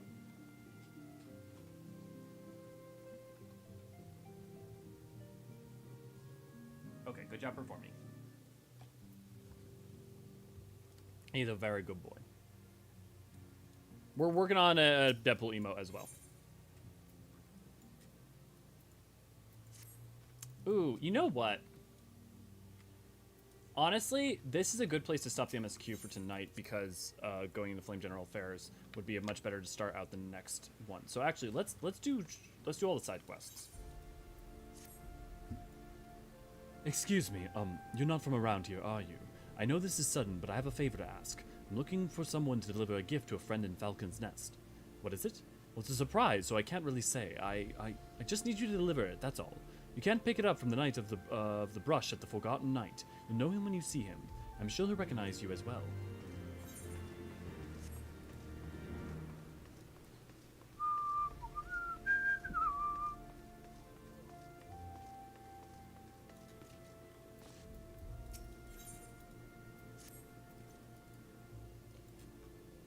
I look worried? Nonsense! Why would I have anything to be worried about? Okay, I suppose there's no harm in telling you. Lord Emmanuel requests I deliver a missive to Lady Laniet at the Rose House. I remember him specifically mentioning that failure would not be tolerated. It is a simple task, yet the thought of someone go awry has my stomach in knots. I am loath to thrust my duties upon another. I'm not loath to thrust my duties upon another, if you know what I mean. Because I asked for help from all my lovely mods like Ray and Tethys who do so much good work.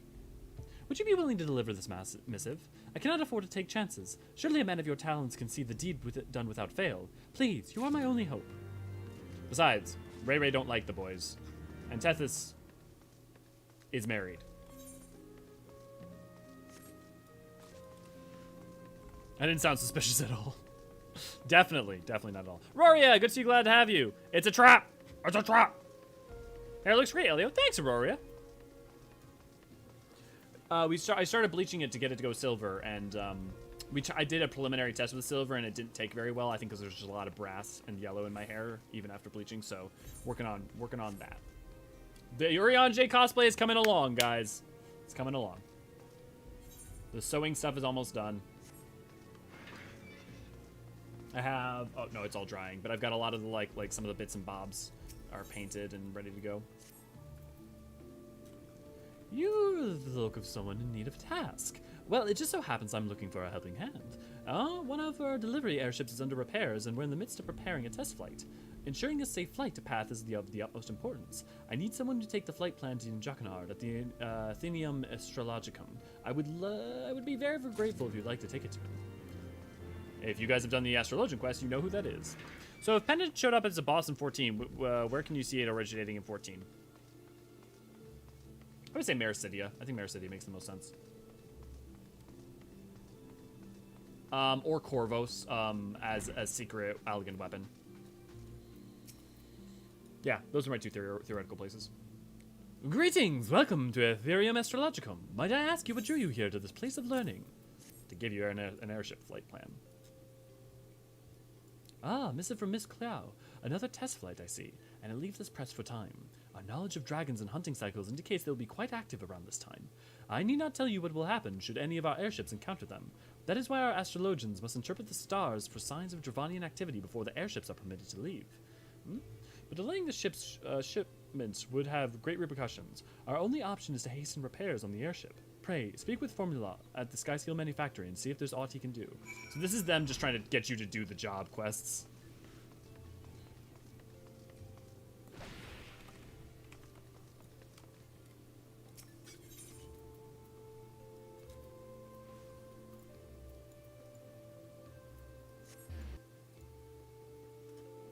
If we were gonna want to do one job quest, so like we might pick up multiple job quests, but at some point for this, but those job quests that are not for an expansion yet, like well, I guess Dark Knight we need to pick up, so we should pick up Dark Knight now, because I'm gonna have to level Dark Knight for Shadowbringers.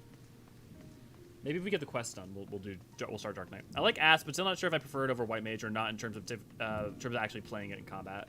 Yeah, Ast is my third favorite in terms of, so it's like my second to last favorite of the healers. Maybe I just need to sit down and understand Scholar in it better though. Oh, no, actually.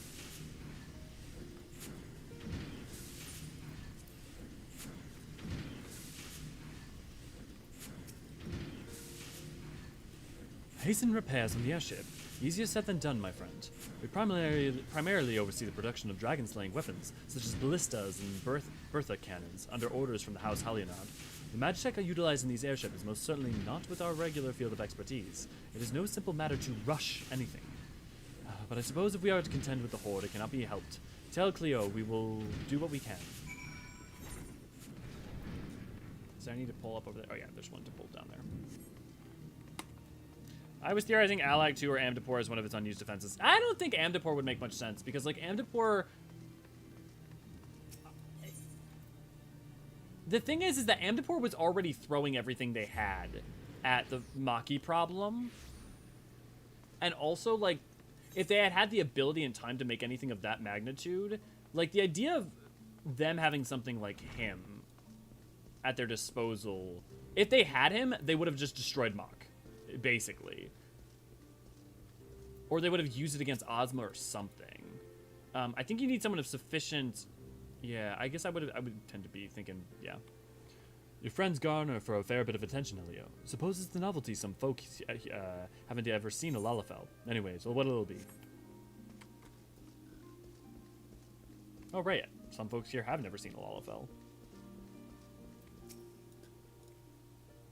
Ah, there you are. I thought it might be you, so it's true, you're not from Ishgard. Perfect, no one will be suspecting. Here's the package, good sir.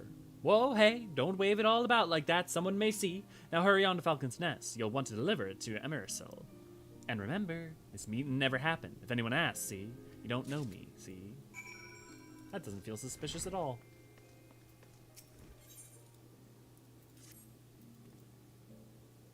Excuse me, sir, do you have a spare wood for a fire? A small bundle, or even a few twigs would do.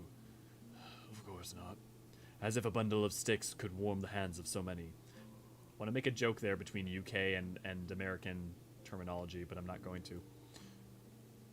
The dragons have left Foundation's shambles. Countless men and women are without shelter, and the bitter chill of death breathing down their necks. I fear some may not even live through the night. I implore you, please speak with Vainkent at the congregation. Tell him we must have firewood for the citizens here in the Bloom. Oh yeah, I meant to say that earlier. With Aether Currents, they reduced the number of field ones and kept all the quest rewards ones. Yeah! I'm kind of sad. Like, I'm kind of sad on one hand, because, like, I wish it was the other way around, but I also appreciate that the reason that has to not be the other way around is so that they can limit you getting it too early. Because, like, I actually liked running around and exploring and searching all over the map and finding them. That part I did not mind.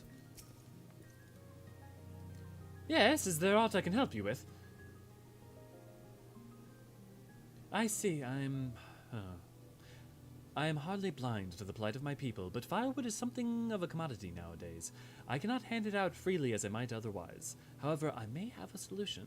During the most recent Dravanian assault, a number of buildings were destroyed. I thought it great misfortune, but there may yet be a silver lining. The timber we've collected from those buildings is unfit for reconstruction, and it may take as much as you like to the broom. The theory mostly came from the holy motif of the white mage and penance. For some reason, fit in my head as a Vegnagun-like weapon they just weren't able to use or never finished building. Vegnagun is just way more elegant. Like, if that's gonna happen, that's elegant for sure.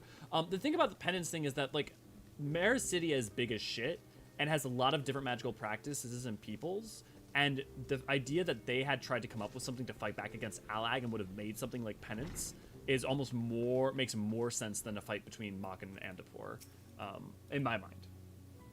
Because remember that you have the Mericidians going up against Alag at its height. Did Vancan concern to aid us? Was there any would to spare? My word, I know not what to say. How did he amass such quantities? No matter. Go and distribute this to the people down below. We must do what we can before the cold claims any more lives. Vegnagun as a raid. Yeah, I'd take Vegnagun as a raid. I don't know that Vegnagun would work as a raid. I feel like Vegnagun might be a trial, because, like, Vegnagun as a raid, I mean, you basically have already done... That's not that different than Binding Coils or Alexander. It's so cold.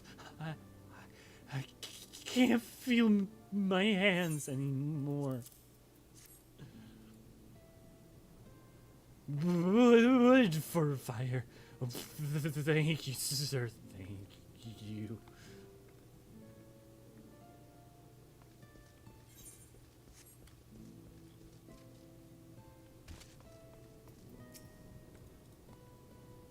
Bah! What I wouldn't give for a bit of kindling. For me? Truly? So it's true what they say about asking and receiving. Thank you. That's what she said. Penance from Alag in my theory is that... Also, I'm just going to say this, like, not that I don't interchange it, but, like, I do think it's worth pointing out sometimes that there's a difference between theory and hypothesis. Like, my idea or my hypothesis being like this based on some of the things, whereas, like, to me, theory... This is about just me using language and how I think about it. A theory to me would be like it's rooted in this, like much stronger evidence rather than like, oh, my idea for a raid would be penance with Alag.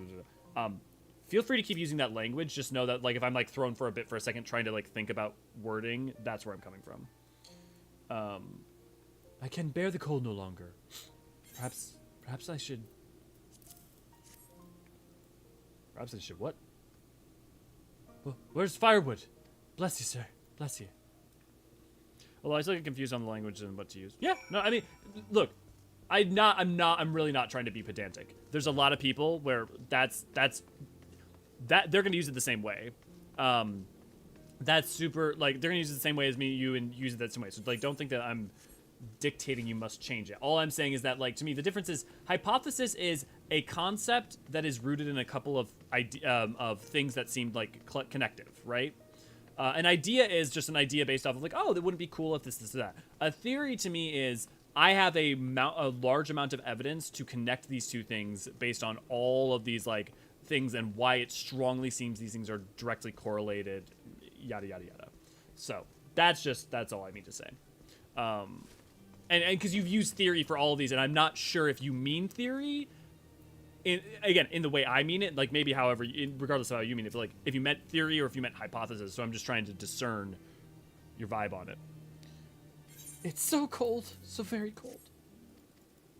Theory as in theory of gravity. Yeah. So like, it's not the hypothesis of gravity, it's the theory of gravity, right? It's the theory of relativity because these things are demonstrable, provable, like in multiple ways. Whereas the hypothesis would be to present, you know, like at one point evolution was a hypothesis or continental drift was a hypothesis and then became theories through the amount of information study and practical application.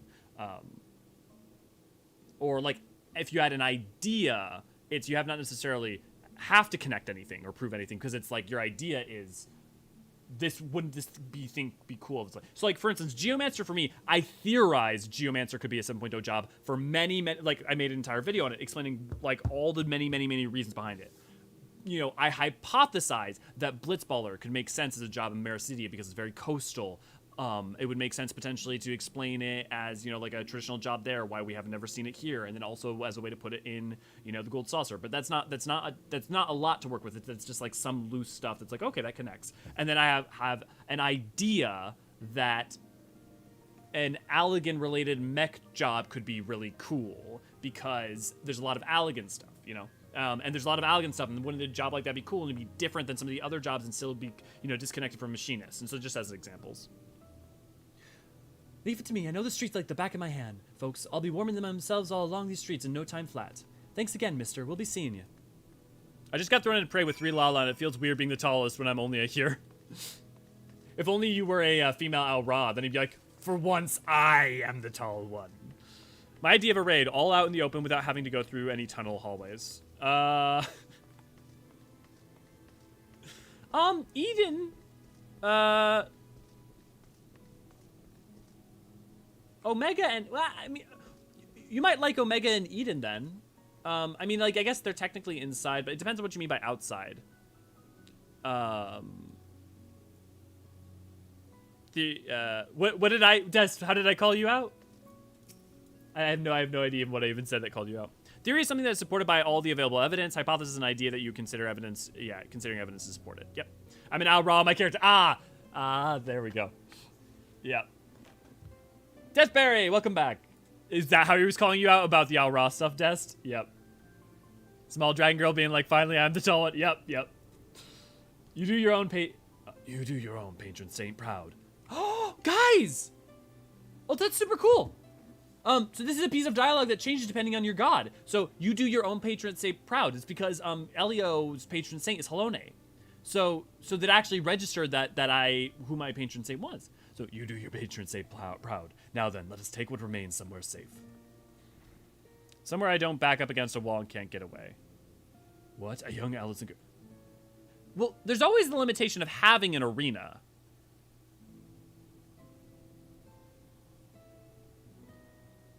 What? A young Allison girl offered a ration out for the rest of you. I'm afraid to say you've been duped. She's a thief and rather well known here for in the broom. She bears no ill intentions, but this is a fair deal more serious than her usual antics. These are hard times, and I understand how destruction drives one to desperation, but we cannot afford to tolerate your selfish acts, not now. I pray no one shall want for warmth tonight. We must recover the firewood, and soon.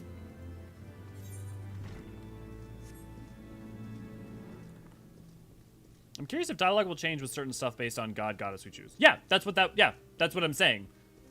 Because I picked Halone, that did change. There are dialogue changes. They're not all over the place, but there are some. The main ones I know about are to do with Ralger and Halone. You can see all around an area, but I can't see all the way around a corner in a tunnel or a hallway. Yeah, I guess I really hate a lot of the open-ended stuff, so, like, that's hard. But, like, I would also point out, well, let's look at, like, even just dungeons we have right now, right? Like, Sastasha doesn't, like, has some tunnels, but, like, a lot of them are expand and contract. Tempterra, yeah, that's underground. Haltali, yeah, that's fair. Thousand Rock, yeah. Hawk Manor, yeah. Brayflox. Brayflox is very open. Sunken Temple. Sunken Temple alternates. Stone Vigil. Stone Vigil is pretty linear. Orem Vale is enclosed, so that's fair. Wanderer's Palace. Castrum. I mean, Castrum's pretty out in the open. Praetorium. Praetorium's pretty, like it's indoors, but it's just out in the open. Ampleport Keep alternates. Pharaoh Sirius is super indoors. Lost City, to me, is, like, outdoors, even though it's, like, got structures and stuff.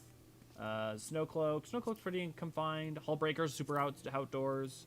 Sastasha Hard is even more open than Sastasha Normal. Keeper of the Lake, super outdoors. I mean, I guess it's technically, like, you're in a metal structure, but, like, you can see the sky. It's open to you. Are you referring to more current content and what comes and what's to come, Astriel? I'm curious if, yeah. Also, yeah, we were trying to be super vague. I'll post and spoil. Oh, you're talking about Myths of the Realm. Yeah. Yeah, people are wondering if Myths of the Realm will be. Look, people know Myths of the Realm has to do with the 12. Being more, like, that broadly is saying that broadly is okay. But yeah, I'm going to be very curious too. It was kind of let down that there wasn't more to do with it in Agalea. I think in 1.0, 1,000 Miles used to be a mystery dungeon that changed shape. I forget all the stuff around Thousands Maw 1.0. There's 2 magic classes in EverQuest that have a spell called Eye of Zorn. Summon the eye and send it along the path in front of you. FF hint hint. No. So that's a very Dungeons and Dragons, like, that, so, like, that's design-wise is not a Final Fantasy 14 or modern MMO, like, sensibility. That's a byproduct, that comes out of, like, D&D design, where EverQuest was based off of that. Like, that comes from, like, 2 and 3. Like, the thing is that, like, that would be a useless ability in Final Fantasy 14. Because the thing is you're doing a lot of these dungeons a lot, and the other thing is that, so, like, the enemy placement is always the same. The other thing is that if you have your camera zoomed out, there's no corner that you can't, like, see around meaningfully before pulling something. So, like, as long as you, like, just stand behind here, you can see that there's going to be a bunch of guys there.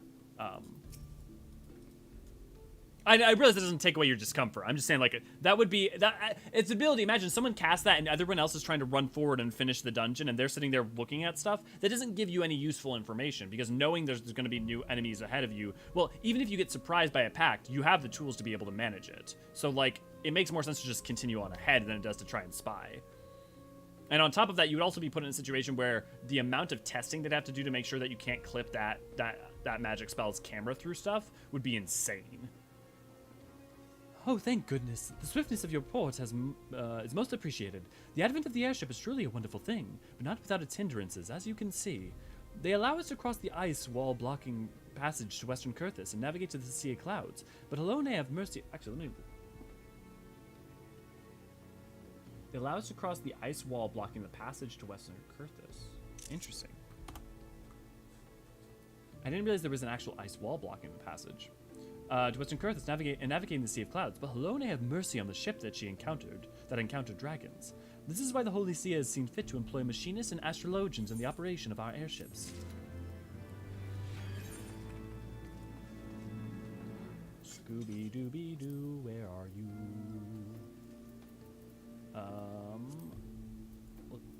We did a lot of the Abelathian quests. Let's make sure we actually finished all of them.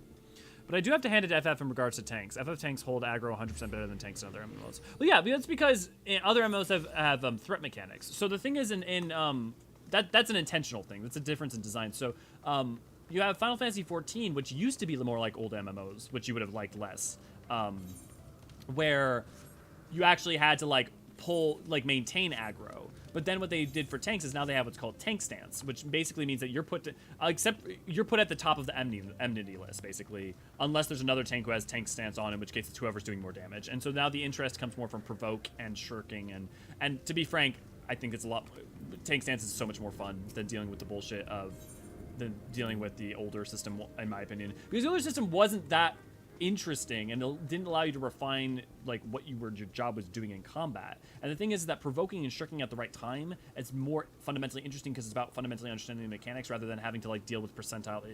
Anyways, but so it's no surprise that they hold aggro better. It's because they literally, unless you have another tank with tank stance, they can't lose it.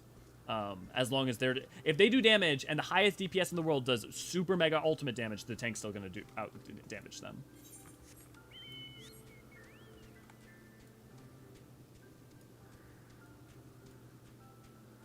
But so, why would you... Okay, actually, Catherine, why would you want the Eye of Zorn in Final Fantasy XIV? Like, to what use? That's what I don't understand. Because you wouldn't see around corners any better than you can currently. And it would slow you way the crap down.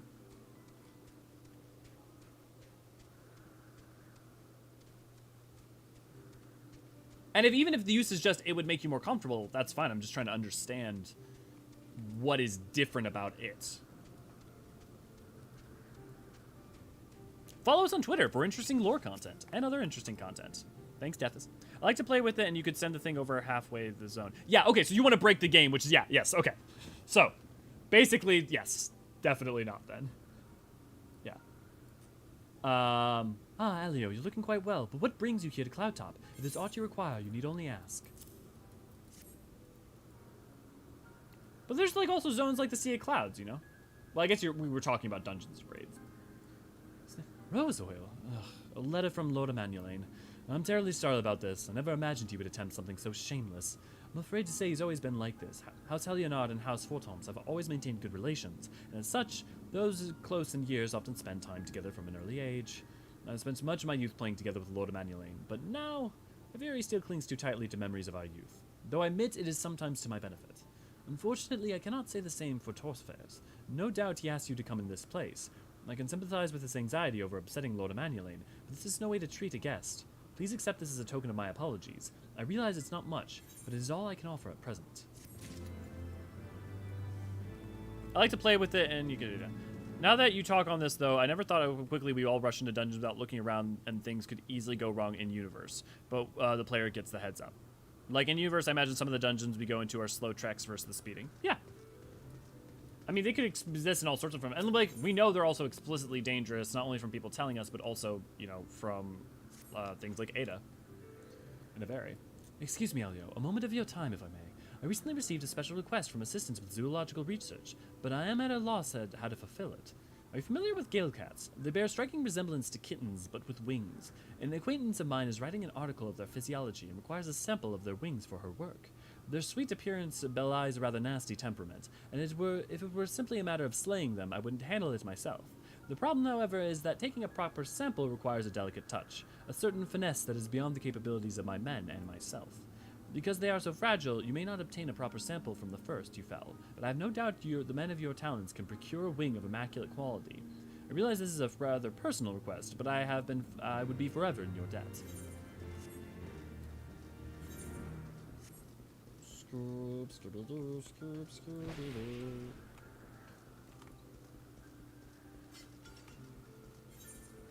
Yeah, the thing is, like, basically, at that point, you almost are asking for a free cam.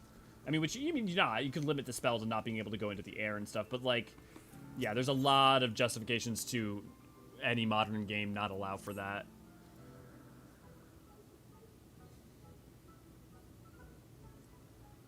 I say, are you not the ward of House Fortoms? I heard so much about. Perfect. I have need of an adventurer of such repute. You see, Clam Cloudtop is a post for those who have, let's say, served beyond their usefulness. We do what we can to make the best of it, but I know the others are disheartened, and they take no pride in their duties. Though this place has robbed them of their vigor, they are yet proud men of House Hydaelyn, and refuse to let their spirits sour and their blades grow dull. How to do this has become my foremost concern. And then it dawned upon me, we must improve the quality of the food. Think about it. What morale can you expect of troops denied a hearty breakfast, lunch, and dinner? Surely better meals would go a long way in rekindling their spirits. But Falbray and our camp quartermaster would never hear of it, at least not from me. But if he were to hear from it from you, an adventurer with your background, he would have to at least take it into consideration. I beg you, please speak some sense into him from the camp. By the way, since you wanted to play, do you have a question I myself can answer? Not particularly. I mean, the thing is, I'm going to replay all of the Final Fantasy games, and either when we finish the MSQ replay, or potentially starting on, like, maybe on Sloppy Sundays as well, or something like that. It's more I just want to experience it. The questions I will have will be more rooted in mechanical questions, because obviously it's a different MMO. The fundamental assumptions you can take from 14 or other MMOs don't apply to it. Plus, it's another MMO from pre-WoW days, so it's the thought behind how it's made, how it functions, will be different. But I won't know that until I get there.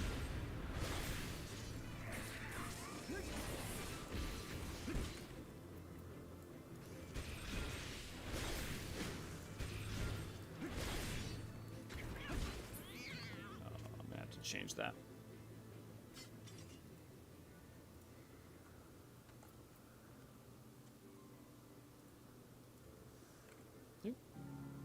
Oh, that's fascinating.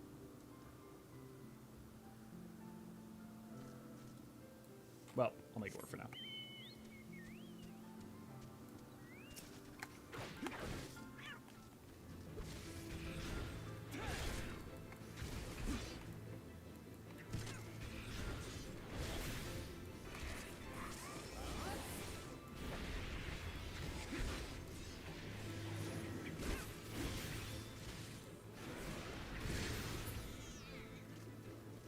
Boy, am I glad when there's no more fetch quests. That's not technically true. Even in an Endwalker there are some small quests. However, they are not that annoying, and they're very, very simple.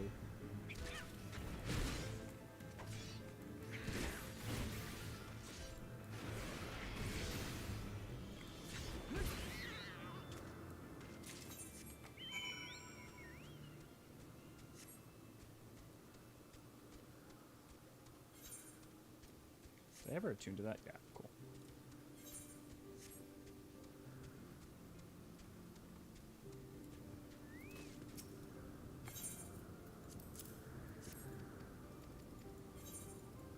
Oh, whoops. I got so I zoned out there for a second.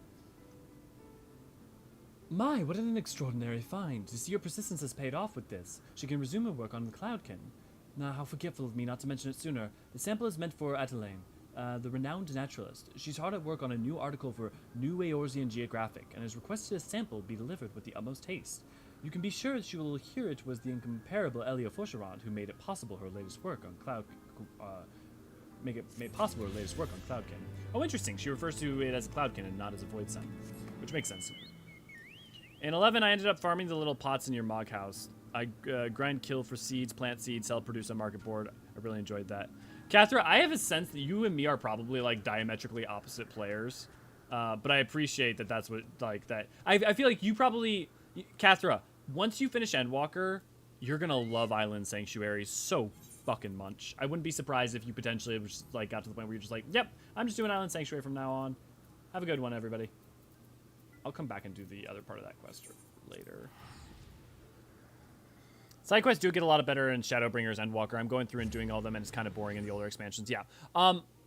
Heavensward is better than A Realm Reborn. I think Stormblood is on par, if not occasionally better than... I think some people don't like Stormbloods for the reason that I do like with them, which is there's even more maybe than Ishgard, lots and lots of context stories that provide context for Alamigo and Doma.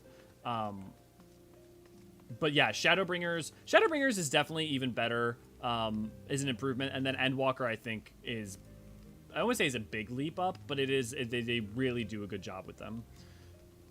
That's about it. I like to grow things. Yeah, I bet, Kathra, you're gonna love Island Sanctuary. Well, what's with this look? We don't tolerate funny business here at Falcon's Nest. If you have no business here, I suggest you move along. Oh, my package. Happy day. I was worried my friend would not be able to get it. Now let's take a look here. A masterpiece beyond compare. The very glory of it inspires an indescribable fulfillment, a crescendo of righteous emotion. I feel my faith in the church renewed, my spirit cleansed by its presence. Thank you for this adventure. Remember, no one must know of this. No, I need to know what that fucking thing... I didn't look at what... An oil painting depicting the Fury helmed and astride a dragon.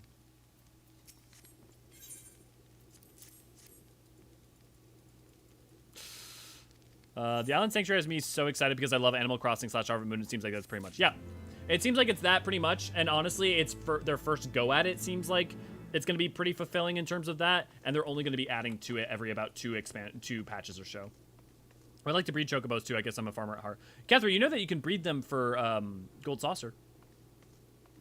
So you definitely can do that. And if that's true, Catherine, not to keep hammering on it, but I think you're going to really, really love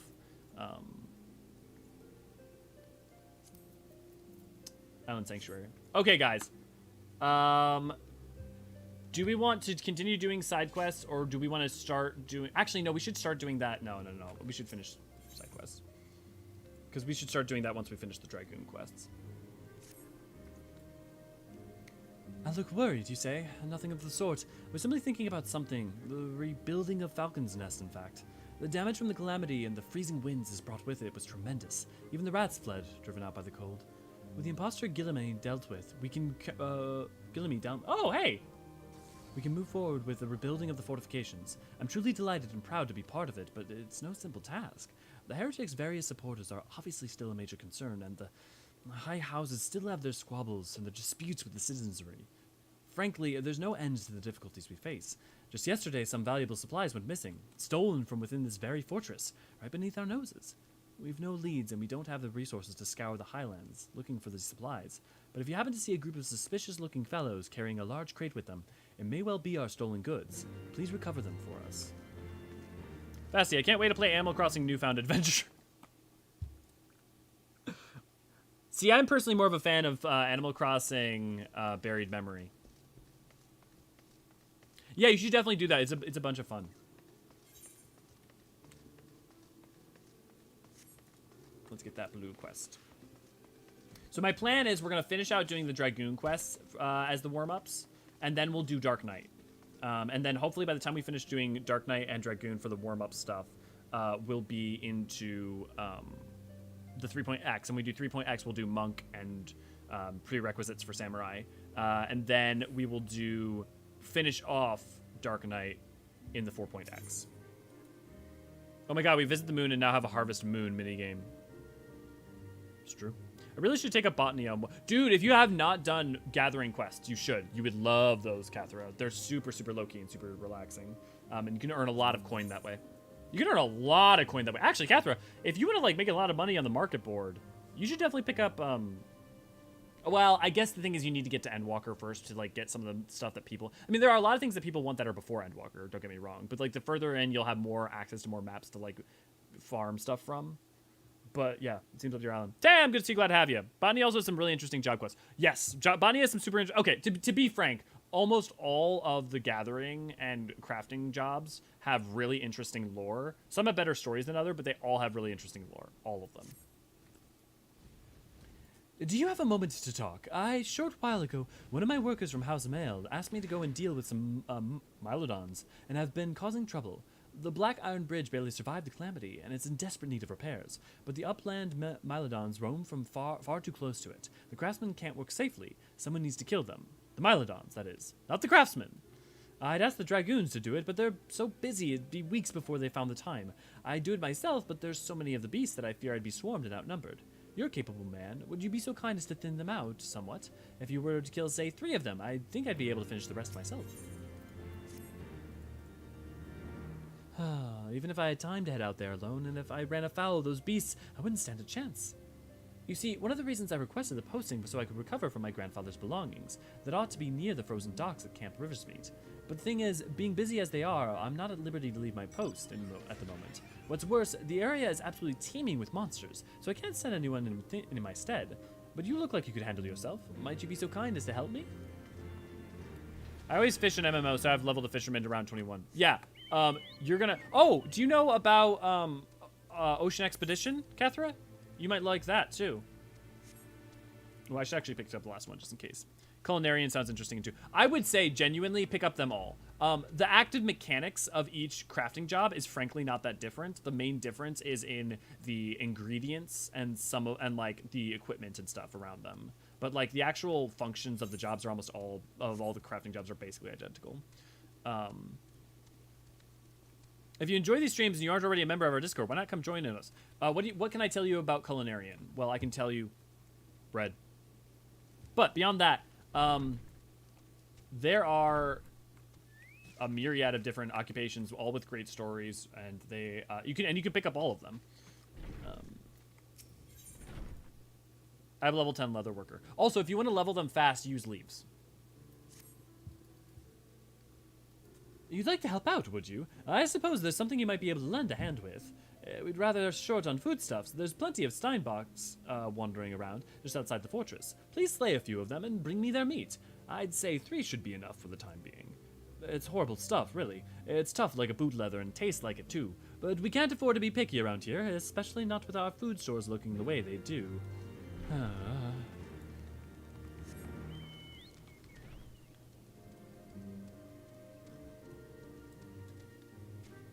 Yeah, I highly recommend getting into some of the crafting if for because of some of your preferences, let's say. Though I would also finish the MSQ, both because the story, but also you will have wide access to so many things. So many things that you don't currently.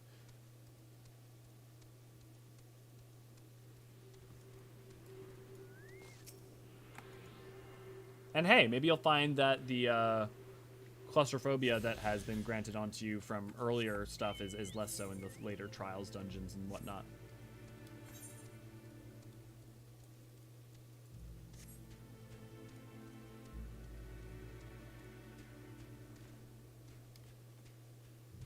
Oh no, he's up there.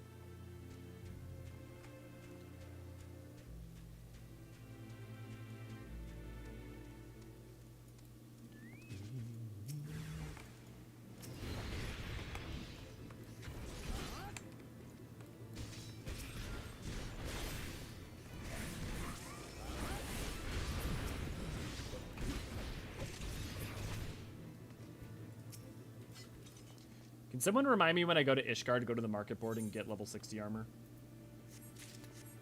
Just so it'll be easier to do stuff out in the open world.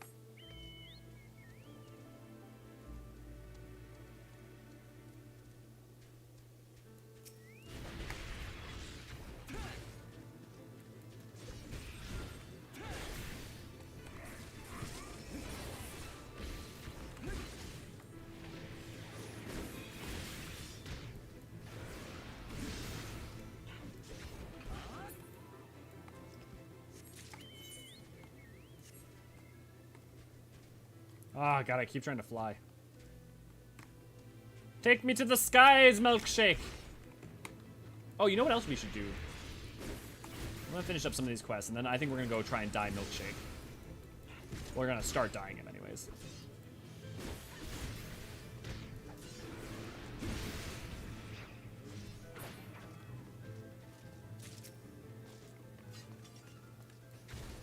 Since this is YouTube, we are contractually obligated to remind you to like, share, and subscribe. Comment, don't forget that as well. It's fun to be able to talk to you guys, as well as join. Offer us $1 and get those fun emojis.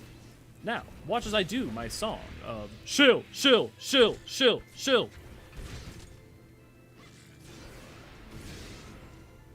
Elio the shilling troll. Shilling rules.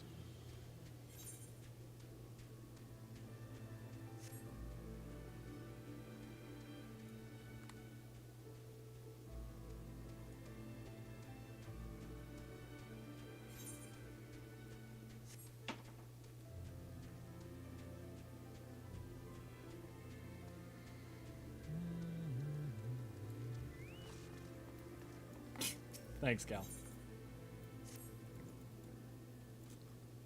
Some ways beyond here lies Camp Riversmeet. The camp was once the center of Lucia's pastures. Luscious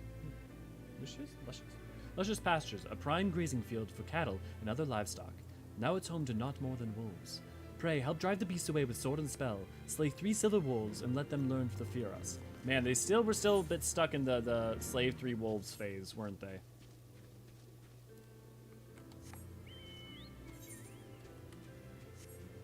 Is there a way in from here, or is it all above?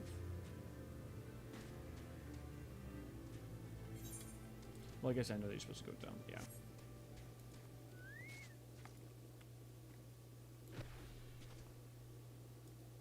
Ta-da! No drop damage. It's like a magic trick.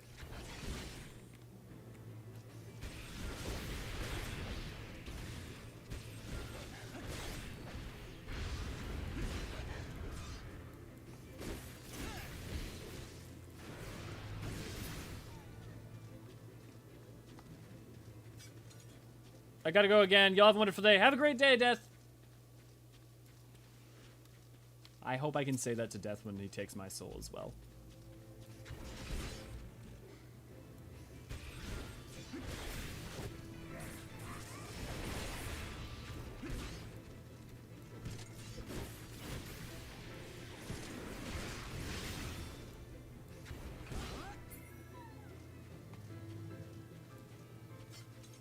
And one more. Guys, how many licks does it take to get to the center of a Tootsie Pop?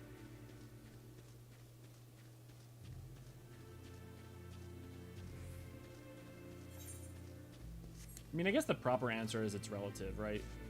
Or it's instanced, right? Because, like, one Tootsie Pop is going to be different than another Tootsie Pop licks, you know?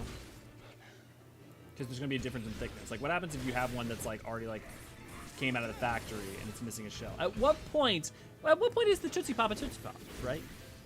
Like, I mean, think about it. Is it once the wrapper goes on the first time? Otherwise, like, if I take the wrapper off and I lick it halfway to being there to the center, and then I put the wrapper back on, it's still a Tootsie Pop. If I hand that over, it's not a fresh Tootsie Pop, but okay, so it has to be a fresh Tootsie Pop. When is fresh? I don't know what's up with me. I think I forgot to eat this morning.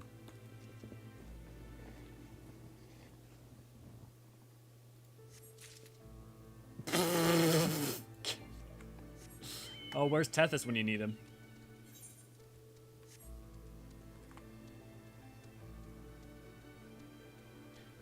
As long as you don't bite, it depends on how hard you suck.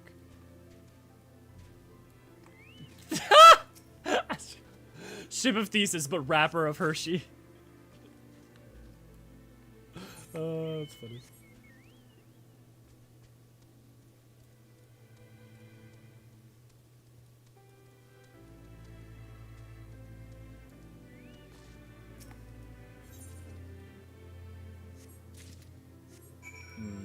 Is there an easy way back up? It's not an easy way back up, but... Oh, right, like the button. Button? What?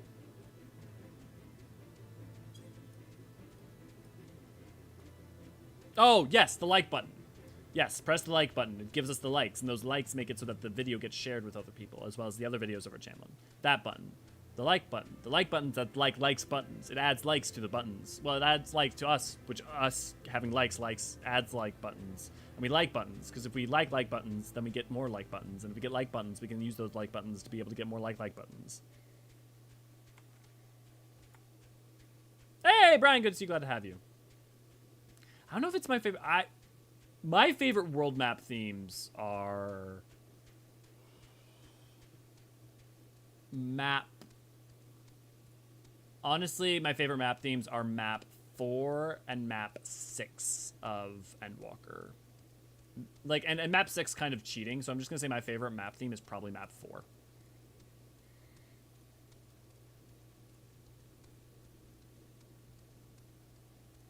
Of Endwalker, yeah. / Kronk, indeed. Is a water crystal wet? Like, would it feel wet? No, I don't think so. No. Nothing we were given is indicate. Well, I don't have any recollection or specific example to say that elemental crystals feel of their corresponding nature, but maybe they do. I shouldn't be so certain. They could exude the feeling of wet, but like, yeah, I get your question. It's an interesting question. Let me sit with that for a second. Why did you send me down this brain hole, Elio? Which brain hole? I mean, some people like using their teeth, so that also shortens the number of licks. So does that average like, also account for biters? Look, I sent you down this brain hole because no one was talking and... Or no. Chat was a little slow. I was a little AFK in my brain space. And so I was just like... And then the, like, advertisements for how many takes were the like, owl goes... 1, 2, 3... Popped into my head, and then I started thinking about Tootsie Pops, and I started talking about it, and now we're here. Yeah, that'd be really cool if water crystal were dry, but felt like it was a wet sensation. Yeah. Let me think about it for a second. Let me think if I can... There's a couple ways... It's less of just thinking about any textual examples I can think of. Yeah, because fire crystal giving off warmth, that made me wonder... Oh, does a fire crystal give off warmth? Do you have a passage or something you can say that from? Like, is there someone that says that? Because if that's the case, then I actually think you're probably right. I think there's no visual indication of this, but let's see. I have another idea too for checking.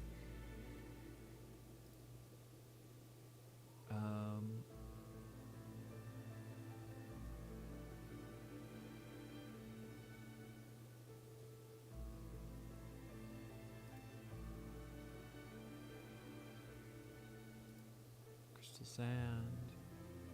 No.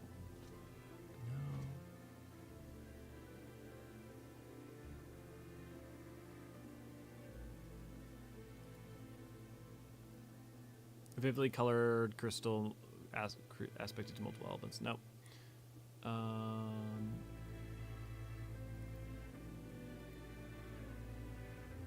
Wind crystal. A crystalline manifestation of etheric wind energy. Nope, that doesn't help as much. Ramu's crystal. Thrumming with lightning energy, this crystal gives the rise to an entity which assumes the form of Lord of Levin. It says thumbing with lightning energy, but it doesn't say that it feels. Luminous wind crystal. Formed during the battle waged in the Sea of Clouds, this crystal is unusually luminous. Luminosity is the result of concentrated elemental charge. Okay. Oh, kindling crystal. Translucent stones of this sort are lightly warm to the touch and often employed by the Knights Blessed to aid in the starting of bonfires. Hey, I think we got this. So kindling crystal. We can use that as a... that'll work for our justification. So I would say, yes, I think you're right. I think water crystals do feel wet to the touch, but they are not physically wet.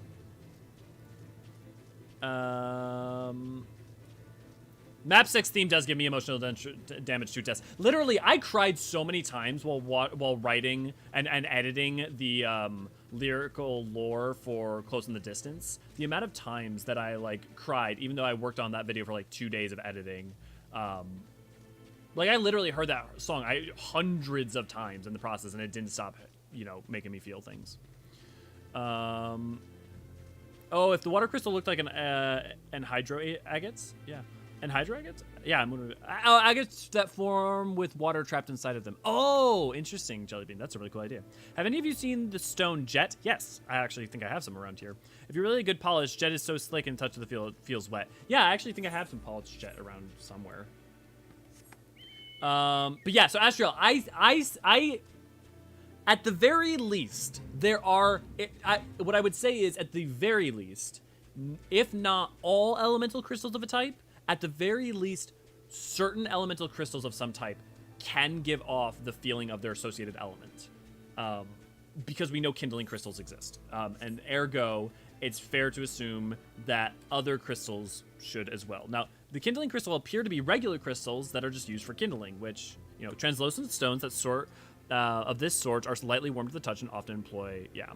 Let me see if there's anything else we can use. Glacier crystal. Oh, check this out. A crystal is expected to both ice and water. So this is a glacier crystal. House chefs for wealthy and noble families will often use these rare specimens to chill ales and white wines during the summer moons. So here's the thing.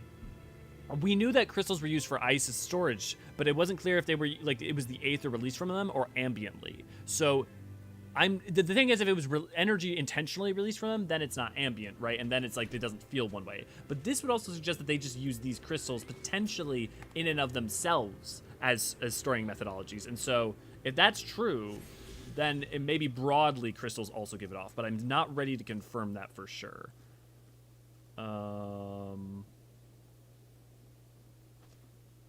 there may be more text in game. I would not be surprised to find out there's more text in game that actively would support this one way or another.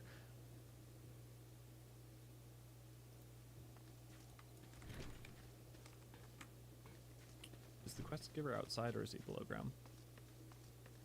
I know for sure that ice crystals are used in ice boxes. Yes. So there's the glacial crystals and the ice crystals that are used like that. My question would, yeah, but the quandary is, are they ambiently giving off cold?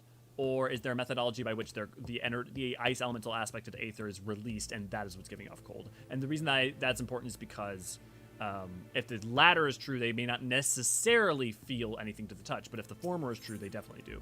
And I think that more and more, though, it's decoys. Yeah, I think that it supports the. Oh wow! Speaking of ice crystals. Gods be cursed! Mere moments ago I was mobbed by a huge swarm of frost grenades. I made my way with my life, but dropped my magic talisman in the confusion. It was a gift from my family, but the instant those monsters saw it, they lost all interest in me. They tore the thing apart and fled with the pieces. The talisman carries a lot of sentimental value for me. I have to go back, but I can't leave my post. You strike me as a quite capable sword. Be a good lad and cover for me, would you? Looked like a talisman was broken into 3 separate pieces. I didn't see which of the beasts nibbled the pieces, mind you. I was more concerned with escaping before they regained their interest in me. But please, slay the frost grenades and recover the talisman for me.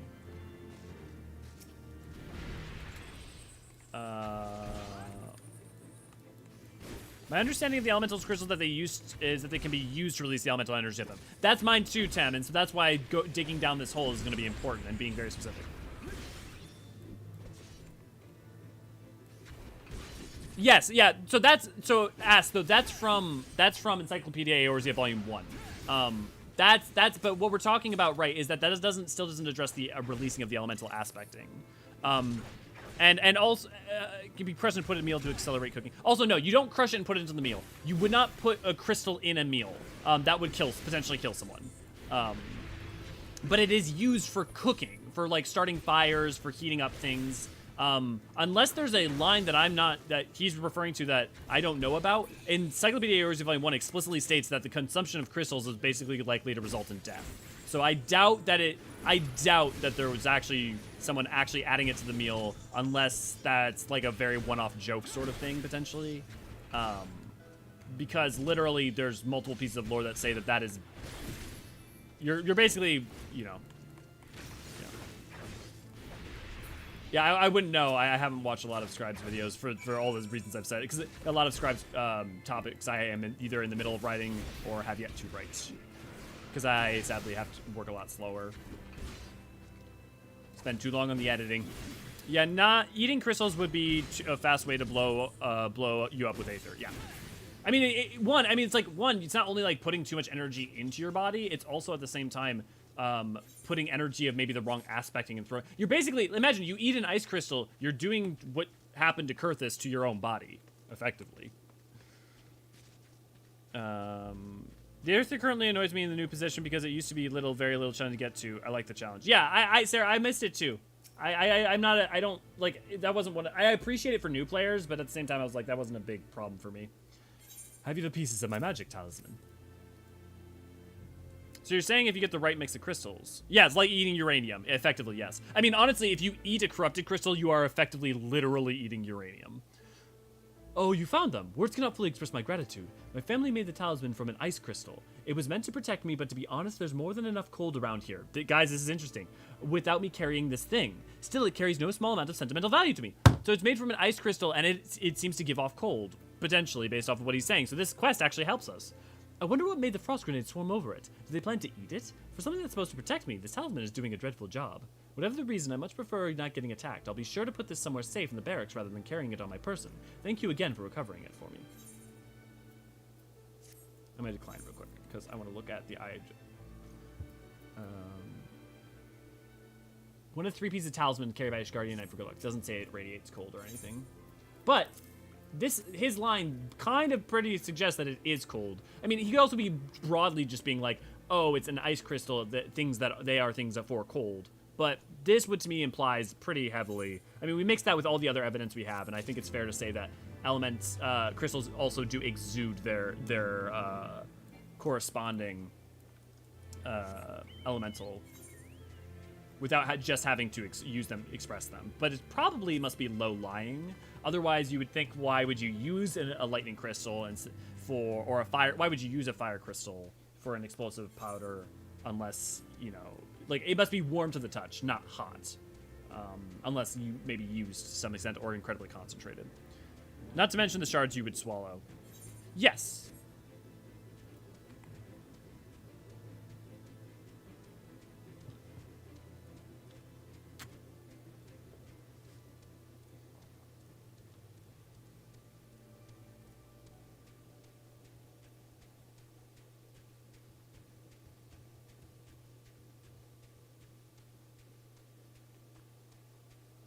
Can Guardians use those crystals? I know they can't do magic, but could they make Magitech they use those crystals for them? Can they make other things that use the crystals? Yes. And can they use the crystals? Gets really weird thanks to Xenos and Xenos' short story. Some Garleans may, under very specific circumstances, if they embed a crystal into their own flesh, be able to basically forcibly make their etheric internal etheric channels activate the crystal and be able to cast very rudimentary limited spells in a very, very limited capacity.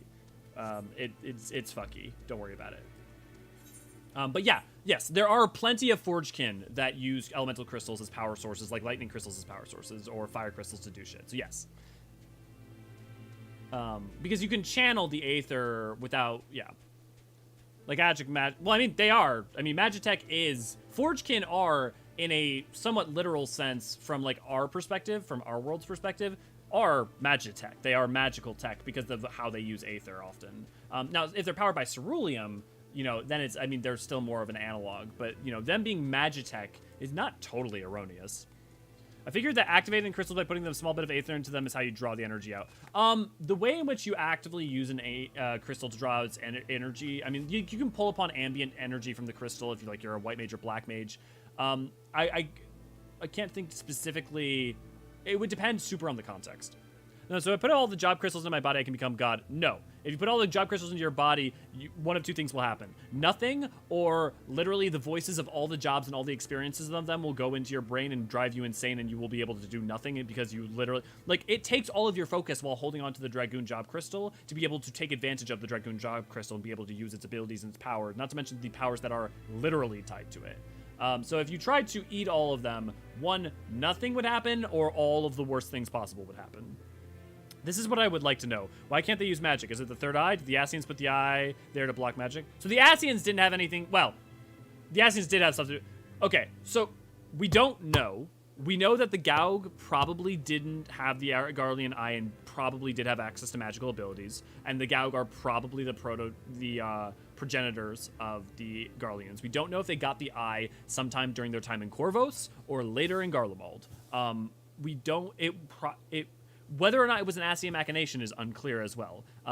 By the time Emmett would have been... By the time Solus Zoscaldus would have existed, Garlean eyes were the norm. And they seem to have been the norm onto at least as long as Reapers have existed, and there doesn't seem to be any mention of anything changing in between Corvos and Garlemald with the eye. And you think that they would have. So it's sometime between Gaug and Corvos they gained the eye. Potentially even during Gaug. But... It could have been Alligans fucking with them. It could have been all sorts of things. We don't know. As for why they can't use magic, we don't necessarily know. We do know that in trade-off, they have the Garlean eye. They typically are much stronger than they're like stronger than most of the spoken races, pound for pound. They have some benefits that come with it, but they just aren't able to use it, and we don't know why. Is it bone or is it metal? The Garlean eye? The Garlean eye is probably more aptly put... I mean, like, bone is not incorrect, but it's more like chitin. It's because they're not just, like, they're gem-like. They're not just, like a bone. The job crystals are memory storage. Yes. The job crystals are the same thing as convocation stones. They're the same, like, they're not, yeah. You've already slain those horde wolves. You have my deepest thanks.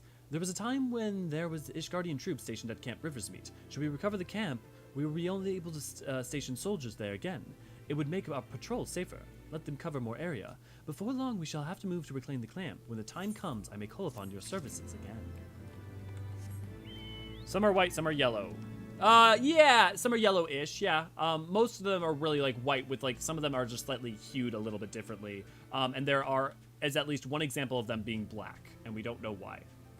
And the only example of one that was black was someone who was half Garlean, and half Garleans aren't even supposed to have Garlean eyes. So we don't know if it was a super unique circumstance for her. We don't know if it was if like female half Garleans do have the eye, but male half Garleans don't. We don't know for sure. Probably not. That's not the case, but find our find our podcast over on Spotify. Thank you, Tethys. I thought the eyes were more like a pearl from a clamshell. I mean, they are jewel-like, but they aren't a thing that they affix to their head. They grow out of their They are a like an organ. They are a part of their body that grows out of it. That's also why Arnvald has the war paint, because his mother tried to cut out his Garlean eye as a child. He didn't have a Garlean eye, but she was terrified he was going to have one, and so he wears the war paint to cover up the scar. You already killed 3 of them. Thank you ever so much. You're not injured, are you? Here, please take this if you cut. It's your cut of the fee for the work. Incidentally, did you happen to see the farm on the far side of the bridge? Those Mylodons have made it difficult to access the area, and the bridge has been left to fall apart. After we repair the bridge, one day we might be able to rebuild that farm. Did you find them? Oh, this looks to be everything. Halone's blessings be upon you. My grandfather used to make a living as a ferryman back from the Calamity, but what good's a ferryman when ice is thick enough to walk across?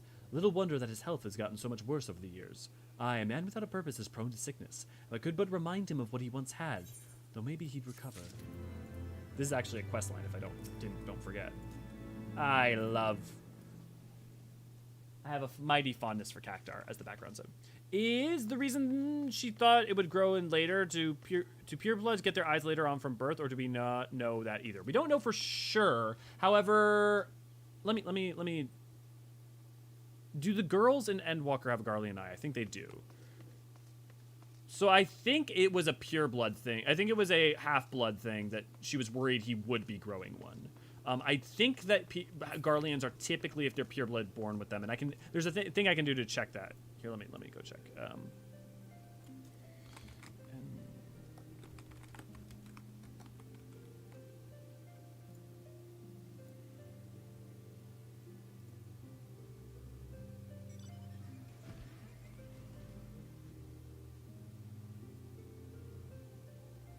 I mean, Euless also has one, but also he's kind of an adult, so maybe that's a bad example.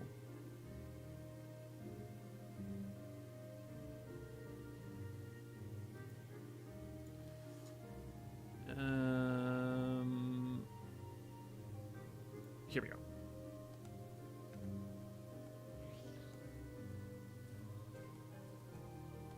Can't see it. No, that's camp. Broken glass. Oh, here we go. Yep, okay. Children have them as far as I can tell. So, it does not seem to be, it seems to be purely a thing. Cactar is adorable. He is adorable indeed. Most likely it was through trauma. Oh, yeah. We need either an expansion or a patch that goes into the Garlean in depth. It's called Endwalker. The thing is just because we don't have every answer. The reason we don't have that answer is because that's not a so Garlemald goes in. There's a lot that goes into depth in Garlemald throughout all of the things before at 6.0, and then 6.0 goes into Garlemald in very, very deep depth. There is a lot out there, but there are some answers that they have not answered because it's more about like ancient mysteries or questions, or maybe show how, then, and why. It makes me wonder. Yeah, like they literally. A large chunk of Endwalker is just about Garlemald. And like literally it's one of the maps. One of the jobs is specifically about Garlean history. We know a bunch more about Garleans now, but this is a thing where most Garleans don't probably know the answer to this. The only Garlean who might have known is dead. Have you found the stolen supplies? Yes, this is the very crate that was stolen. This looks very much like the Heretic's handiwork. But there's something in here that shouldn't be. A feather ornament. Whatever could it mean? Looks like a type of ornament that was popular in Falcon's Nest before the Calamity. This sort of thing is of no use to us here. A mere decorative trinket, but there's someone who might be interested in it. There's a humorless old man, Sigan, who collects antiques from the small mountain village that used to be here at Falcon's Nest. I'm sure he'd love to take a look at something like this. Do you think you could do me a favor and take it to him? Oh, I think we're about to find out some interesting stuff. Not mistaken.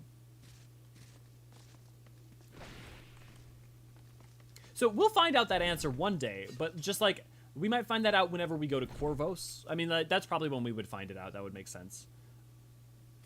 Do you have the Steinbach meat? You have it already? Marvelous. I'm sure you're wondering what I plan to do with something so unappetizing. It's really quite simple. I'm going to leave it outside until it's frozen right through. Falcon's Nest is one of Ishgard's first lines of defense against Ravanian horde. We need to resist the dragon's fiercest onslaughts, but we also need to outlast prolonged, protracted sieges. Once frozen, this meat will last a very long time. It may not taste good, but it'll keep our troops fighting when the supply lines have been cut. Thank you for providing it.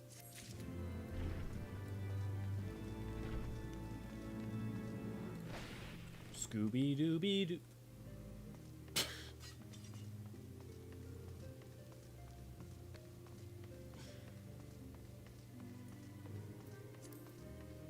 Oh, by the way, Astriel, thank you for this. Thanks, Astriel.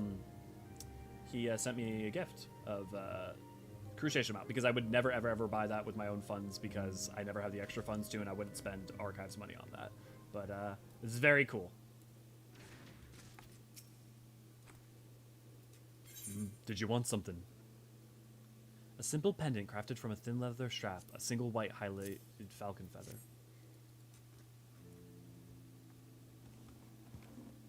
You used to see these all the time before the Calamity, back before Falcon's Nest ended up looking like this.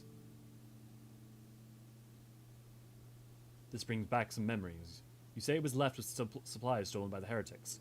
Well, thank you in any case.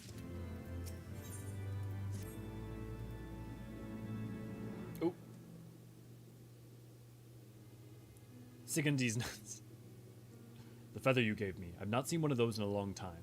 Long time. It brought back memories.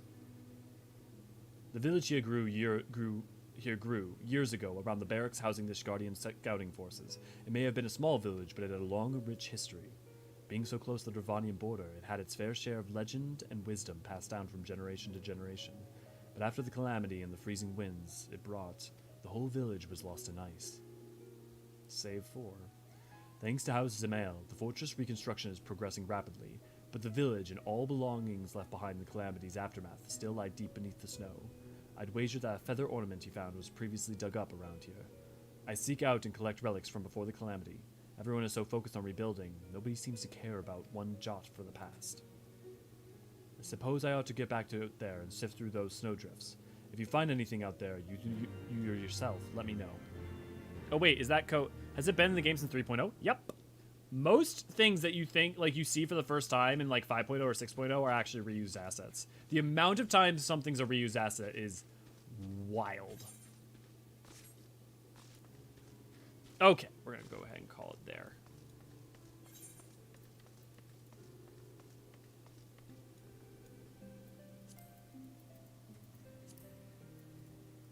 To the tea tree.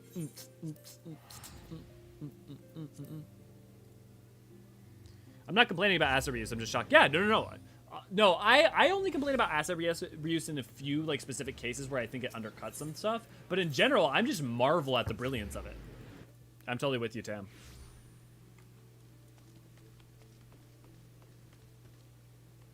But yeah, Catherine, if you want to know more about them, definitely you'll want to play some of the Eorzean raid stuff that talks about Gaug. I mean, very loosely. 6.0. I mean, really, you'll want to play everything, because you get a lot about Garleans over time. But, yeah, the new armor stuff we're getting, I think, is different versions of Crystarium gear. Depends on which new armor stuff you mean. You asked for a reminder, market board. Oh, thank you, Sarah. I'll do that, actually, first.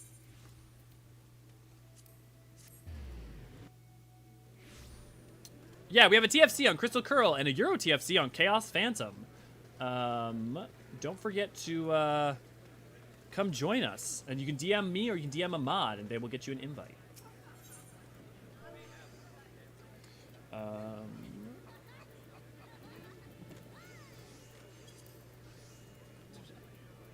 Oh, actually, let's do it for 60 since I'm about to do 60. What? I can't. Oh, it's because I was in the wrong thing. That's why.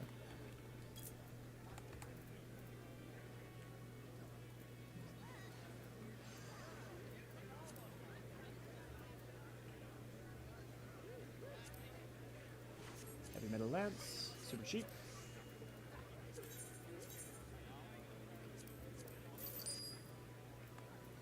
Okay. 60.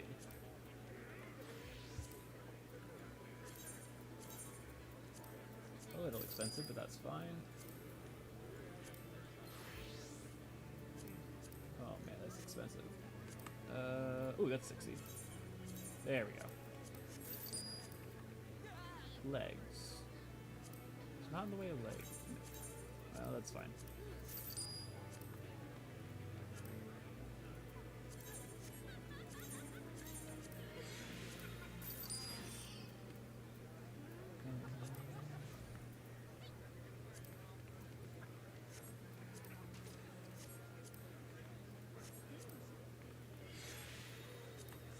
Super.